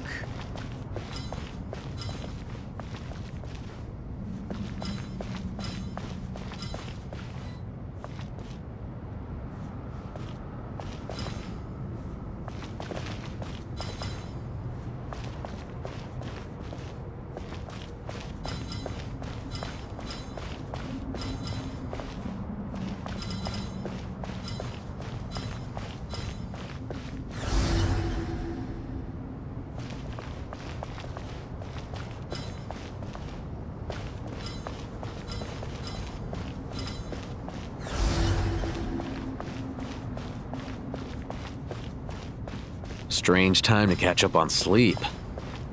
I'm not sleeping, I'm thinking!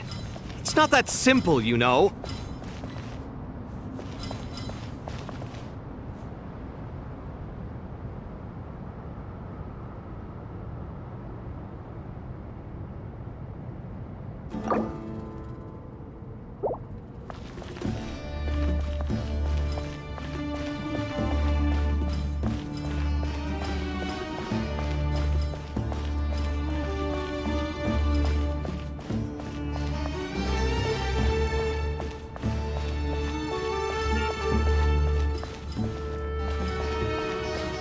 Strange time to catch up on sleep.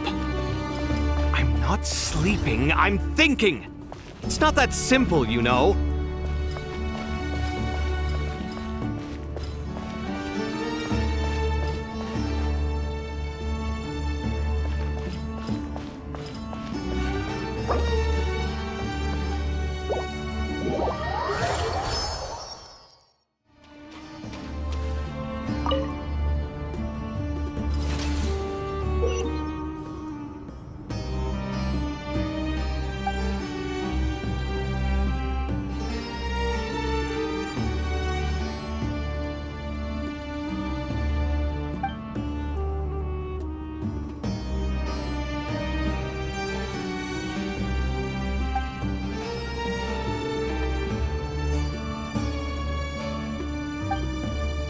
The first trial is posed by me. I don't think this is gonna stop us. Ah, but the key to this game lies in working together. Otherwise, you will be deemed to have broken the rules. Looks like it's up to me. Marak, can you open it? King Deshret's favorite primal construct. Living on in suitcase form, of all things. Amusing. Ho ho! Excellent work.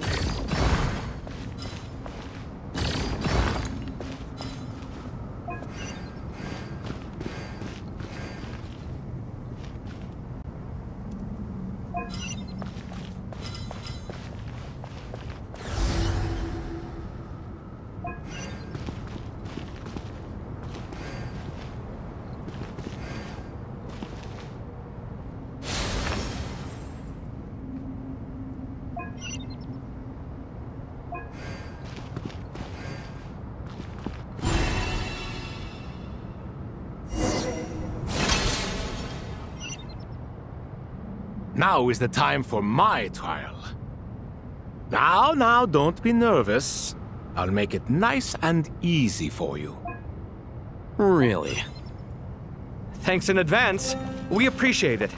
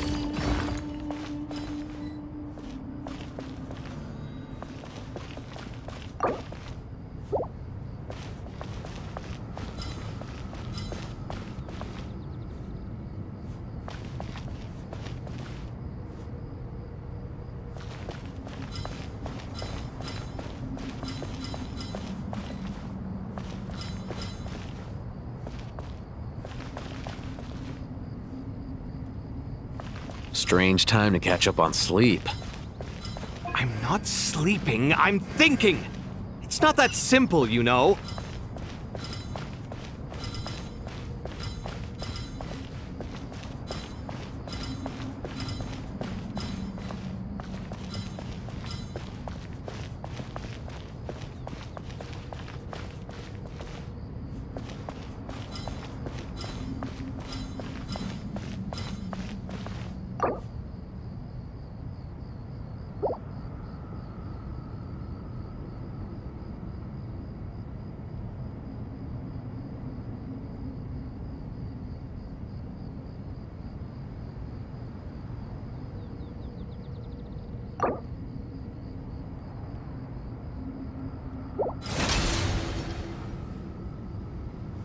Now is the time for my trial.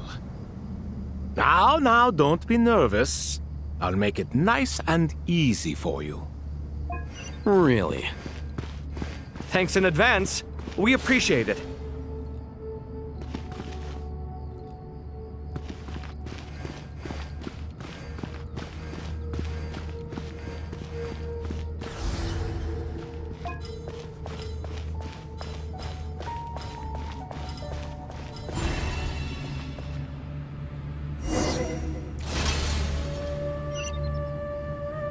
Ibis King, don't you think this all rather inappropriate?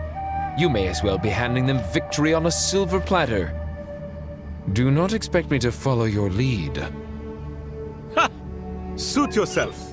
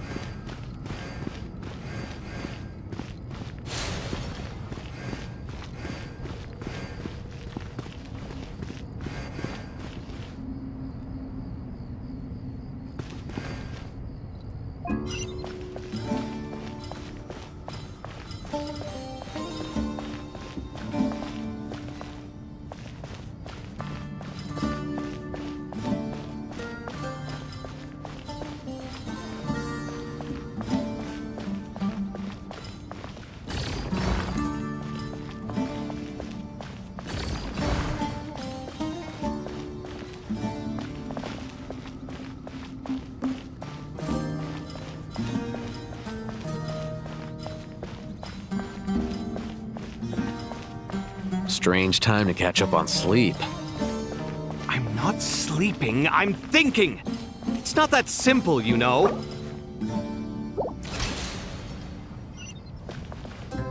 Ibis King, don't you think this all rather inappropriate? You may as well be handing them victory on a silver platter. Do not expect me to follow your lead. Ha! Suit yourself.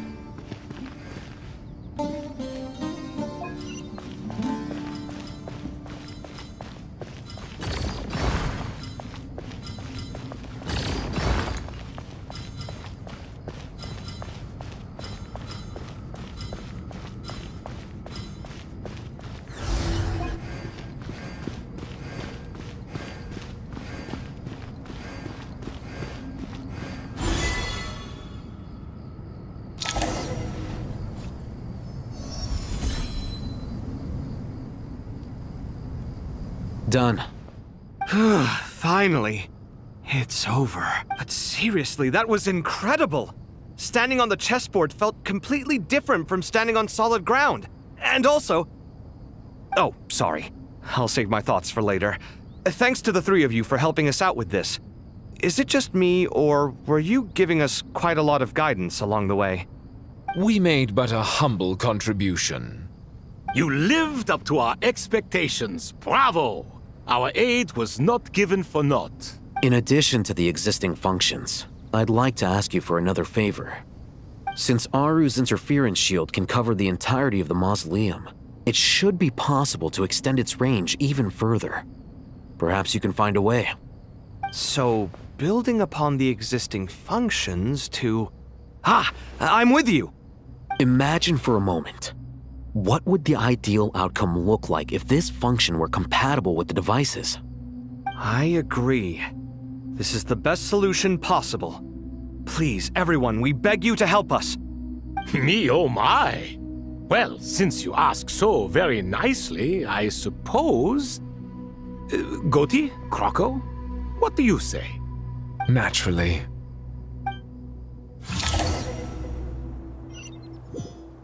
Time to go! Let's go find Nahida!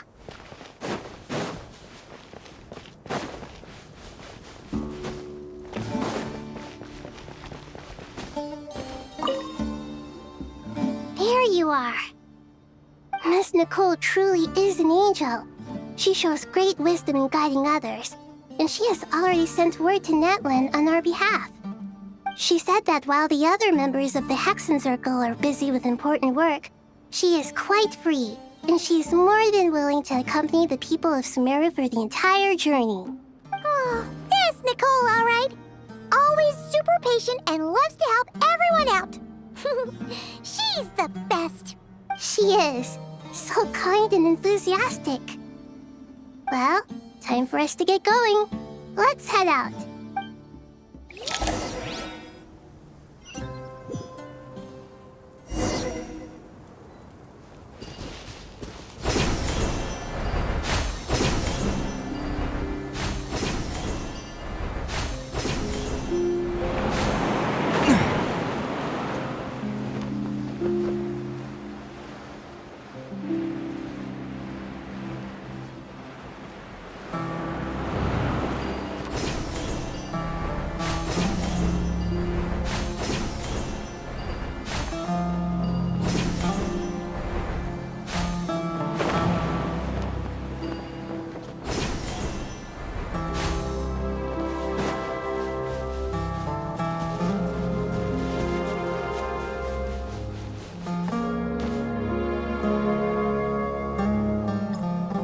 This should be one of the closest places to Natlan in all of Sumeru. There's the barrier Nicole and Nefer mentioned. It completely cuts this nation off from the others. But why? Why separate you from the rest of the world now, specifically? And if I'm not mistaken, Irminsul was polluted once before, wasn't it?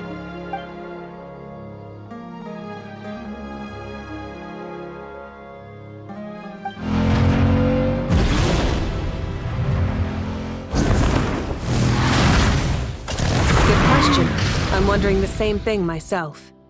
That voice. Mawika! You got here pretty quickly. Hello, traveler. It's been a while. Hello there. Hello, Dendro Archon. Mawika, I apologize for asking you to meet at the border on such short notice. I also apologize for not being able to greet you in person. The form in which you see me now is one carried by the Traveler. The real me is inside the mausoleum of King Deshret, and I am reaching out to you with my mind from here. Irminsul has been infiltrated by the Doctor. We must be on our guard, as he can spy on information in the world from within the tree. Fortunately, there is no record of the Traveler in Irminsul, and you are still within Natlan's borders. My records will be preserved in the Night Kingdom, rather than the ley lines. As long as the Night Kingdom remains disconnected from the ley line cycle, the doctor has no way of knowing my movements. Exactly. So by meeting each other in this way, the meeting essentially never happened. No wonder Paimon didn't come. You were concerned that her activity would be recorded by Irminsul. The Natlanese have heard about the situation in Sumeru. With the borders sealed off, merchants have been forced to stop their shipments. It's pretty serious, and you're the ones bearing the brunt of it. I'd like to address the question you raised at the beginning. I can offer a brief explanation, although it will sound rather cruel. I don't reach this conclusion gladly, but Irminsul predates the heavenly principles. It existed long ago, when the dragons of Natlan were at the height of their power. So even when the people of Sumeru became ill because of pollution, it was not a critical issue from the perspective of Irminsul itself. As long as it continues to function normally, the barrier will not be activated. But this time, the Doctor's invasion has directly affected the tree. That is what caused the barrier to deploy. The heavenly principles established a rule that when Irminsul is plunged into grave danger, a portion of power will be reserved to isolate Sumeru.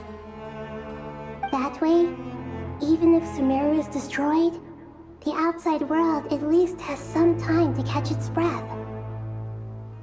We'd certainly need it.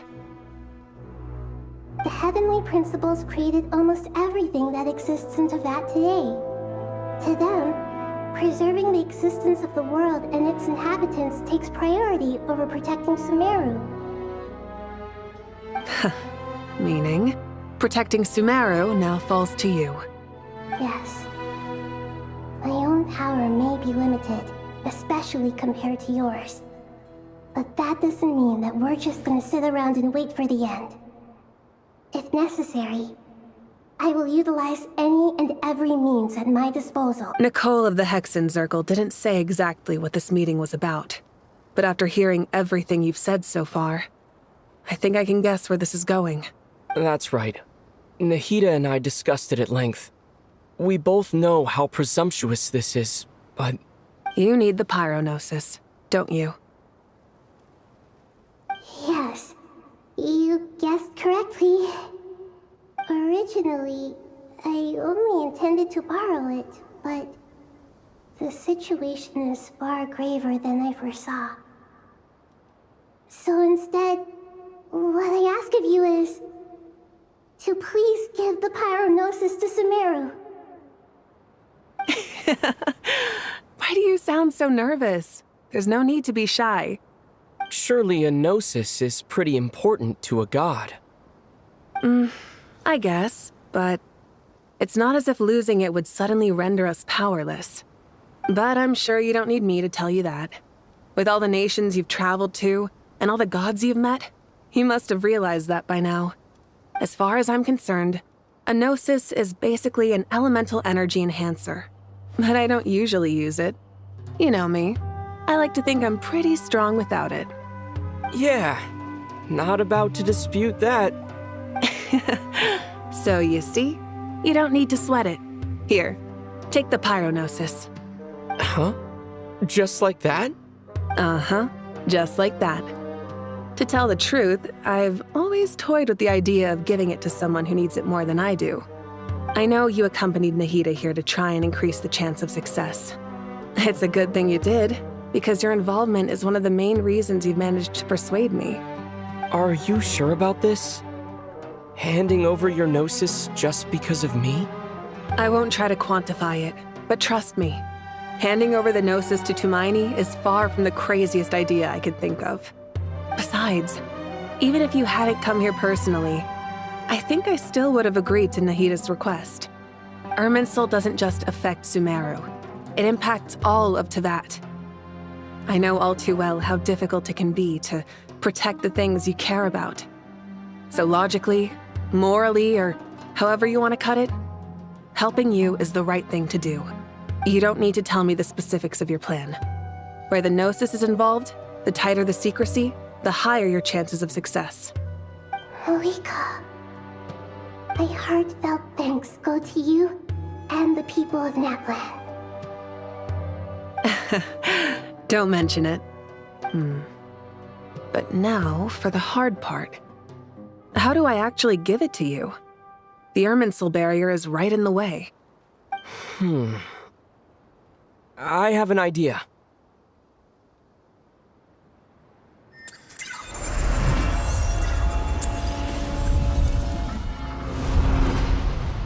Just as I thought.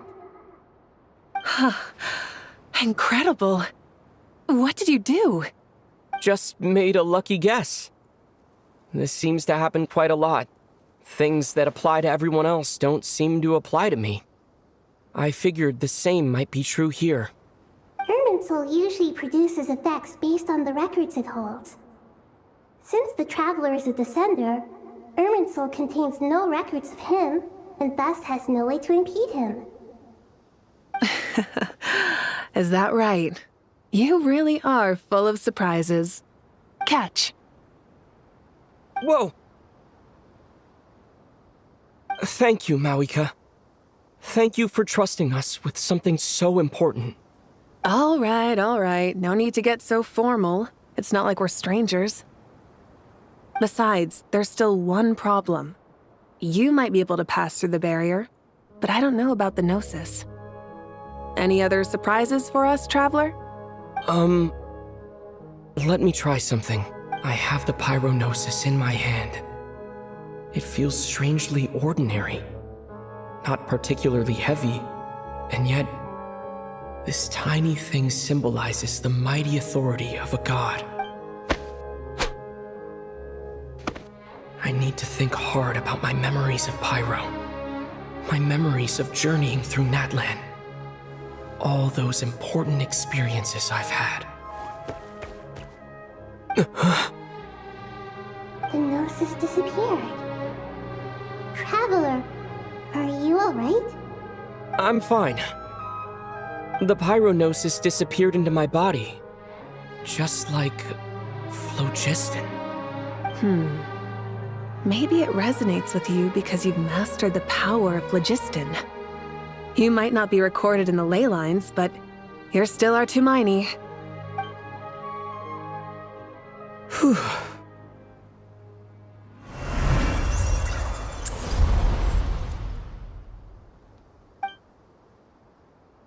Please allow me to express my gratitude once again, Mawika. Pleasure. Well, I've given you all the help I can. The rest is up to you. Good luck. We won't let you down. Yeah. We aren't about to lose.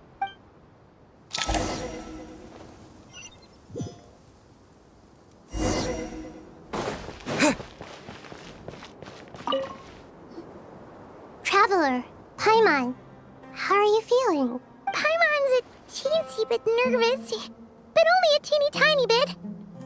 Seems like she's gotten way braver over the last few years, huh? Of course. After all the adventures you've had with the Traveler, I'm sure you've gained a lot of experience and grown as a person. I'm doing all right. What about you, Nahida? How are you holding up? With the negative effects of Irminsul, I'm a bit like a piece of fruit that's been burrowed into by hungry insects and left to rot. I'd be lying if I said it was nothing, but please don't worry. We all know what we're getting into, and we've prepared as well as we can. I believe in everyone. I believe in you. And I believe in myself. Stoking the fire inside oneself is certainly one way to live, but knowing when to rely on one's companions is also a form of great wisdom. I've been quietly learning little things from everyone, like plucking tufts of fur from a sumpter beast. Me too. With the constant traveling, I'm always learning and growing. That's the journey of life. I think there's someone else here who would share that sentiment. Don't worry about what I think. I was just passing by and happened to overhear your conversation. What are you talking about, hat guy? This is the top floor. No one passes by the top floor. Says who? You can fly just like I can. I would have thought it makes sense to you of all people. I don't know why, but I feel a little more relaxed now.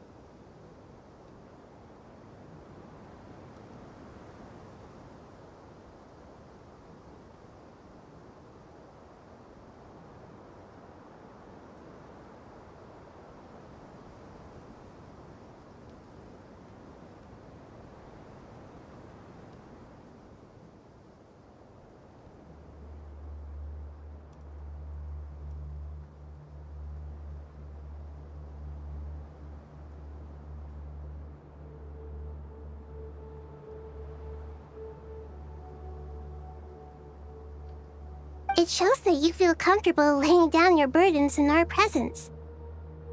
It means that Sumeru is a place you can trust, where you know we have your back.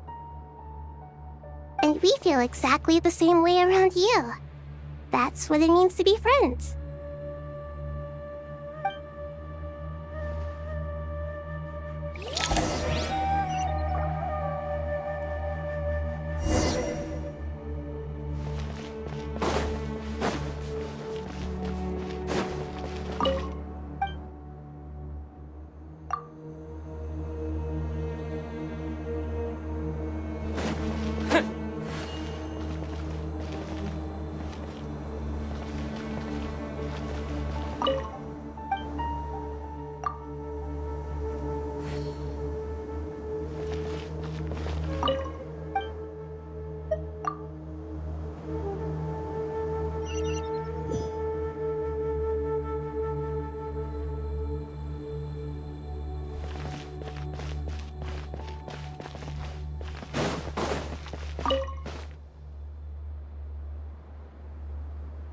We'll make our move after sunrise tomorrow.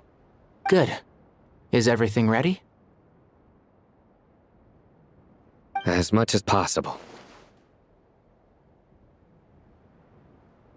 That'll be enough. Don't let the pressure get to you. We'll take things one step at a time. That's how we've always done it. Master Tainari! Mr. Sino! So this is where you were. I brought some juice and some water.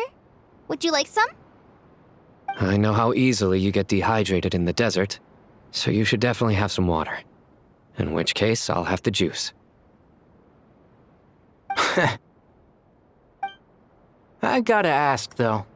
Who's on juice-making duty at a time like this? Madame Farazan said she was feeling a little nervous, so I told her about the automatic juicer my friend invented. She took it right off me and started making carton after carton of juice. A juicer?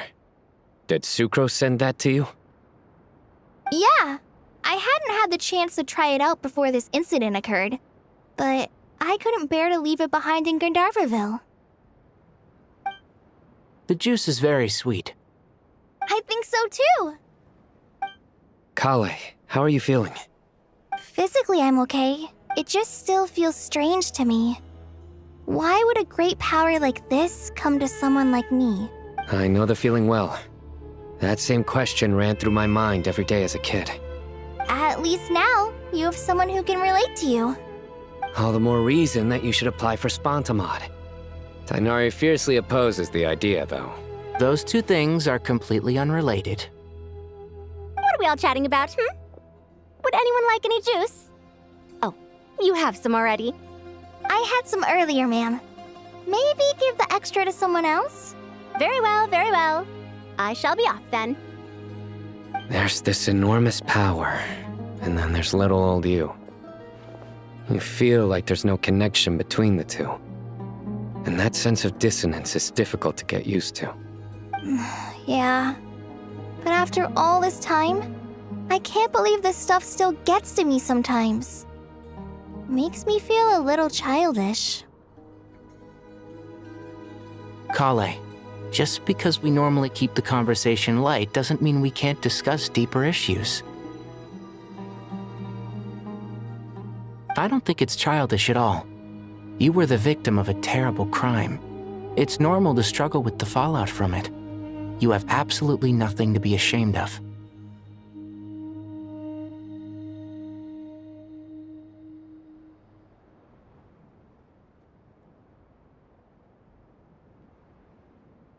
My professor once told me that no incident can be considered truly resolved until the victim says it's over. Your rage and your pain are completely justified. Thanks. Miss Nicole said that the same god remains which were once used to inflict so much pain upon me have now become a weapon with which I can protect everyone. Every innocent person who's been hurt needs time to realize that it wasn't their fault. I was the same. But it's all about to be over. Tomorrow, it ends for good. I don't know if you've noticed, but you rarely stumble over your words anymore, and your outlook has become much more positive. It's a big change from how you used to be. And since this isn't over, you can settle the matter on your own terms. It's time you seized back control. I believe in you. Yeah. Sumeru is my home. And it's so important to me. I have to protect it. No, I will protect it. And once you're done, how about you come back and apply for Spantamod? Stop it with the sales pitch, would you? Hey, excuse me. There are still 3 unclaimed cups of juice here. Why don't you take one each? Ugh, my arms are getting sore from carrying them around everywhere. Madame Farazan, why are you... Here, let me take them off your hands. Thank you, Madame Farazan. Drink up and enjoy my handiwork.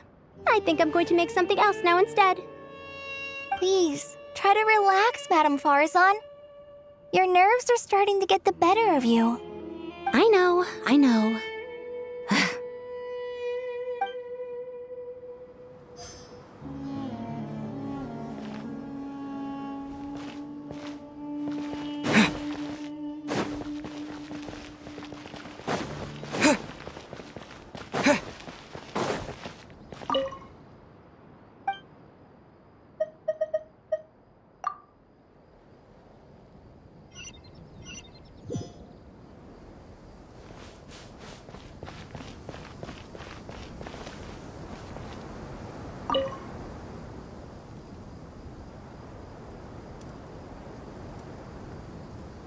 Look at the time. I should head back.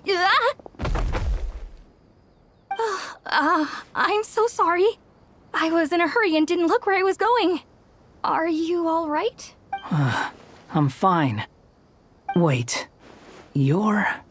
Have we met? Not exactly. I think we may have crossed paths by the house of Dana before. Oh. You're Hat Guy! From Vahumana, right? You recognize me? The clue's in the name, Mr. Hat Guy. Fair point. It's getting pretty late. What's keeping you up? I could ask you the same question. If I'm not mistaken, all the workload for the Ratawahist ARCHON wrapped up a good while ago. Well, I have something of a background in Satyavada life, so I was helping the Dendro Archon make some preparations. But I must have lost track of time. Did you find the experience enlightening at all? Honestly, it was tedious and uneventful at first. But eventually, I think I did sense some profound truths. But they also brought a lot of suffering with them. I was told that I even shed tears while I was meditating, though I have no idea why. Sorry. I hope I'm not scaring you. Not at all. It just proves you're very accomplished in your research. Good night. I wish you all the best for tomorrow. Thank you, sir.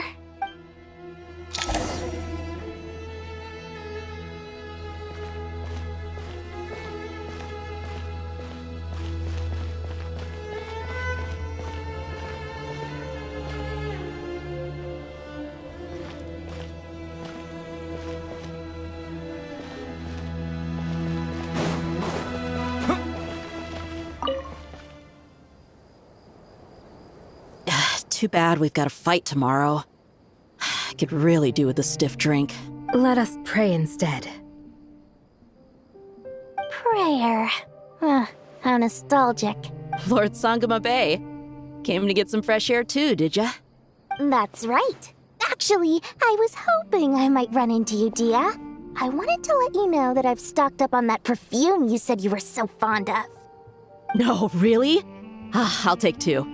Any chance of a friends and family discount? I knew you'd ask that. And I'm afraid to say that. Surprise! It's free of charge. That's very generous of you, Lord Sangama Bay. Does this mean you've made a fortune in Not Cry? Nope. Turns out, it's not that easy to turn a profit there. I even ran some assorted losses. But anyway, that has nothing to do with why I wanted to give you and Dia a small gift. Remember that merchant caravan you two rescued in the desert last month? That was transporting my goods!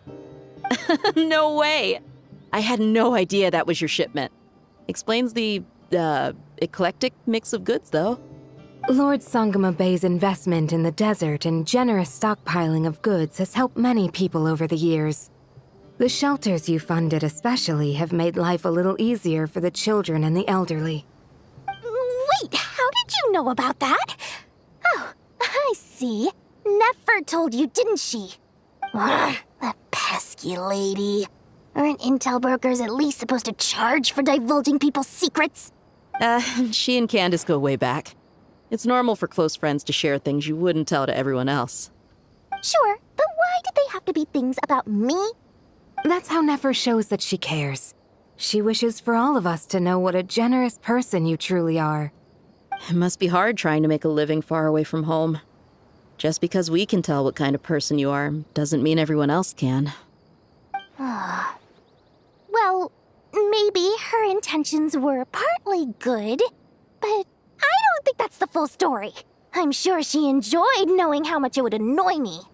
I'm telling you, Nefer's got a mean streak. Definitely with you on that. Does praying help you stay calm? Defending one's home is a just cause.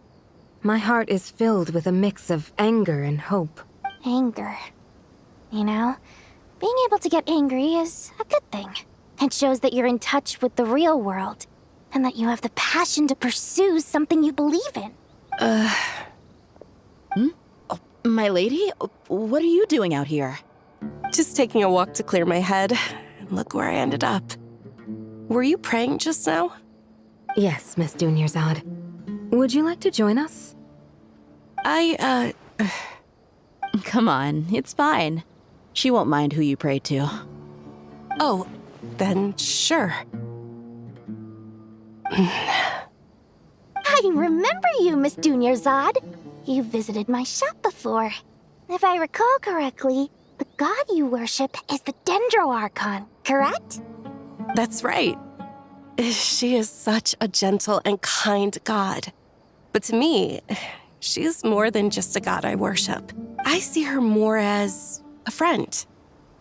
And so do many others. She's not some almighty god who reigns on high, but a genuine friend. Agreed. She's a wise teacher and a good friend. I spoke with several people during the evacuation.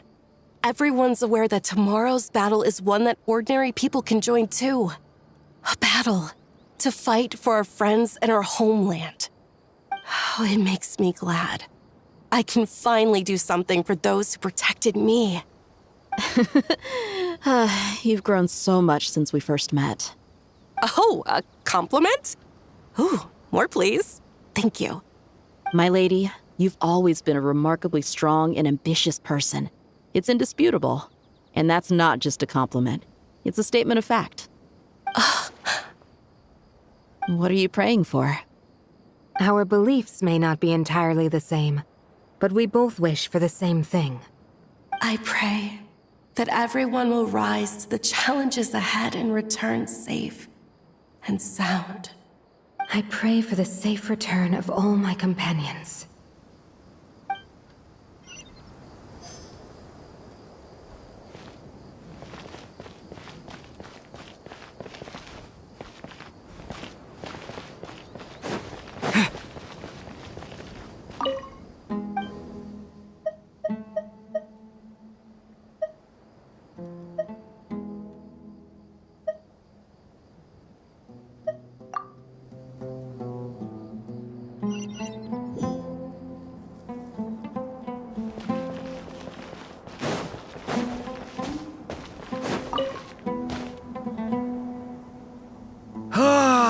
It's finally done.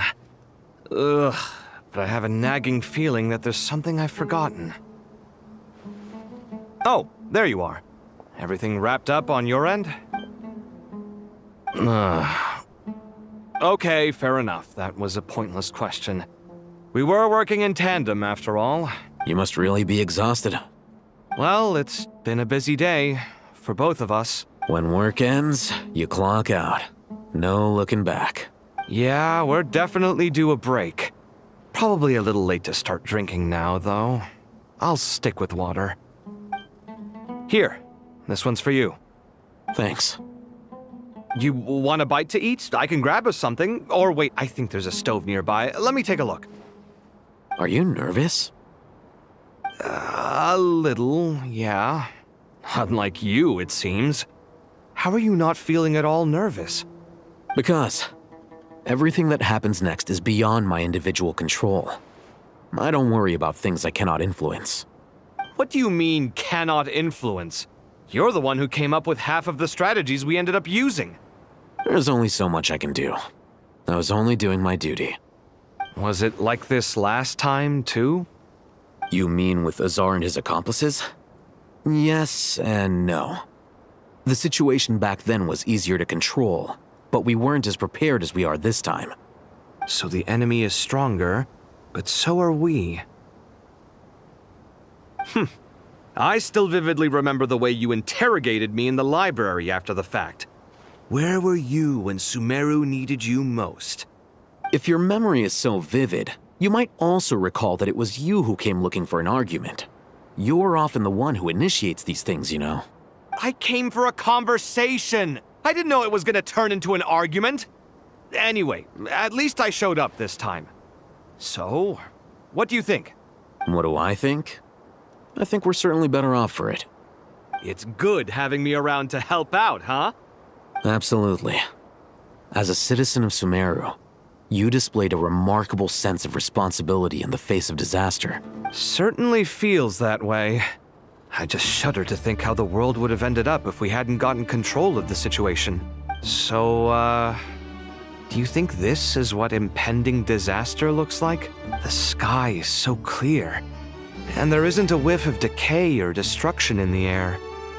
It's hard to imagine that the fall of humanity could happen on an ordinary day like this. Awful things happen all the time. Sometimes people can stop them, and sometimes they can't. What you and I have done is increase our chances of stopping this one. Lofty ideals may provide no defense at all against nihilism, but perhaps little decisions can. Oh, nothing. It's nothing. I hope everything works out tomorrow. It will. As long as we stick to the plan, our chances of success are good. It's really strange. You're my junior, yet you always seem to act more like an upperclassman than I do. I think it's mostly a matter of temperament. Ugh. Walked right into that one, didn't I?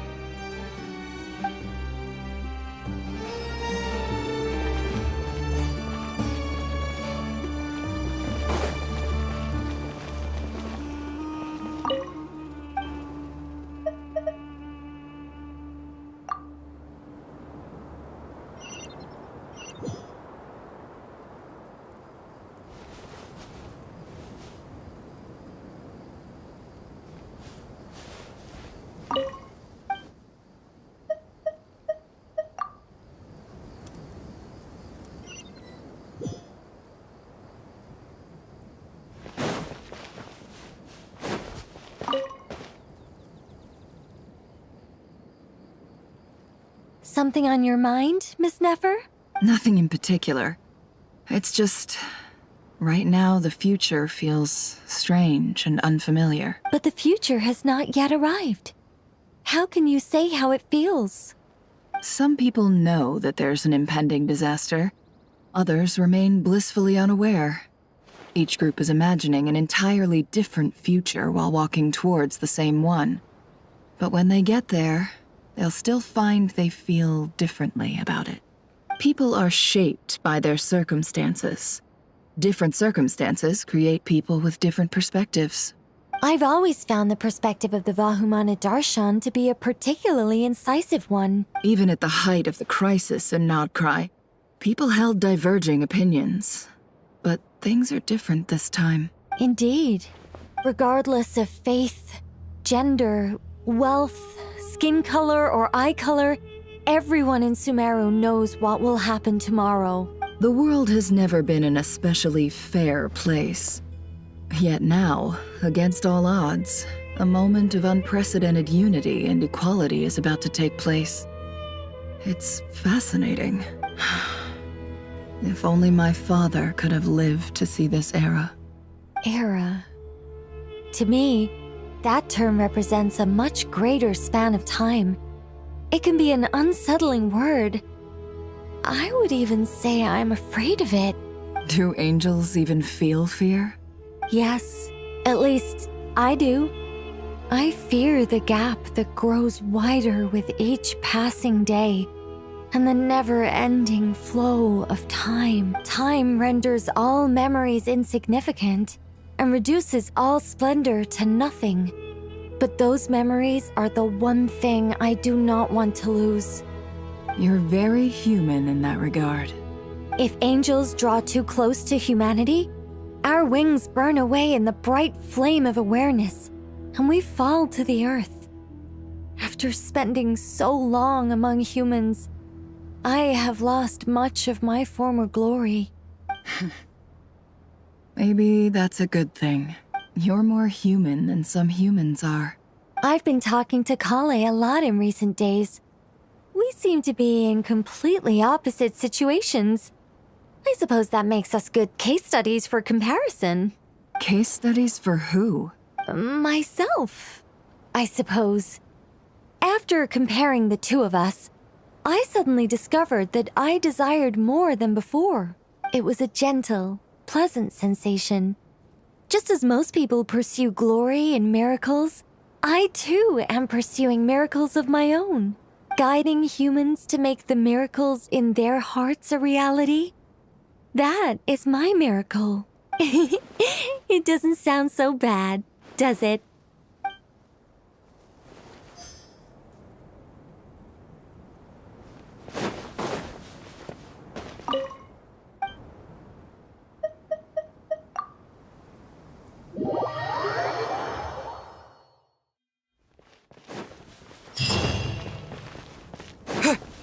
Time to go!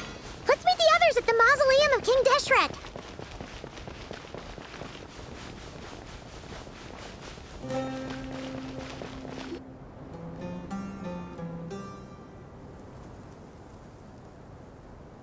I have not felt this way in a long time. Standing up high, gazing out at the rolling dunes. One cannot know what freedom truly means without first losing it. The golden slumber truly lives up to its name as a dreamland. Though desert sands exist there too, no mirage, no matter how glorious, can compare to true beauty. Dendro Archon, what is on your mind? I was wondering whose counsel I should seek on the questions in my heart. What kind of questions? So many. More than can be put into words. As I once said to a friend, we look, we see, and we comprehend. But the question still troubles us. What are the many disasters that this world faces but the sum of all irresolvable questions? The biggest question you should be asking is how to seize victory. Yes. Although, I would express it differently. I must not fail. And so the question I am most curious about now is whether the path to victory will be an arduous one. What we declare to be a young sapling, we may, in fact, find to be a towering tree, if we would only cast aside our ignorance and look beyond the veil of time to see her true form. Nahida! We're here! Just in time. The preparations are almost complete. Ready when you are. We're here too. Miss Nicole! Miss Nicole! You run so fast! I thought I'd get a lot of exercise as a forest ranger, but I can barely keep up with you. Sorry, I got a little carried away. Lesser Lord Kusanali, the equipment is ready, and the modifications to Aru are all complete. As discussed during our meeting, Accessing Irminsul via the Akasha is no longer feasible at this stage. There are other options, it's just... they're a little more extreme and more technologically demanding to implement. Maybe you should take it from here. The architecture and functionality of the Akasha terminals overlap considerably with Aru. There is reasonable evidence to suggest that one was developed based on the other, or that they both utilize technology of the same origin. As long as the transplant and merge operation succeeds, Aru should theoretically work on a scale greater than the Akasha and approximately equal to Irminsul. It will become the largest active computing device in all of Teyvat. A system this powerful is capable of a lot of different things.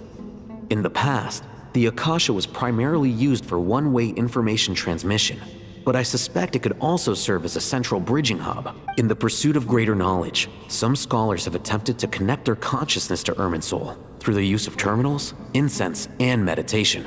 Correct. In academic language, scholars who reach that stage are said to have entered Satyavata life.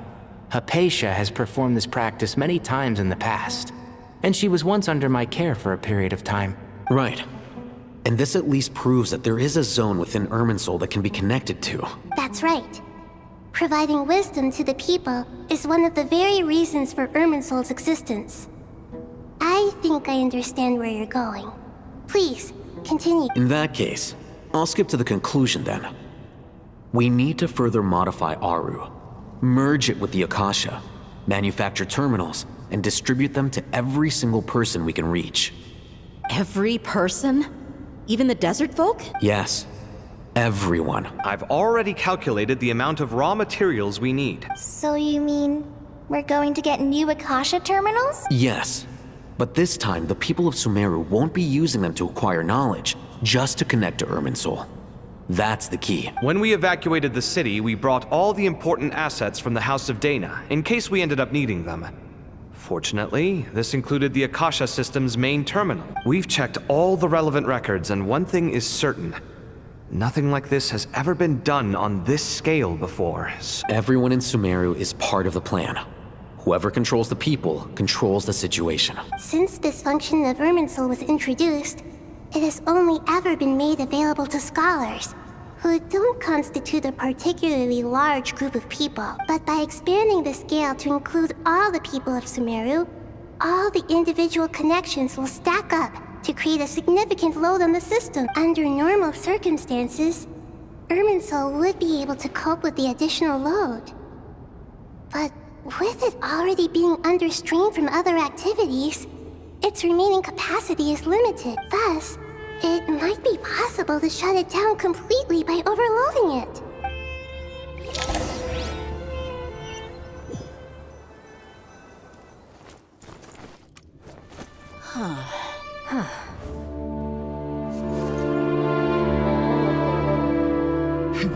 Counting down. 3, 2, 1. Are you ready? Ready!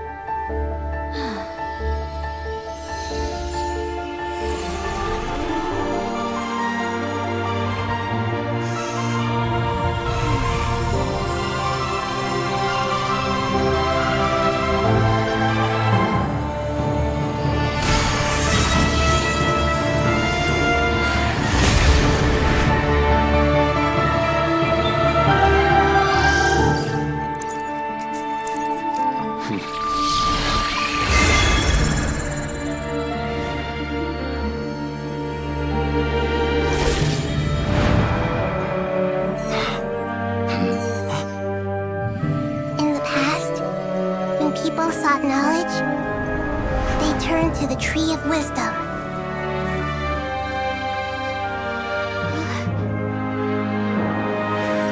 Today, we use it to save Sumeru and the whole world. These boughs that nurtured learning must not become tools for destroying the world.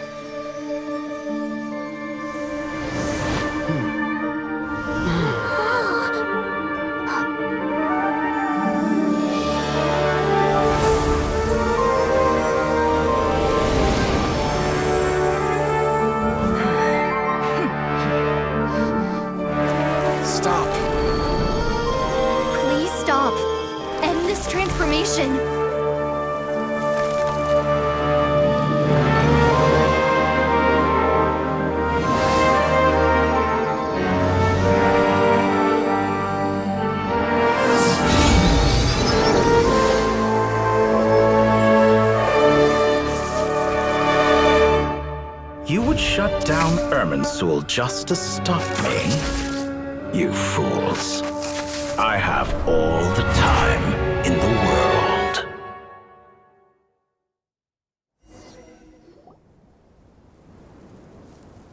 Success! The evil Irminsul tree has stopped growing! Great!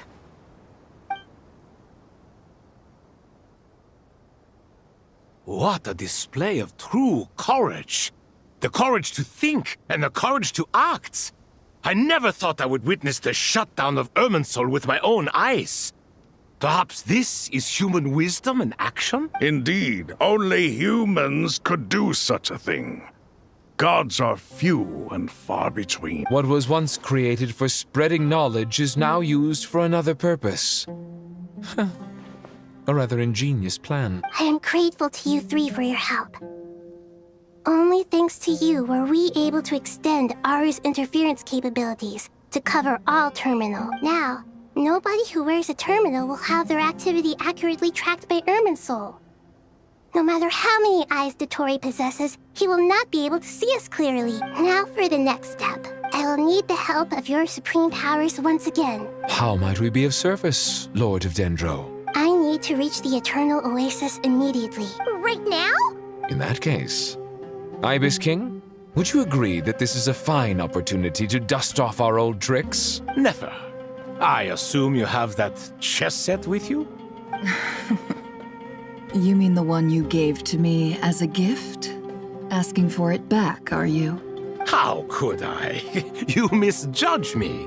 I just wanted to show you another way you can use it. Connect to Safei Shatranj. Safei Shatranj? You mean that place in the desert? Thoth's chess set gains its power from the chessboard laid out in the desert by King Deshret and ourselves. All ceremonies conducted using the chess set must be activated via Safei Shatranj. In other words, the chess set is an extension of the chessboard. In the past, moving a chess piece was a sacred and momentous act. Transfer initiated. Entering live combat mode.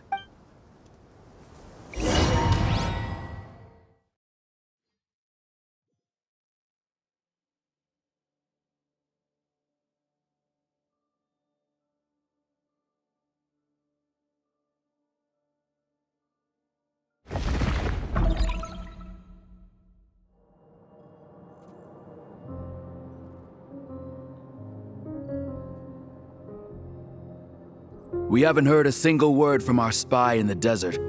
I'm afraid he might have been captured. Never mind. But we spent years turning him. And a lot of Mora. Nothing comes for free in this world, but the loss is not without its purpose. For a small price, we have wasted a precious amount of the limited time they have. Quite a bargain, if you ask me.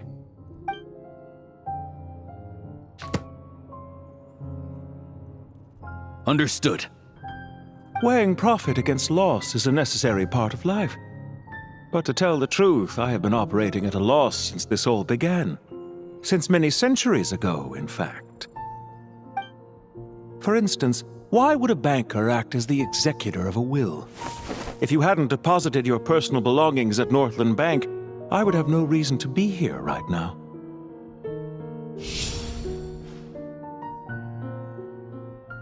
Dottore, I've placed your final data backup into the ley lines as per our contract.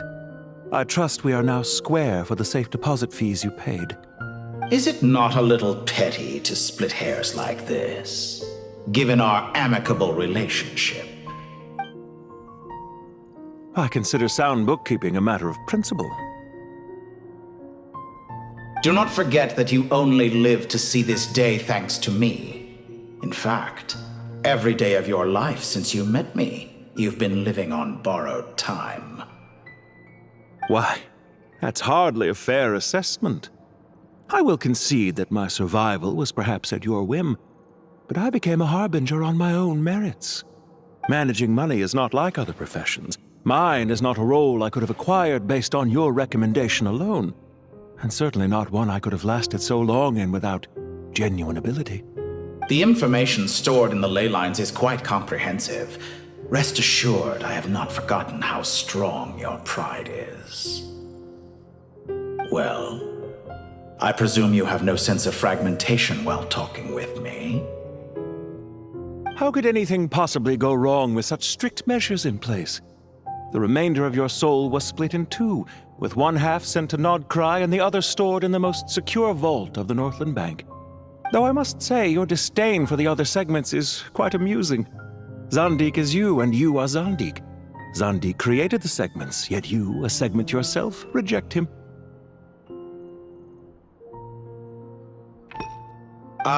That is, Zandik, created segments of various ages in his later years. To achieve this, he had to freeze time and part with a portion of his soul. But as constructive as it sounds, it erases my uniqueness. If each segment is equally me, then by the same token, none of them are truly me.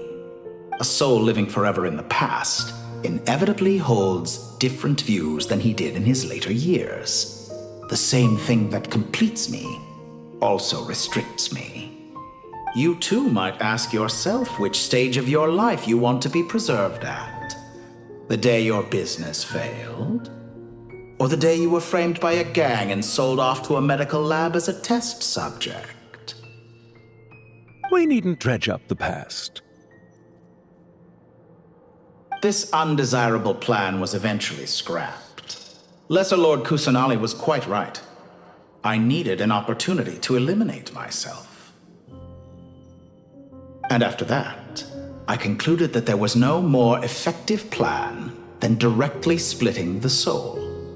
Once the soul is transferred out, you will find that creating a physical body is far simpler than creating a puppet. The other half of your soul suffered a crushing defeat in Nodcry, you know.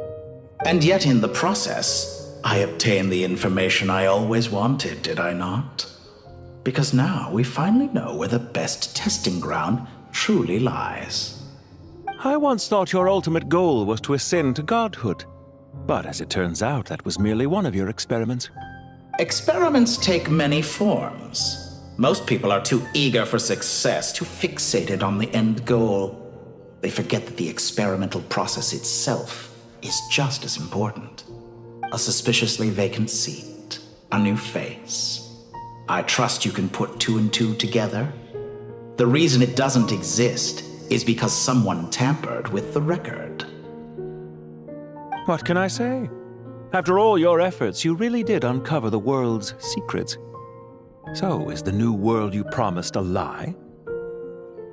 No, it never was. I am glad to be able to control Irmin's soul from within. Now I shall attempt to create a new world inside the existing one. Almost everyone faces the prospect of death, but not a single person has ever been able to experiment unrestrained in the afterlife through sheer force of will. I am the only one to have overcome this enormous challenge. Would I not be letting the world down if I didn't make the most of the opportunity to experiment? Clearly, the dividing of your soul did not affect the magnitude of your ego. Out of all the versions of you that have ever existed, this you is the most insane and the most radical. Is that why you chose to work with me? Which was it then? My insanity? Or my radicalism? Could I call myself a venture capitalist without a suitably ambitious plan to invest in? Yours happened to fit the bill quite perfectly. Well then, I must say, while I am surprised enough that you showed up at all, what surprises me more is that you chose to present yourself as my former subordinate, and not as the banker Pantalone. Why make things harder than they need to be? Exposing my true identity in a situation like this would only serve to destroy diplomatic relations between Snezhnaya and Sumeru. I daren't imagine the consequences. Showing up in the name of the original antagonist gives you the recognition you rightly deserve, while also being sensitive to Snezhnaya's predicament. It was an easy win. As for why I'm here, if you're suggesting that your credit is in the negative, I won't argue with that. Many people say that about you. I'd argue that a significant factor in your willingness to cooperate is the fact that you have but a few years of life left after my death. Living and dying together has a way of binding two parties together rather closely. Is it not true that a relationship should be judged by both the positive and negative returns it yields? So some of what I said actually made it into your head after all.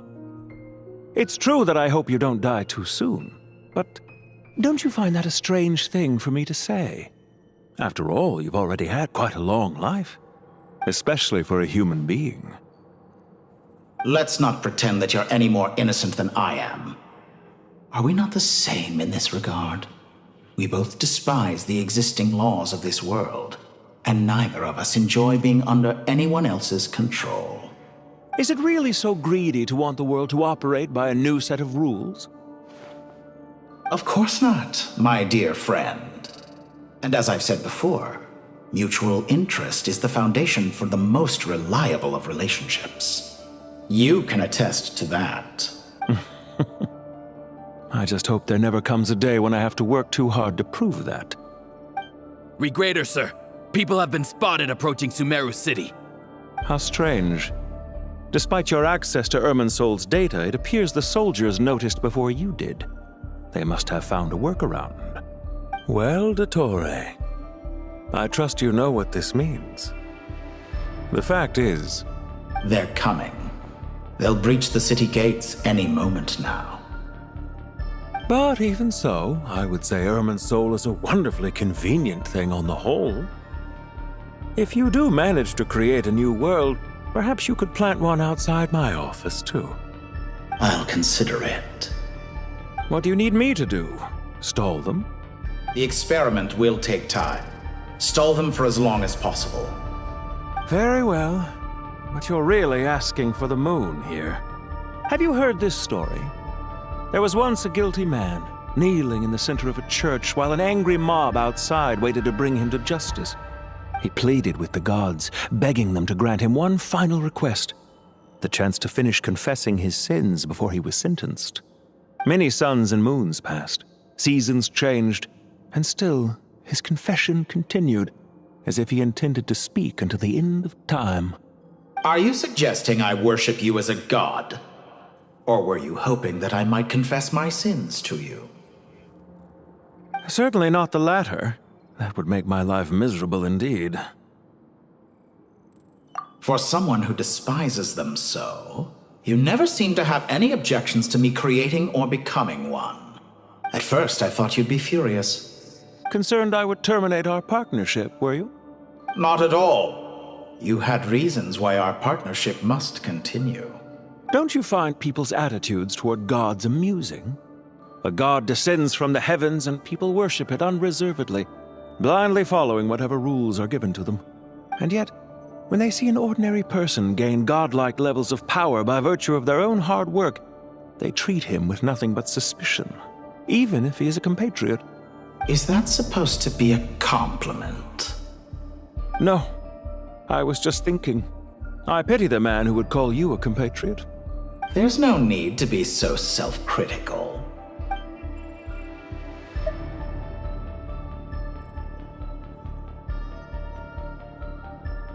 I know it's a little late in the day to be asking this, but how have you been keeping? I'm flattered that you would take the time out of your busy schedule to consider my well-being, Doctor. The part of your soul that went to Nodcry caused quite a stir, sending our organization back to the drawing board on numerous fronts. It was quite a headache for everyone involved. Dear me, I must have caused you no end of trouble. You certainly did. I had the rare honor of being summoned before the Tsaritsa with Pulcinella to answer for myself. A terrifying ordeal.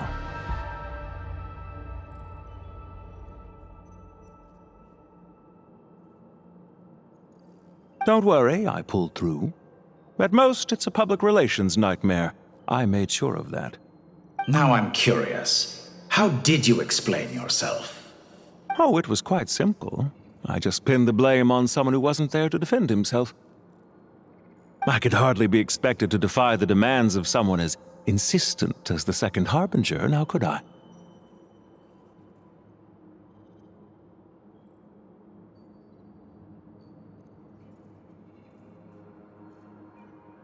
How you slander me. You know full well that I am perfectly amenable to reason. There's no question that you are partly to blame for the ruin of my reputation over the years.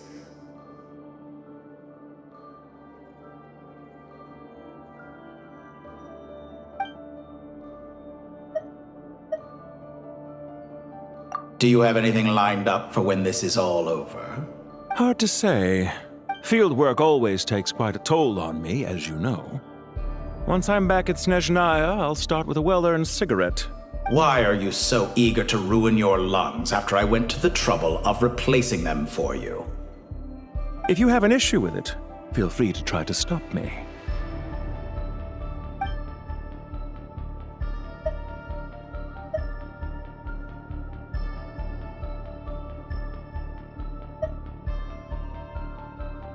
What's on your mind?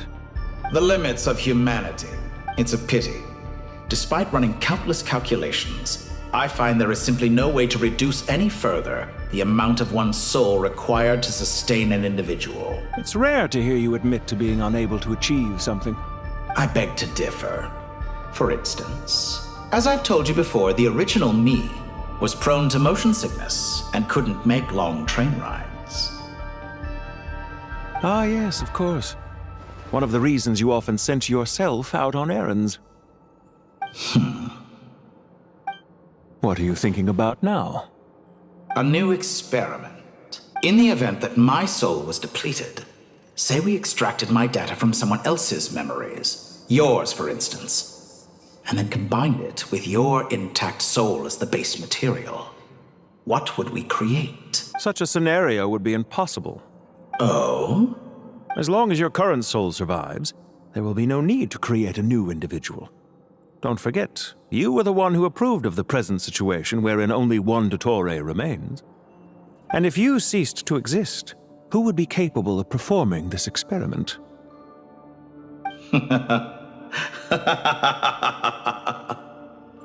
Since the day I met you, you've always excelled at talking your way out of a quandary.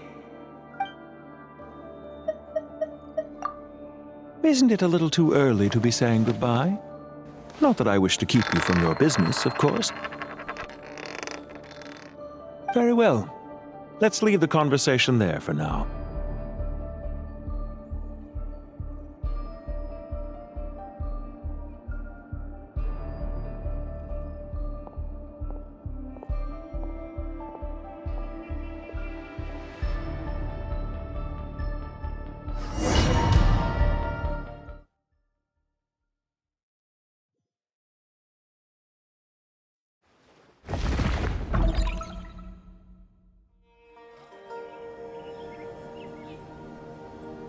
The power of King Deshret's 7 pillars is truly remarkable. With just a chessboard, you can move an entire unit across the material plane. Yeah, sets us up for a much easier fight. Really makes my day. The last time we stormed the city, it involved a lot more running around. I wonder how many people can say they stormed a city twice in their lifetime. I was just thinking that. I've definitely had more than my fair share of unusual experiences in my life. This is my first time here, actually. We never usually leave Gandharvaville. I hope this will be my last time. Does everyone have to chime in? Can't we just fight? What an amusing comment, my dear lady. Yet humans often alleviate tension via small talk, do they not? Whoa! Why is Candace's shield talking? Because the image on her shield is one of me. And I, of course, can appear wherever I wish to. Huh. Well, la-dee-da. Isn't that fancy? Could I get in on this? You wish for your gauntlet to speak? Why, certainly. Ahem.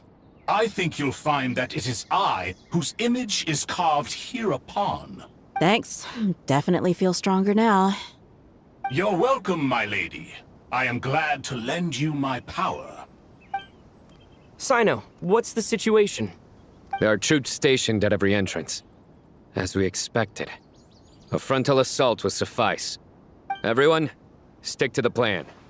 We'll take the main entrance. You head for the House of Dana's side door. Move out.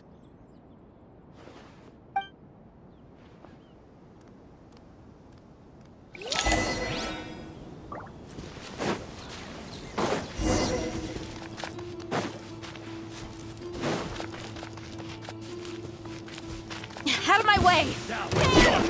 Take this! Watch out! Get lost! Whew. Thank you, Jed. You gotta be more careful. If you're not ready to put your life on the line, you can't be certain of defeating your opponent. She's right. Keep your wits about you, Rana.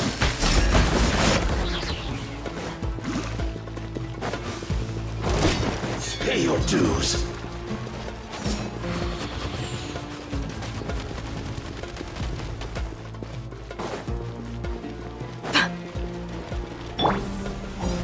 You asked for it!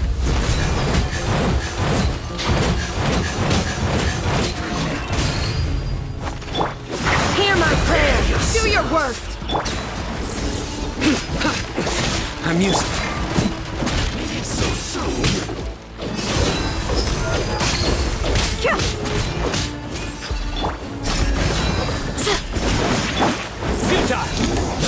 Can't run from Take them out and secure the harbor. Reinforcements will arrive by water. Consider it done. Show no mercy. Shouldn't get careless. Harden up. Nowhere to run! Let's get it on!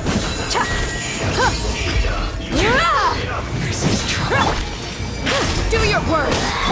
This is a master's gift! You're dead meat!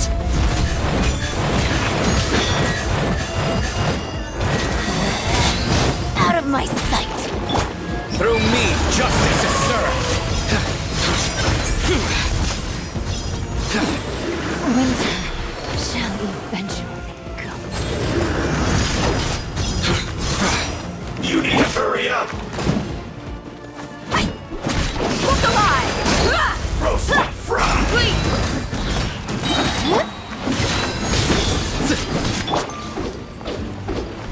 Peace down, prevail! An unfortunate fault.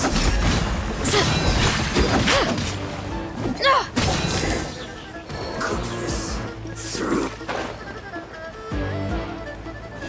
your dues.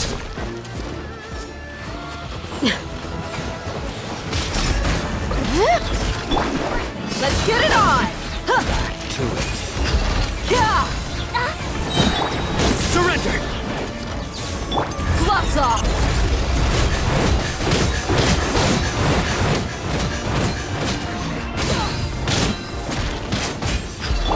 Do your work!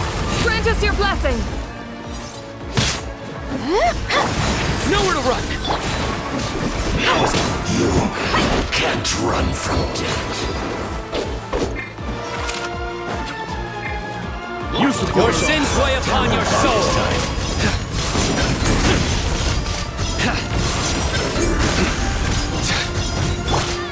Look alive!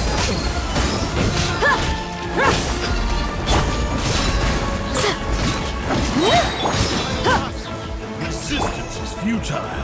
Save yourself. In death, a new cycle begins.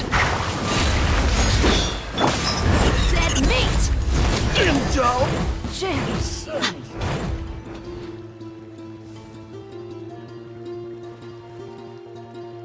Waterway secured.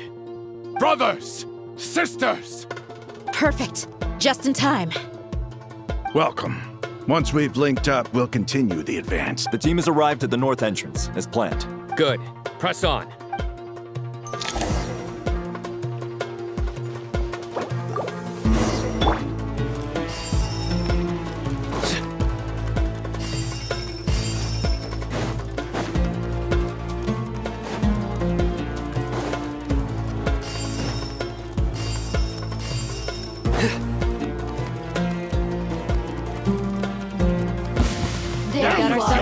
dropper, the Surrender! Yield! You ain't messing around! Over here! There's nowhere to run! Hear my prayer!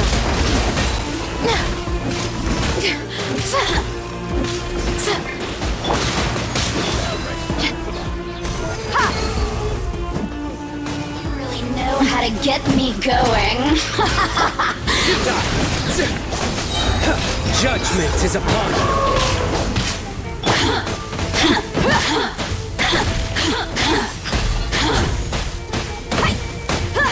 Let's get it on! Look at me.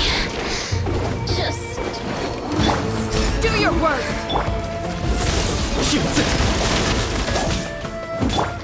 You asked for it! While you can! There's nowhere to hide!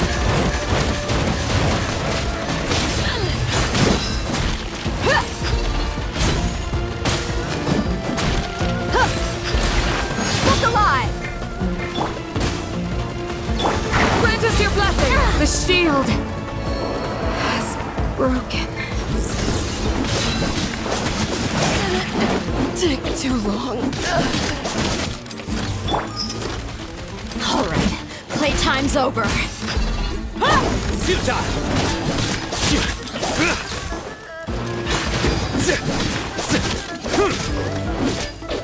Surrender!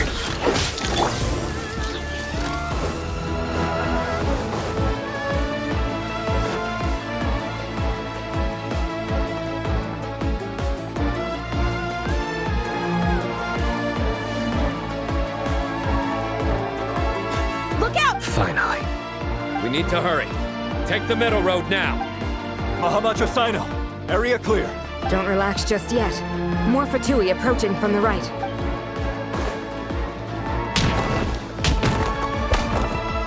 Irminsul cannot track our movements. If necessary, we can split up. Don't worry, we'll wipe them all out. As you can see, our people came raring to go. Good, good. How are things with the Traveler? Can Tainari keep him safe? Don't underestimate Tainari just because he's a forest watcher. He can handle it. All right. You know that's not what I meant.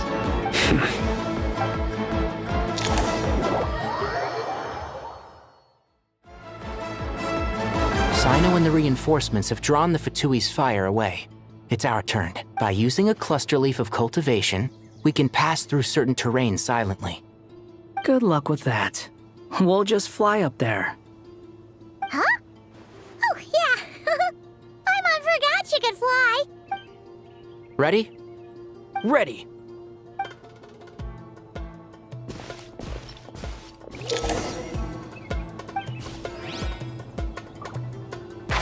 Can't see? Let's nip that in the bud.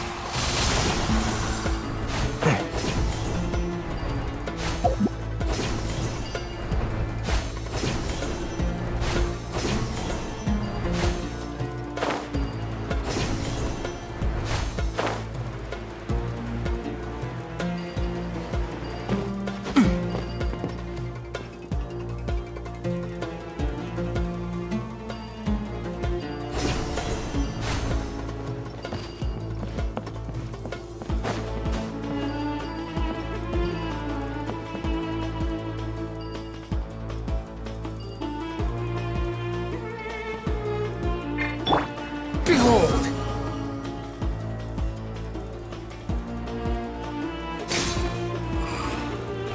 Ah! Enshroud!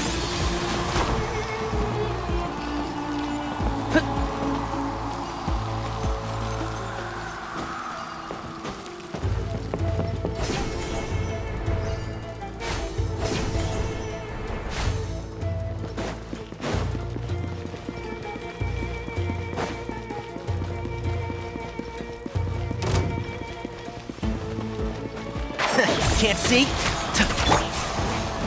Scorch and burn! A new dawn rises! Unsightly insects! Squall and fury! You're dead!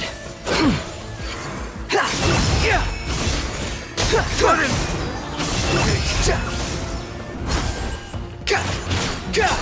So quiet.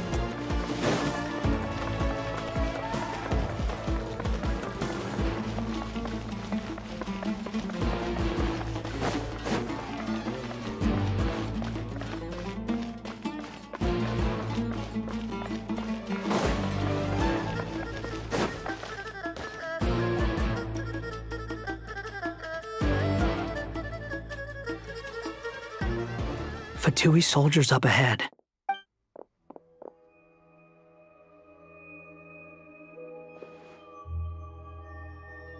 Careful. Prepare for battle. Hey! There's people over there. You have some nerve showing your faces here in the center of Sumeru City.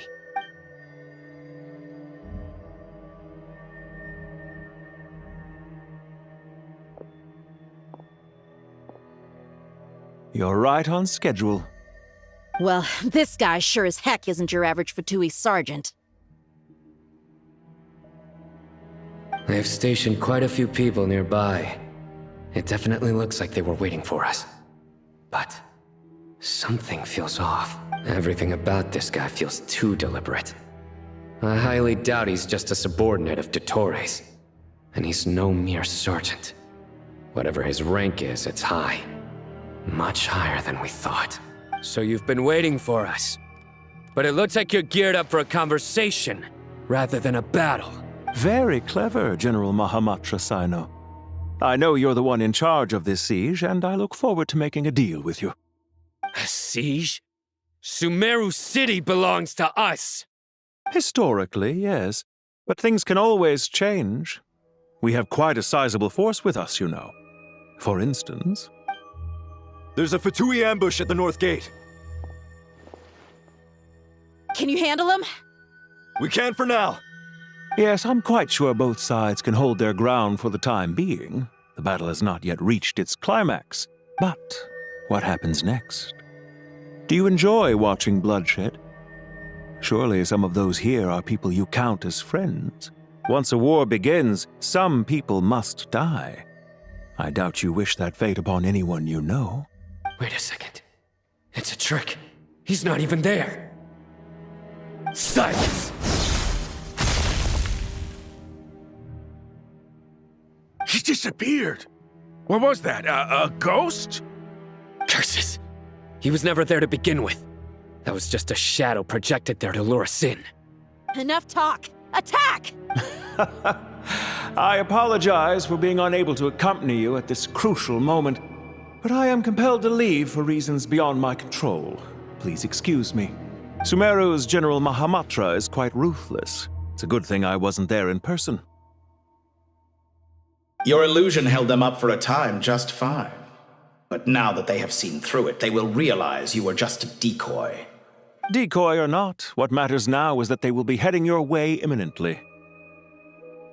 Not imminently. They are already here.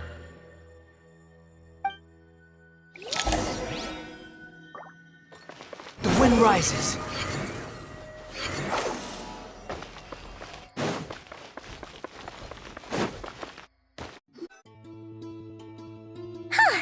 We made it! This is far enough. Tainari, you go help Sino. Don't worry about us. We'll manage from here. Are you sure you don't need me to stand guard? No need. Once the connection is established, we'll disappear from the sanctuary of Surasthana. Go help the others. All right. Goodbye for now, then. Please tread carefully.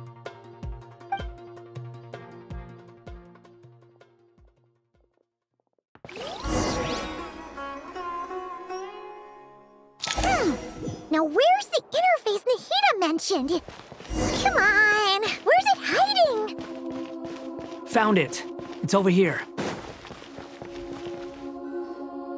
We can connect to the inside of Irminsul through the Sanctuary of Surasthana's built-in security system. You should be pretty familiar with the process. Is it the same route as last time? For the most part. We don't need to adjust any of the parameters. Then I should be fine. And Paimon? Once you're both ready, we'll set off. Wait! The stakes are way higher this time, right? Maybe Paimon should stay outside and help the others. Then, you can focus on the fight without having to worry about Paimon! Huh? Why are you staring at me like that? It's nothing. I just suddenly realized how much you've grown. Hey, you've grown quite a lot yourself. Don't you two start getting into it again. Well, anyway, Paimon thinks she's pretty knowledgeable. Who's the best guide in Vatican? And don't forget, Paimon's a college student now. If we say Alhatham's not a weirdo, it's hard to explain how he came up with the idea of you applying to the academia. But for all that he counts, you're doing surprisingly well in your studies. Just goes to show how important it is to have someone supporting you. And Paimon's not the only one. Let's not forget that you only became a student because of Nahida's personal recommendation.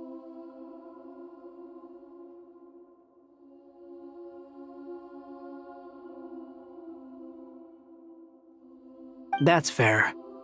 I have learned a lot in Sumeru. Oh yeah, did you ever come up with that ugly nickname you promised me? What? No way! We're friends now! Paimon gave up on giving you one ages ago. Anyway, isn't Hat Guy enough of a nickname for you? Fine. Suit yourself. We need to go. Paimon, if you're staying, look after yourself. Will do. Paimon's gonna link up with Tainari and Sino. You guys are the ones who need to be careful. We will be. Bye for now.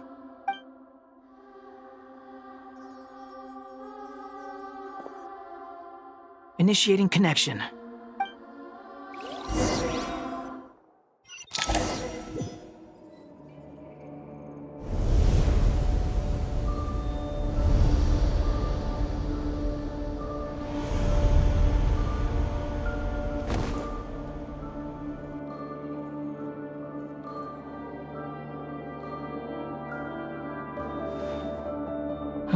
Well, here we are again.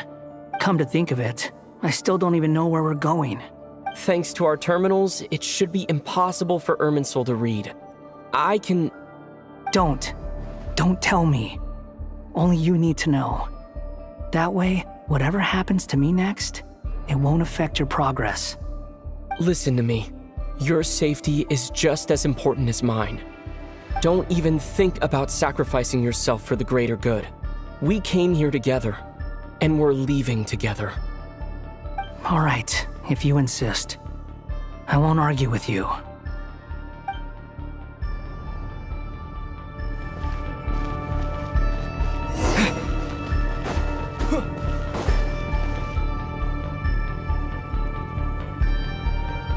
This place looks so different from how I remember. It's unrecognizable. It's a complete mess. Like someone's turned the place upside down. Must be Dottoro's doing. Either he's searching for some information he needs, or... It's still changing. He has to know we've entered Irminsul. But luckily for us, he can't pinpoint our location. Be on your guard. Don't let him find us. The red parts have probably been corrupted by Dottoro's power. Don't touch them, or you might alert him.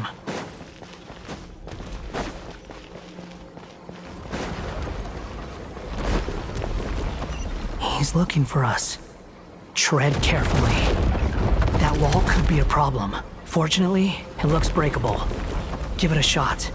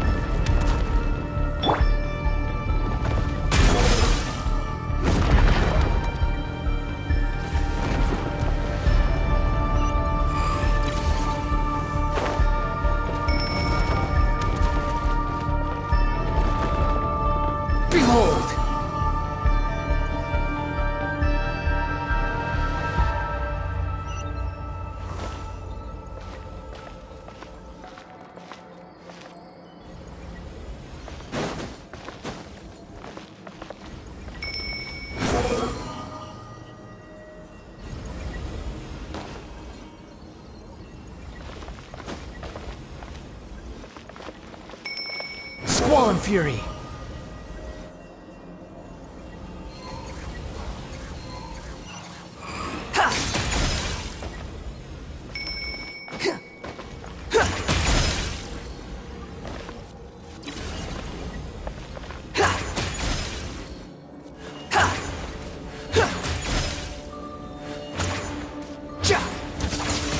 Behold!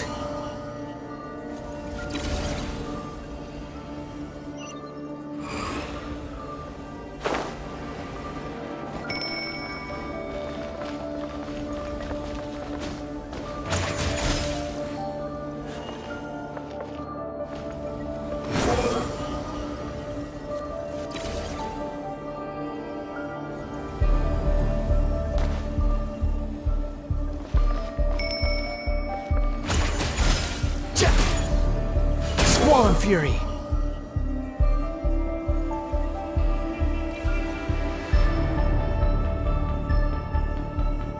The same old trick again?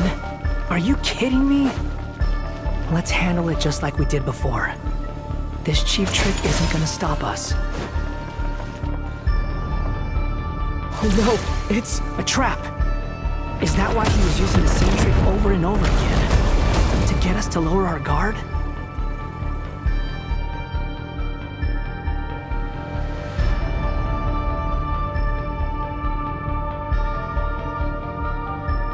I'm trapped!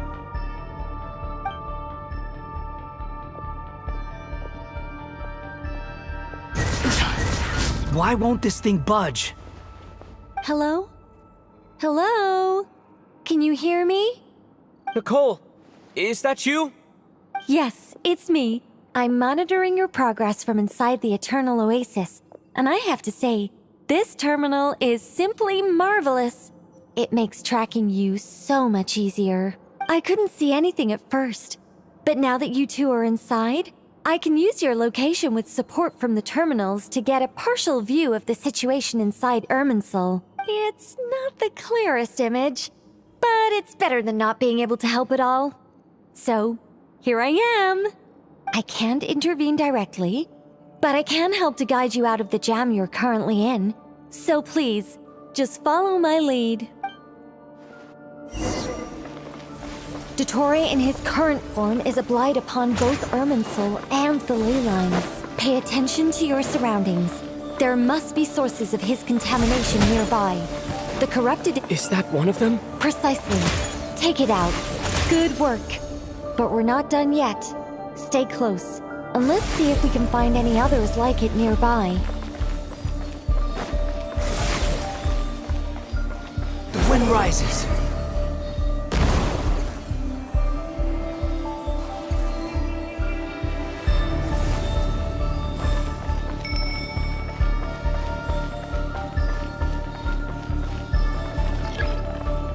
Behold! This must be another one. Agreed. Now... Oh, wait! Watch out! It's Dottore. I think... The seal is broken. Quick! Get out of there!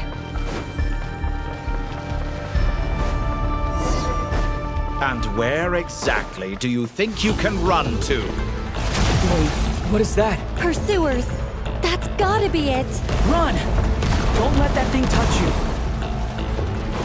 Dodge that attack!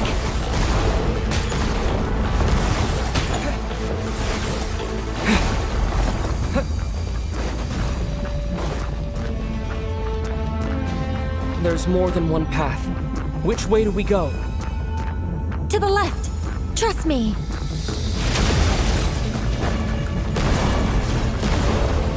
Fleeing like vermin. What a pathetic sight. Hey! Watch yourselves! Stay focused! There's a cliff ahead. Jump! More of those corruption sources. Destroy them as you did before, and open the exit as quickly as possible.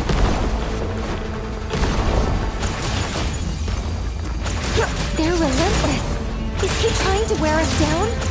You'll just have to destroy these too. I think the pursuit is over. Hard to say. Stay alert.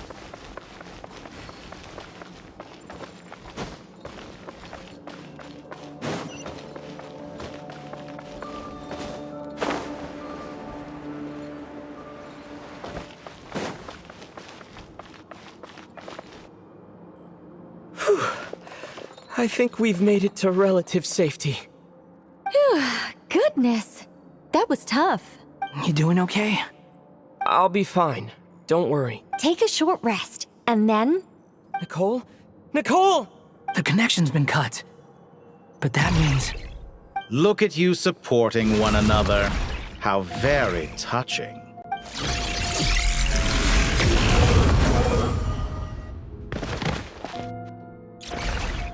Dottore! Took you long enough to find us. You're more useless than I thought. Oh, really? I think I deserve a little more credit for my methods than that.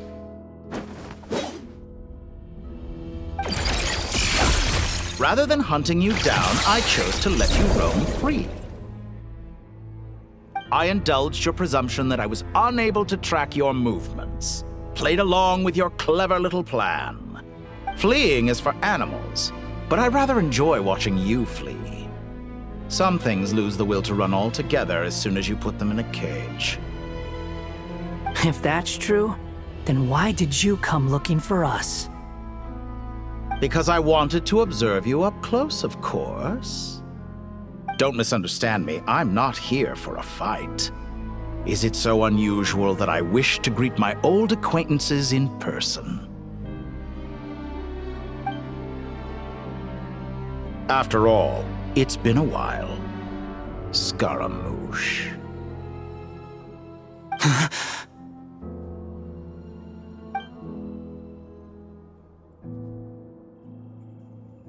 Why are you so afraid? I have done nothing unprecedented in discovering the truth. Nor did I go to any great lengths to uncover your story. You made a bold series of moves in deciding to erase yourself. And with the power of this great chronicling device called Irmin's Soul, you were able to achieve something quite remarkable. Once most people form an opinion about someone, it tends to imprison their mind. Yet you managed to erase every trace of your existence. A novel take on death indeed. However, this meant that you stood out to me all the more when I saw you in Nodcry. I didn't even have to go looking for you. Just the sight of you was enough for me to intuit the truth. For someone in my position, connecting the dots was a trivial affair. It would have been more surprising if I hadn't managed to piece it together. You seem very pleased with yourself for figuring it out. I'm sure you'd even be more delighted to learn the full extent of your crimes. That would hardly be necessary. Besides, isn't there something that concerns you more right now? Something that fills you with dread? Let me put your mind at ease. I have no intention whatsoever of restoring any of the records you deleted. For one thing, it would be exceptionally difficult. But more to the point, I doubt that the prospect of losing your current life is all that frightening to you. Because in your case... the cruelest twist of fate is that you'll never again have the chance to make up for any of your mistakes. Isn't it? Dottore?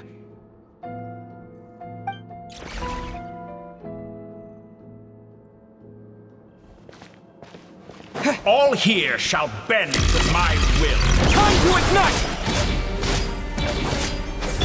Squall and Fury!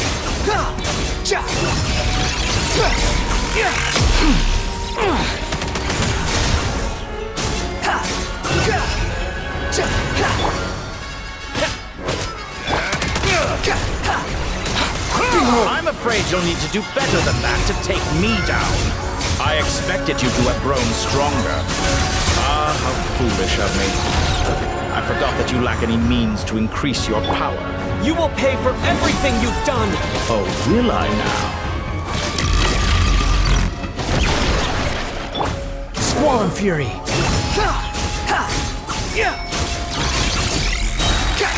You dare to gaze upon me? That's far enough! The wind rises.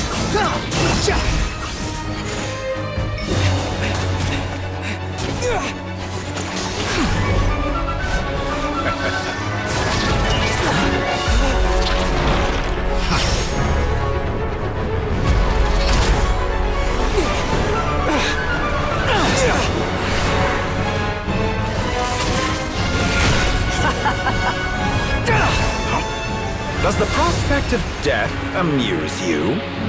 I could ask you the same question! I'll distract Torre. You focus on the mission. Got it!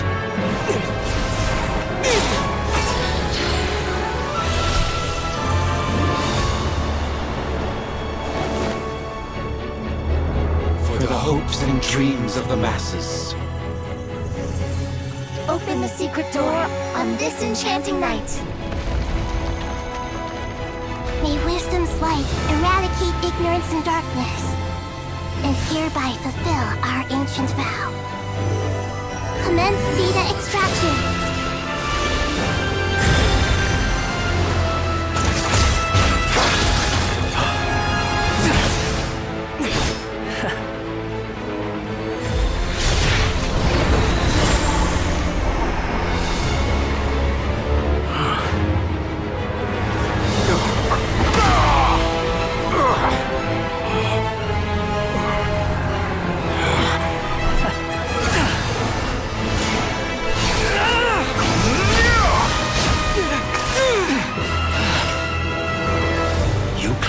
Outdated ideals and stand in the way of progress. You will pay for interfering with the grandest experiment of all time.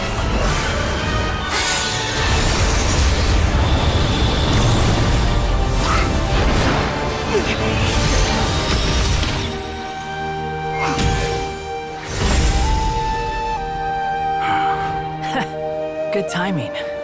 Tori, as clever as you are, you fail to understand wisdom.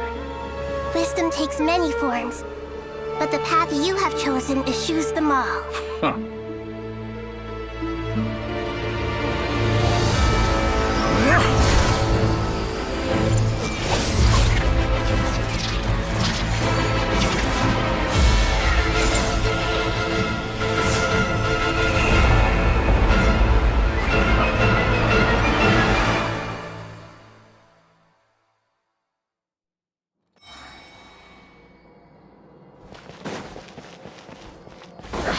My strength is fading!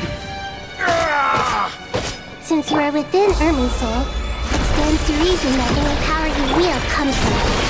Extracting the information from Irminsul, just to strip me of my power. I will find his weakness.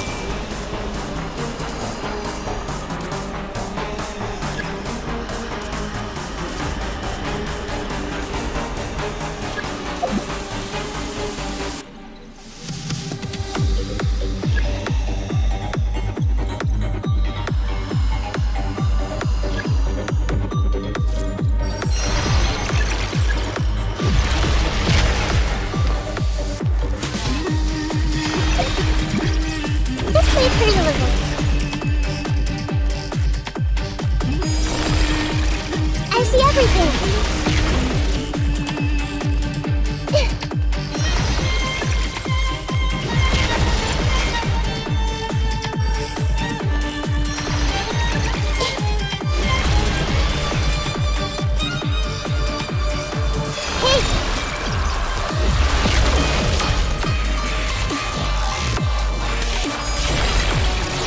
Everyone hold hands!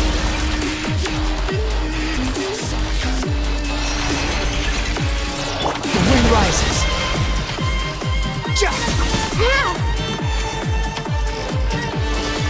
I admire your attempt to introduce a new variable, but it's nowhere near enough! A little buzzing fly! A petty trick! This may hurt a little. Score confirmed! Grow!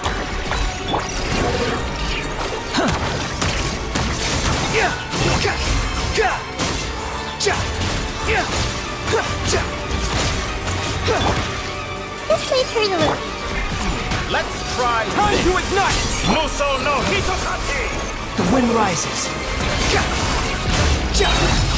How amusing. Bow your head. You're so close. Just hold on a little longer. I'll hold him up. Traveler, Cat Guy, the rest is up to you. We certainly have a knack for surprising each other, don't we? I'm just getting started.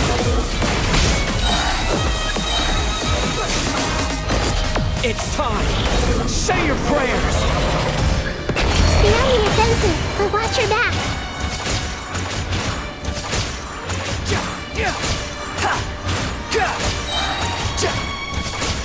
Behold. It's time. Say your prayers. You're dead.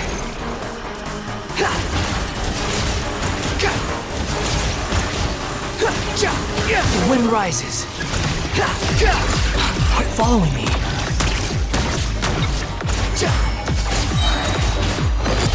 It's time. Say your prayers.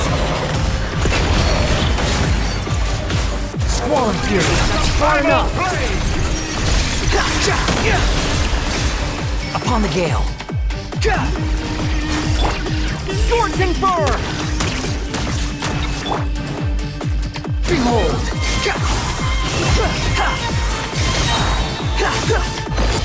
It's time. Say your prayers. Finally, time for you to die.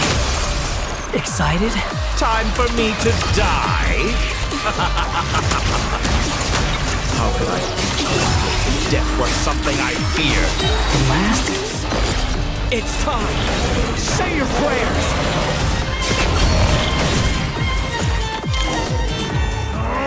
That's enough!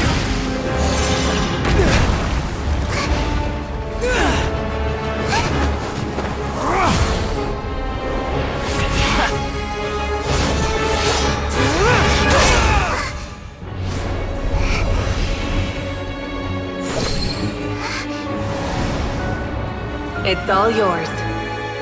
Do with it as you see fit.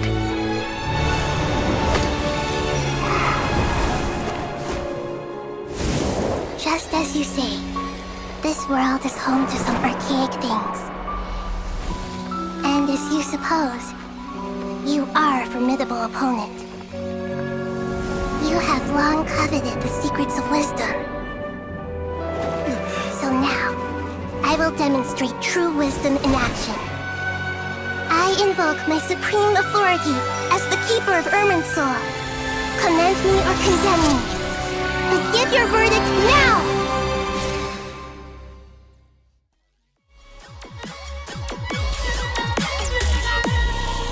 Blessed One of Wisdom, Mahakusaladhama, are you certain that you wish to exercise your authority to destroy Irminsul?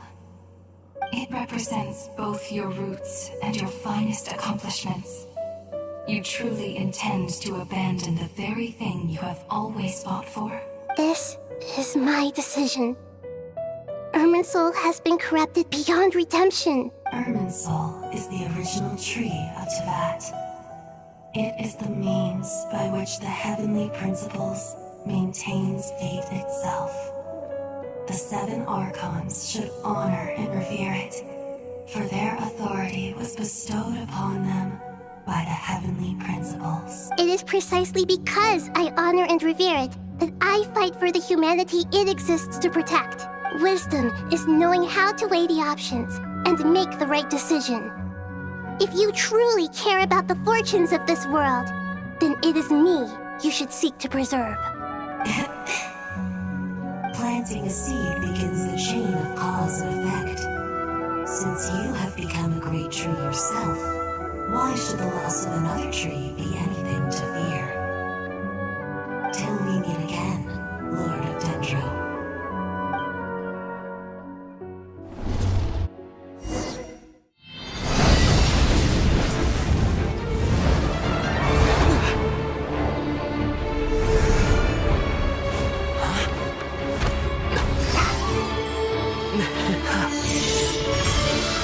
The first flame.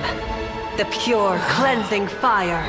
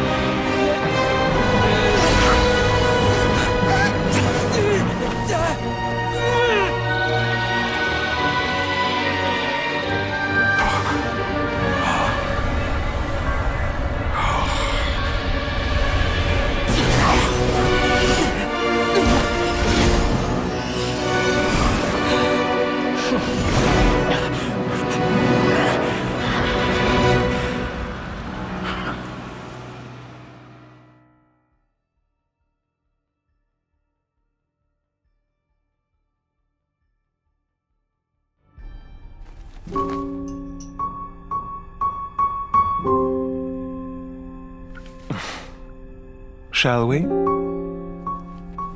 Where were we? I was suggesting that you needn't perform when signing a contract. You're only sitting here because your bank demanded an evaluation of the trustee. So you told a story about a young scholar from a merchant family in Sumeru? I told a compelling tale, didn't I? The post-expulsion story is far more captivating. The human experiments or the elixir of immortality? The part where you die. Ah, yes.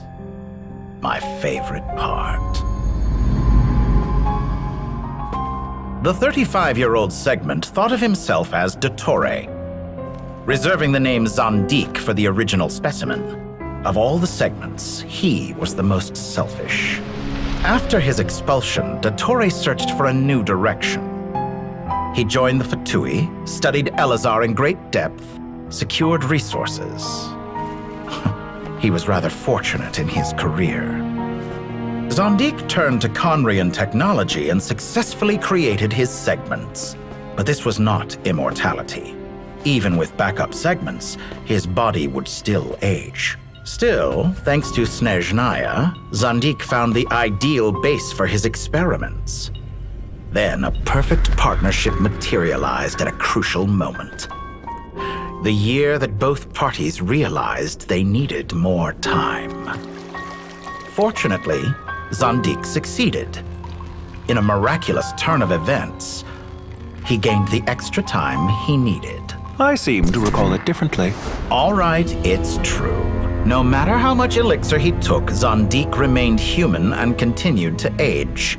Then, on the morning he turned 85... Help me up! Call for help! Surely he would be rescued, Zandik thought. But to his surprise, no one helped him. Zandik was too selfish for that. Don't forget, you're one of us. Yes, and we're all waiting. Waiting for me to die. Pantalone arrived for a meeting and happened to witness what followed. He found it unsettling. I never said that. But the Zandiks were unfazed. It was a rare opportunity for self-dissection.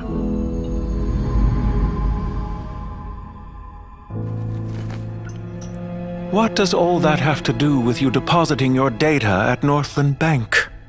It has made me cherish my time in this world all the more. Fair enough. So you do have a sense of self-preservation.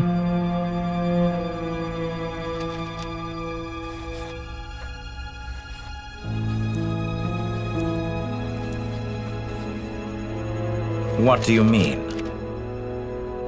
You're hardly normal, and you don't cherish life. You just don't want to admit defeat in the limited time you have.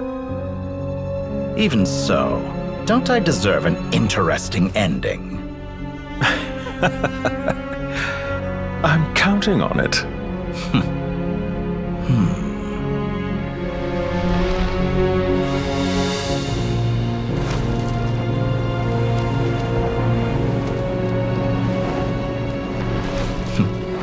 If nothing else, I expect my funeral will be a grand affair indeed.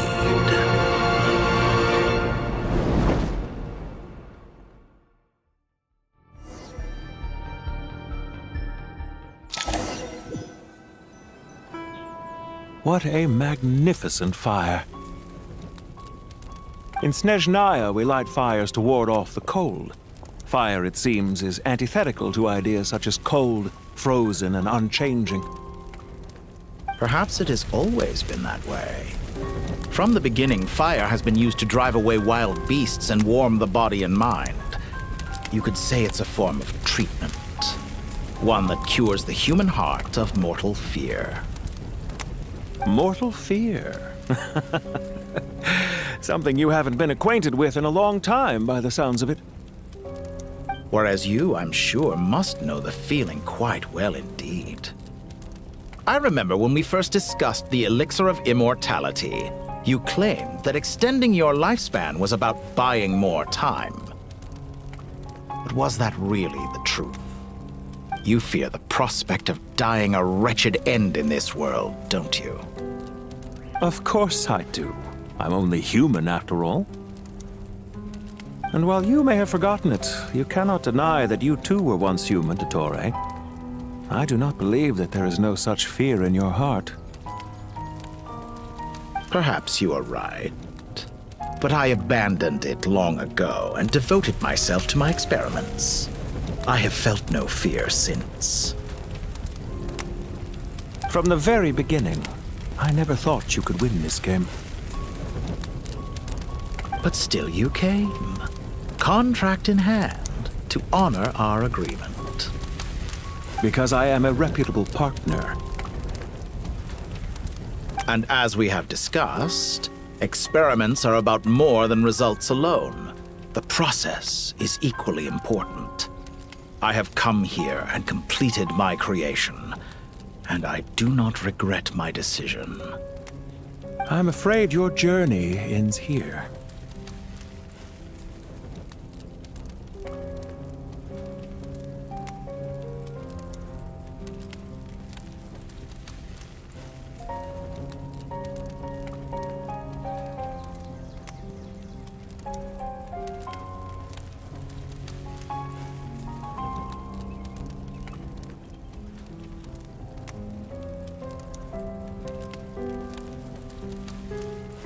After I die, there will be no one to make the elixir of immortality, and your remaining stock will only last a few more years.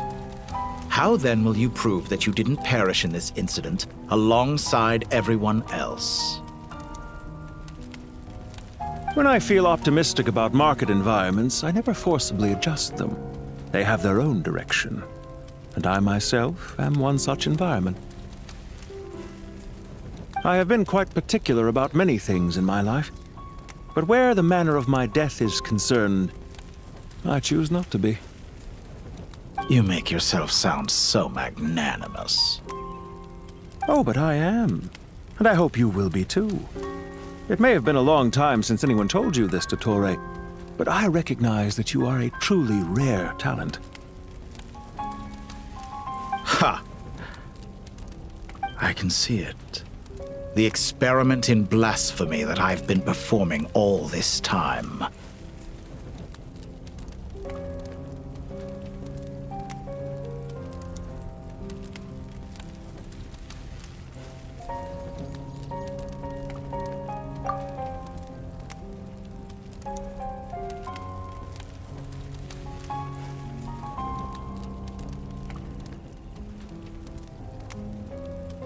It has been a long process, and I do not care about the results as much as people might imagine. If the very goal of your experiment was to explore infinite possibilities, then there was never any reason for it to end. Indeed. Yet now, the experiment has officially drawn to a close. What should I call you? Zandik? Or do you prefer Dottore? Suit yourself. Goodbye, Feofan. This time, that's what it truly is.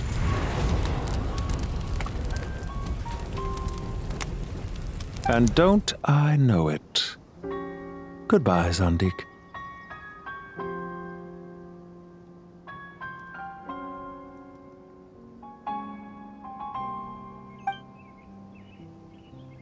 I could have carried out many more experiments. But to me, Lord of Dendro, this outcome is certainly not the worst. I believe you. But unfortunately, this is where it all ends for you. This experiment does not belong to you, nor do any of the results. Experiment? It sounds like you're trying to outdo me in my own field. Wisdom is conveying information in terms that people can clearly understand. You know exactly what I mean. Indeed. I can see no further outcomes. Ha. You have a formidable mind, and you are braver than I thought. Setting fire to the very thing your survival depends on. Your previous threat was empty, but this time, it is real. When necessary, wisdom can be as fierce as an inferno. Some of the flames that incinerate you come from within yourself. Perhaps you are right.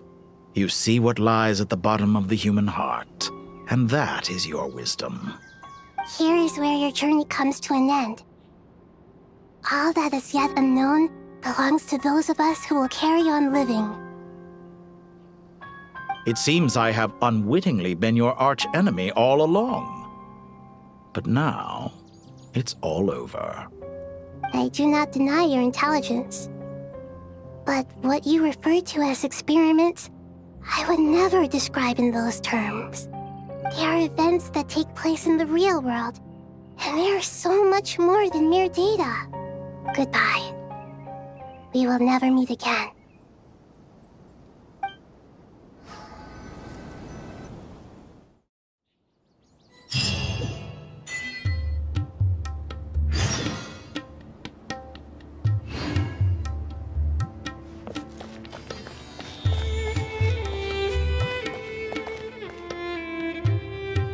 Well, that's the last of them. Everyone on the list is already back where they should be. It was a long, hard road, but we finally finished escorting everyone back. I just pray that we'll never need to leave again. I hope we can stay here forever in this peaceful paradise of our own choosing. Paradise. In the annals of the Temple of Silence, that word carries great significance. It represents the hopes and desires of the gods. Their longing for a place to rest. I wouldn't think gods need such a place. People always think they're the only, as the Goat King once said. Only we can truly understand. Given the myriad ways. Well, that sounds about right to me. If you belief is a I'll be heading back to the Temple of Silence. It's back to Aru. Until next time, old friend. Right back at you. Where it is that two dropping by? Oh, the temple was. Guess that's true. All right. We'll. I will.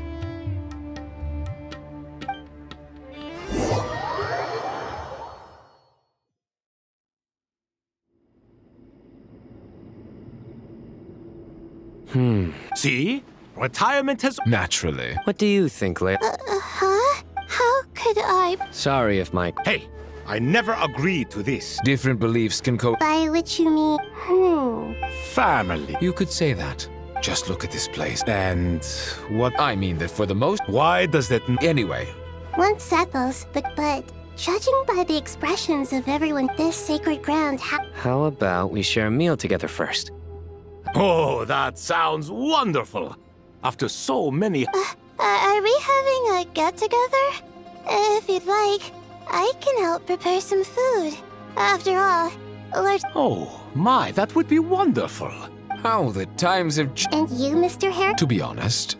Me... Forgive my blood. I do. Not putting... Exactly. Last time we... Can we... Don't worry. The more the merrier. Don't take this the wrong... If I were to Where's Sobek? I wonder what... Oh, I'm glad you...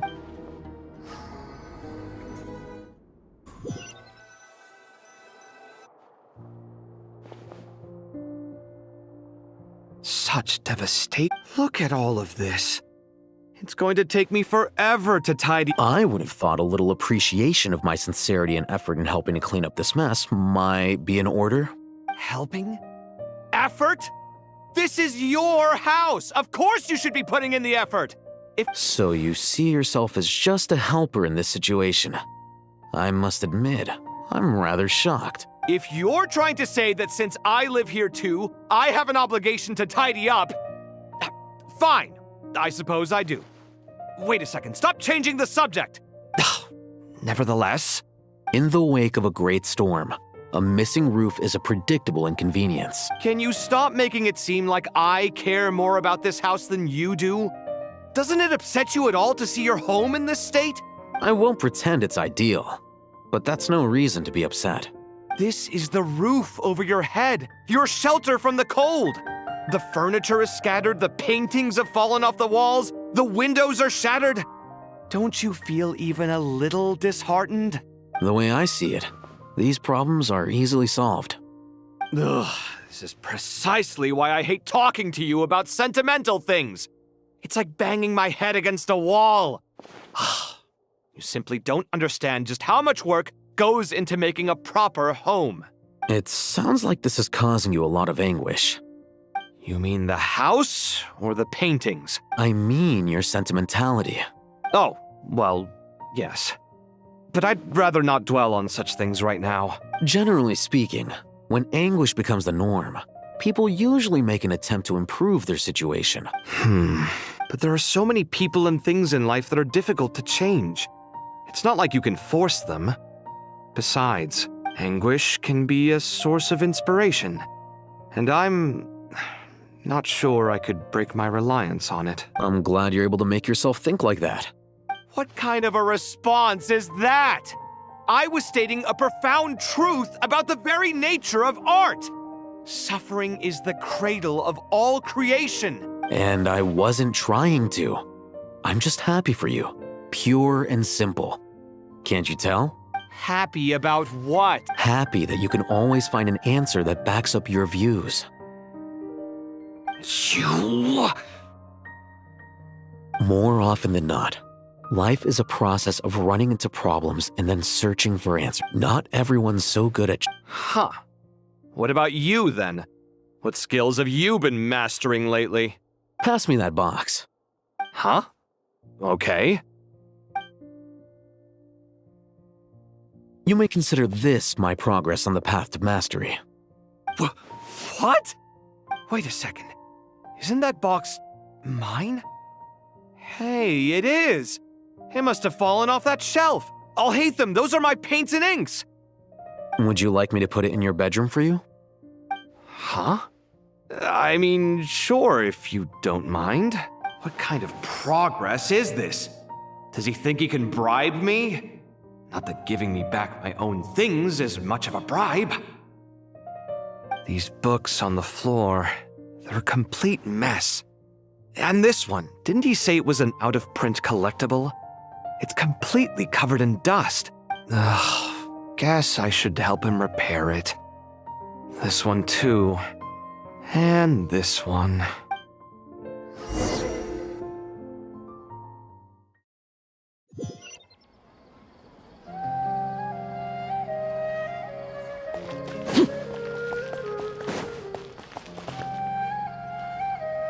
Local subter beasts, imported goods, such a bright future ahead. I can picture the Mora just rolling in. You do realize you sound like a choking cow? It's called being imposing. Can't you feel it? Oh, I'm positively shaking in my sandals. What commands do you have for me, oh mighty Lord Sangamabe? You've got a lot of nerve, Nefer. You went and told Candace and the others everything, didn't you? Seriously, do you have any idea how differently they see me now? Surely that's a good thing. I presume they're more disposed to actually like you now. Maybe even view you as a friend. You traded my secret for sympathy! Thanks to you, I've lost every last shred of my mercantile majesty. How am I supposed to make anyone think I'm a big, scary investor now? The dark days of Lord Sangama Bay are behind you. Why not take this chance to make a few honest friends? Speaking of friends, A coming together of fates, nothing more. forget it. So, I really took a loss this time. I'm trying to see if you're really crying or if those are just crocodile tears. A little birdie told me. Ugh, you are so annoying. I'm not talking to you anymore. Nefer! Thank goodness you're here. I've been... Huh? Oh, no. I'm not here to buy. I'm here to bring Lady Nefer a book. And a... Reasoning knows not to... Huh? Isn't that the one that... It was all the rage for a while. Don't bring up that book in my... Surprisingly enough... You're from the Vahuma. I brought you this book. Don't tell me it's actually... You may not know... Noah. Perhaps she... Suits my very and as it happened... Incense? I imagine you've... Well, but I'll gladly... Katayun, you...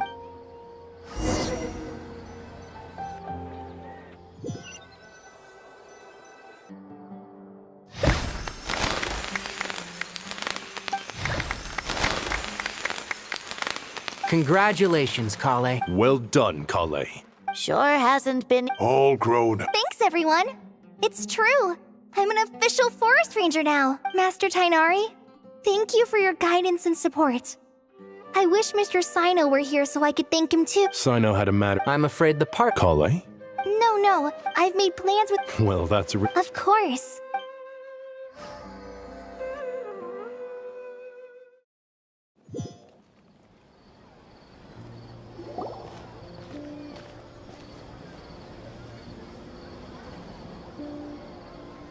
We're here, Acting Grand Sage Al-Haytham. Acting Grand Sage Al-Haytham? Looks like you haven't read it. The new academia. If your superior were here... You're right. Ilyas, please stay here. He's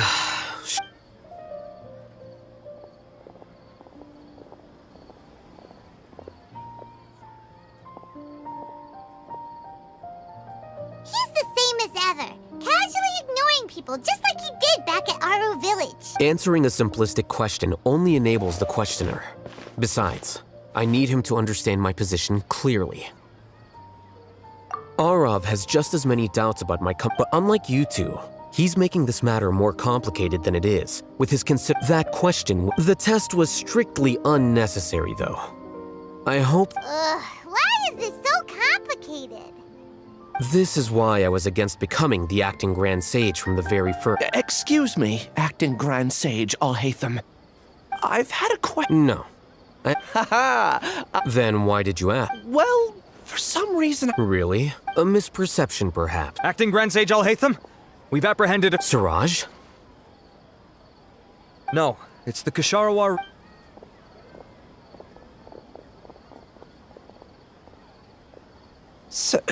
Acting Sage Al-Haytham? Wait, can someone please explain what's going on?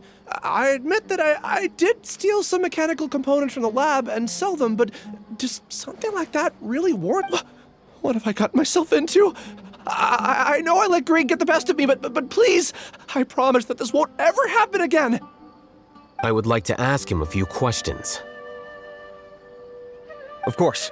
Do you know Siraj? Yeah? What were the details of this He's doing some kind of experiment that seems to require many power generators and electrical components that can only be found in our project. He contacted me and we had originally agreed to meet at... Perhaps Siraj was aware that Ilya... The good news is, regardless of what... Do you have any more questions? No. He's... We conducted a comprehensive lab. However, I am curious. What do you need him for, exactly?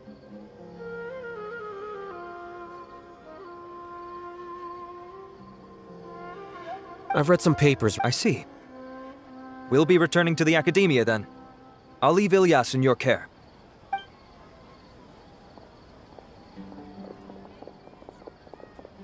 Follow me.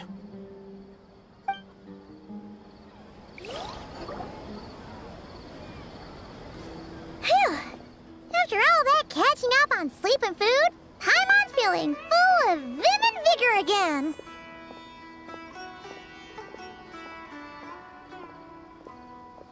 For someone who spends so much time Hey! Paimon's been working her butt off too, you know. She flew all over the city helping everyone out. Don't worry, I saw how hard you work. Alright, Paimon's been looking around the place and it seems...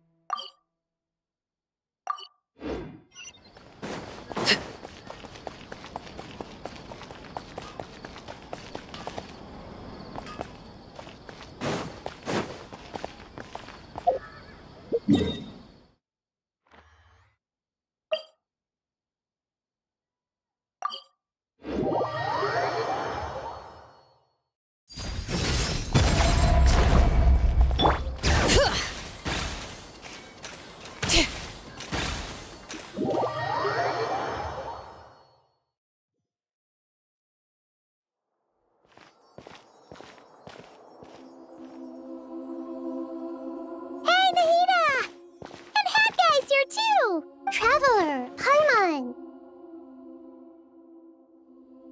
What's going on? Nothing much.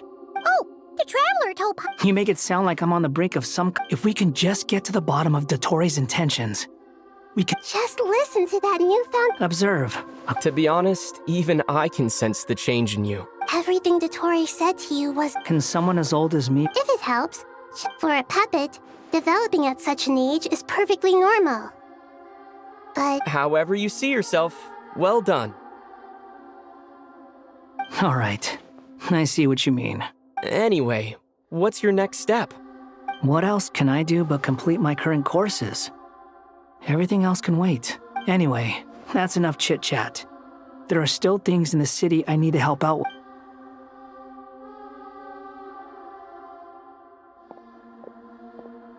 I'm so happy that Hat Guy is doing better than we thought.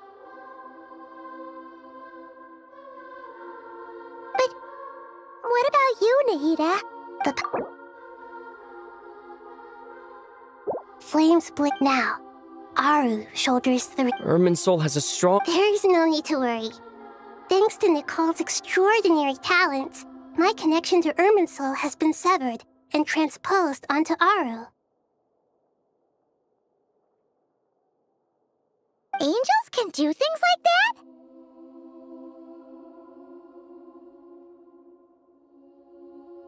They can. In my eyes, much of what she went on to achieve reached such transcendent levels. So, does that mean you're Correct. The wisdom of whatever it is. Dendro Archon, Lesser Lord Kusanali. Oh, thank goodness you're here. Sir Nevis. Yes, there's something I need to report.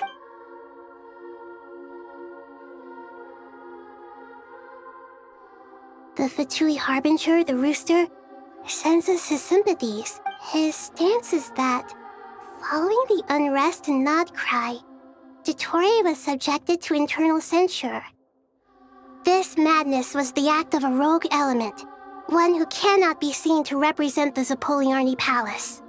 No less than can be expected. Snezhnaya paid a heavy price working to stop him. They even lost one of their own harbingers. The letter goes on to say that even so, Snezhnaya cannot claim to be blameless. Apparently, they will deal with Dottore's subordinates in accordance with Snezhnayan law, holding all those involved in his crimes accountable. Additionally, they are supplying relief funds and supplies, which are already en route. They hope this will aid in Sumeru's reconstruction.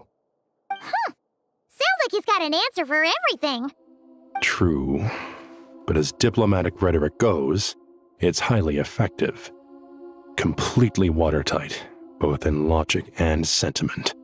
This disaster has had a profound impact on Sumeru. There is much that I will keep in my heart. The matter of Dottore can be seen as settled for now.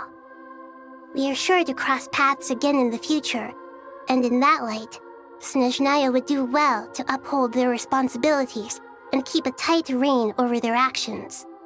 With Irminsul burned, the flow of fate now carries many more possibilities.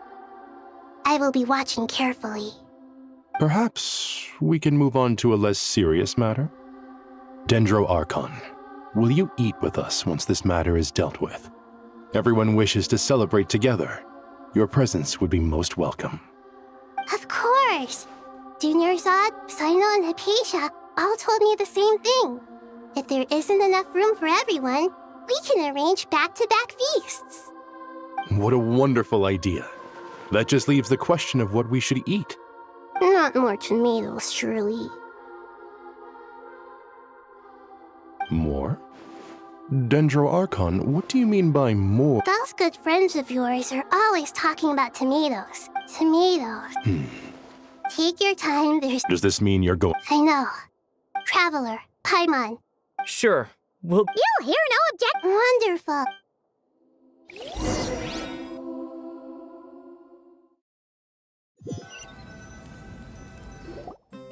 That land is such a lively place. It's super cheerful. I can see that. There are people outside exercising. You came. Welcome, welcome. You must be hungry from your journey. Would you like something to eat? Oh, thanks, but no thanks. We've been eating the whole way here. We had a mushroom platter, Sab's meat stew, butter braised chicken, hot sour pudding. Paimon's positively stuffed. All right, all right.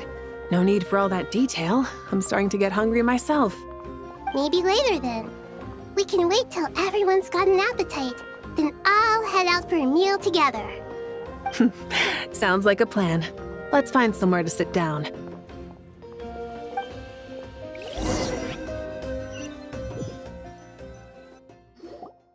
I should tell you, I already have some sense of why you've come. Why's that, Malika? To say thank you. Your senses are spot on.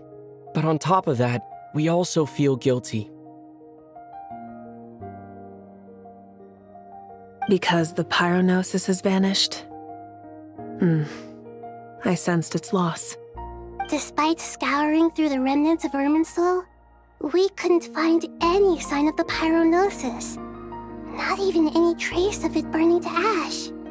That's certainly unusual. Still, the potential fallout from Irminsul's loss is significant, to say the least. Perhaps the pyronosis's disappearance is simply a knock-on effect of the impact it's had on a certain strand of fate. There's no need to feel guilty. We were clear that this time, there was to be no returning, only giving. Pure and simple. Thank you really is a fascinating phrase. We use it to express gratitude for the smallest of things. Yet, when faced with a kindness too immense to describe, we use exactly the same words. It's not that we lack other means of expression. It's that when we truly need to express our feelings, the simplest and purest words are always the most powerful. You're right. In Natlan, we prefer simple expressions too. Companionship, friendship, support. They might not sound fancy, but the sentiment behind them is sincere. That's wonderful to hear. Sincere feelings are often a vehicle for the deepest wisdom of all. Irminsul's destruction doesn't seem to have done you much harm. I'm glad to see you're doing well. There is still a lot of work to do, but before we begin, we felt it was important to come here and speak with you. Partly to express our gratitude, but also because we felt that seeing you, in a sense, is like basking in warm sunlight. That's a nice way of putting it. I like that. To tell you the truth, though, I'm not a fan of somber meetings. So, since there's nothing more to say, why don't we go bask in some actual sunlight? The weather's beautiful today. What a great idea! Paimon's gonna lie back and soak up some rays.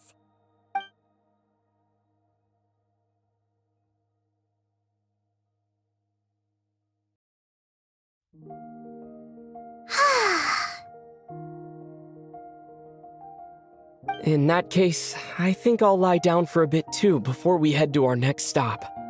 And where might that be? Mondstadt. Paimon and I are gonna head back there with Kale and the gang. Long ago, I sensed that the god remains inside Kali had come from the goddess of flowers, but I kept it a secret. Those remains weren't hurting Kali, not as she is now. They simply exist. Besides, I could sense a deep yearning within her. A yearning for an ordinary life. A yearning to hold on to the hard-won happiness she now enjoys. With someone like her, I have a responsibility to keep her secret. She should be ready to face the truth by now. Whenever people meet, there is always the potential to create warmth and kindness. Every child grows up, but even as adults, they are still children in the eyes of certain people. Oh, just like how Paimon sometimes sees Nahida as a little kid. Is that so? Well, anyone who's friends with a kid is probably a kid themselves. Of course! And there's nothing wrong with that. When we get back, we'll actually be hanging out with another of our friends who happens to be a kid. Or more like looking after, in her case. Anyway, we'll always be there to watch out for our friends. Dear Sucrose, when you receive this letter, I'll probably be as busy as always. But busy with wonderful things. That's because I'm no longer a trainee. I'm now an official forest ranger. Impressive, right? You probably heard the plus. It's not just...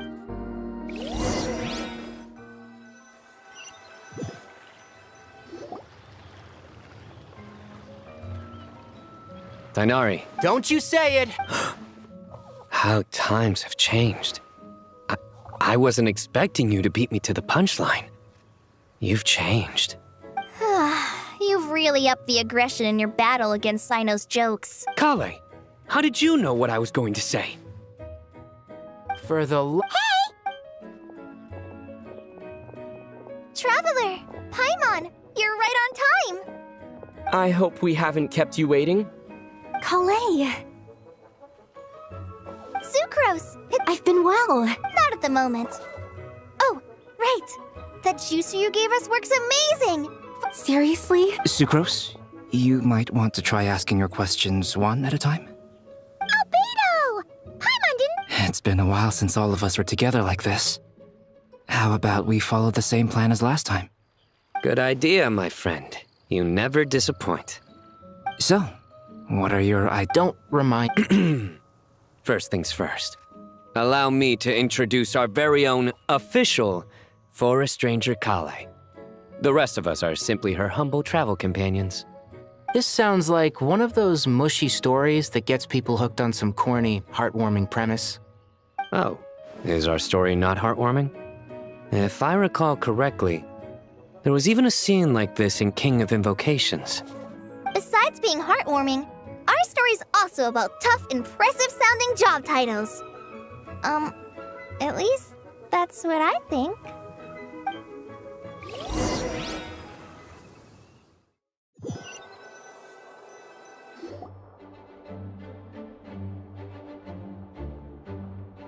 Oh, you're here already?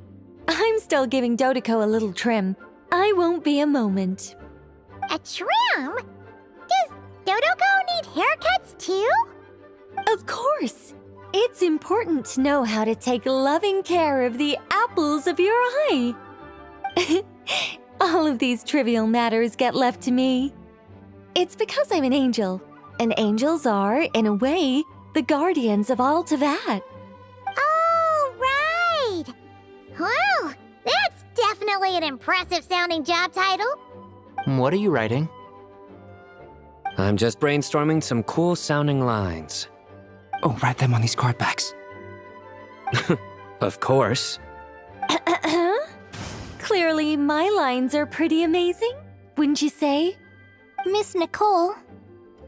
Kale? You seem a little nervous. I was just wondering, who was the person you mentioned who needed their wish fulfilled? Wish? What do you mean? Miss Nicole asked if we could meet up in Mondstadt once everything was over. She said a friend of hers had a wish that needed my help to come true. Well, you never mentioned that before. All we knew was that you'd arranged to meet in Mondstadt. But we thought it had something to do with the god remains. To be fair, everything I told you was true. Anyway, my friend is waiting. Come on, let's pay her a visit.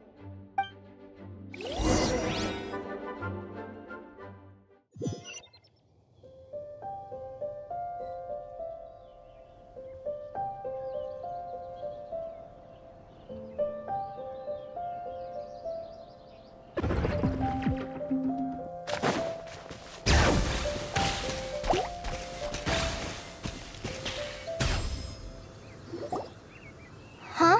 You're... Surprised? I bet you weren't expecting to meet a woman like me beneath this beautiful tree in a faraway land. An oasis will spring from the place where a djinn resides. That saying falls somewhat flat here in Mondstadt, given that everywhere is already so lush and green. Lilupar, what are you doing here? I made friends with Miss Nicole. I asked her to bring me here and then invite Kale to come. The prologue to this story is that I have a wish. It has stirred within my heart for centuries, millennia even. Originally, it was merely Al-Akhmar's lie, but now it has become reality. Could this be... related to the goddess of flowers? My dear young lady, my mistress left her final trace in this world upon you. I can't tell you how glad I am to see you here. And now I have seen you, and peered into your heart. You have experienced hardships and suffered setbacks. The torment an ordinary person might expect to face has befallen you threefold. This is the source of your resilience. But, beneath all this, I've witnessed the seeds of desire. You yearn to return to the simple life you once knew, do you not? I do. I want to throw away everything that isn't mine. But how do you decide what is yours? The scars that others carve into your flesh? The kindness and love they inscribe? Are these things not yours as well? They are. This is something I've talked about with Miss Nicole. Miss Nicole said I should learn how to adjust my standards. I just want to live as an ordinary human. Anything beyond that isn't mine. Don't you want anything from the remains of the goddess of flowers? She gave me a revelation once. I think that's already more than enough. In the past, you would not have possessed such a rich heart. Your brief life has taught you to hold on to everything good, to home in on kindness. How fascinating. You're nothing like Nabu Malikata, and you're certainly not her. Of course not. I'm not some great and powerful being, Miss Lilupar. Yet I am a djinn. We exist because of the Lord of Flowers. We revere and love her. My wish is to see her one last time, to give everything for her. Kale, can you do this for me? But her remains won't be easy to remove. Are you sure this is what you want? That's beside the point. First, I need to know. Are you willing to do something for the soul of this lonely, wandering woman? I'm willing. But look, you know nothing about me. Even if you have heard the stories about me, all you would know is that I was rightly punished for the many evil deeds I committed. Ah, so you do know. Your lips are quivering, your eyes trembling, and still you're willing to do something for me. Life has been cruel to you, and yet you've learned to be kind. My dear young lady, to repay your kindness, I too must play my part. Are you sure about this, Lilupar? I yearn to see my mistress. For this moment, the world can burn to ashes, the universe be engulfed in flame. I care about nothing else. And you, Kale, I can give you a gift. You'll become just another ordinary human. But Miss Lilopar, what will happen to you? My wish will be fulfilled, and I can die happy. Why would you wish for that? A long, unending life might seem desirable for one who has never possessed it, yet it brings torment to one who has. My remains are scattered across the yellow sands, but my soul can find no peace. Since you've promised to grant my wish, give me that release. Allow the dying to die, and let the dead rest in peace. You have my thanks. Kale, there's no pressure on you. What she said, it's all true. A wish is a genuine desire, after all. It's as if you want to use the last of your life to give me a better future. Nothing so selfless. We'll be using our futures to fulfill each other's wishes. This is a noble act, a beautiful and secret transaction between two women. I understand. Miss Lilopar, I'm ready. Close your eyes, Kale. Then open your soul. From there, I will embrace my mistress. The downpour of flowers is your touch. Like returning to the very beginning. Like surrender. People say that devote. Thank you.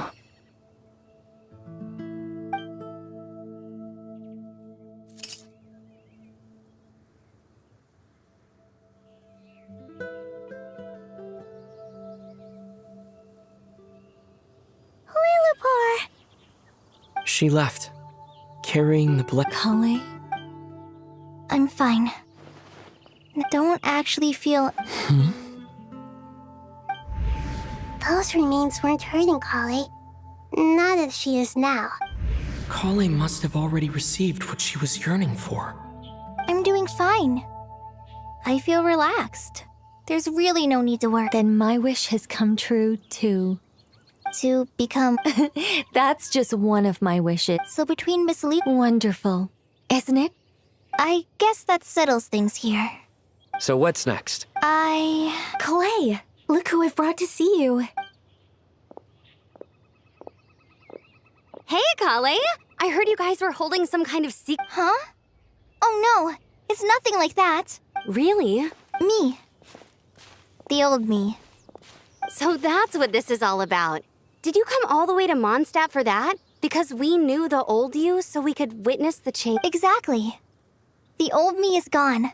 I puffed her into the air, and she became a fluffy pink cloud, floating into the sky. Do you think maybe up in this... Oh. What do you think, Miss Nicole? I think, at least, if it were up to me, I'd Dear Sucrose, even though my childhood ended long ago, these past few days have really felt like growing up again. I've become stronger. Surely someone as mysterious. I came to say goodbye to my old self. I know that after this, she'll be gone. But somewhere in my heart, I feel a great sense of joy. It feels like I've always wanted.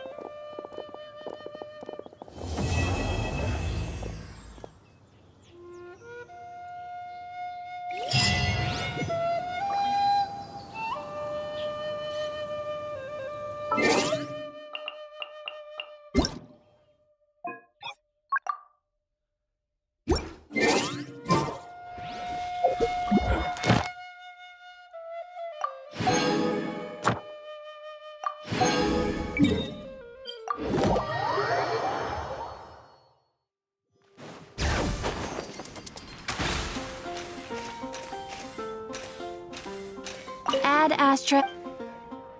Thank you for complete.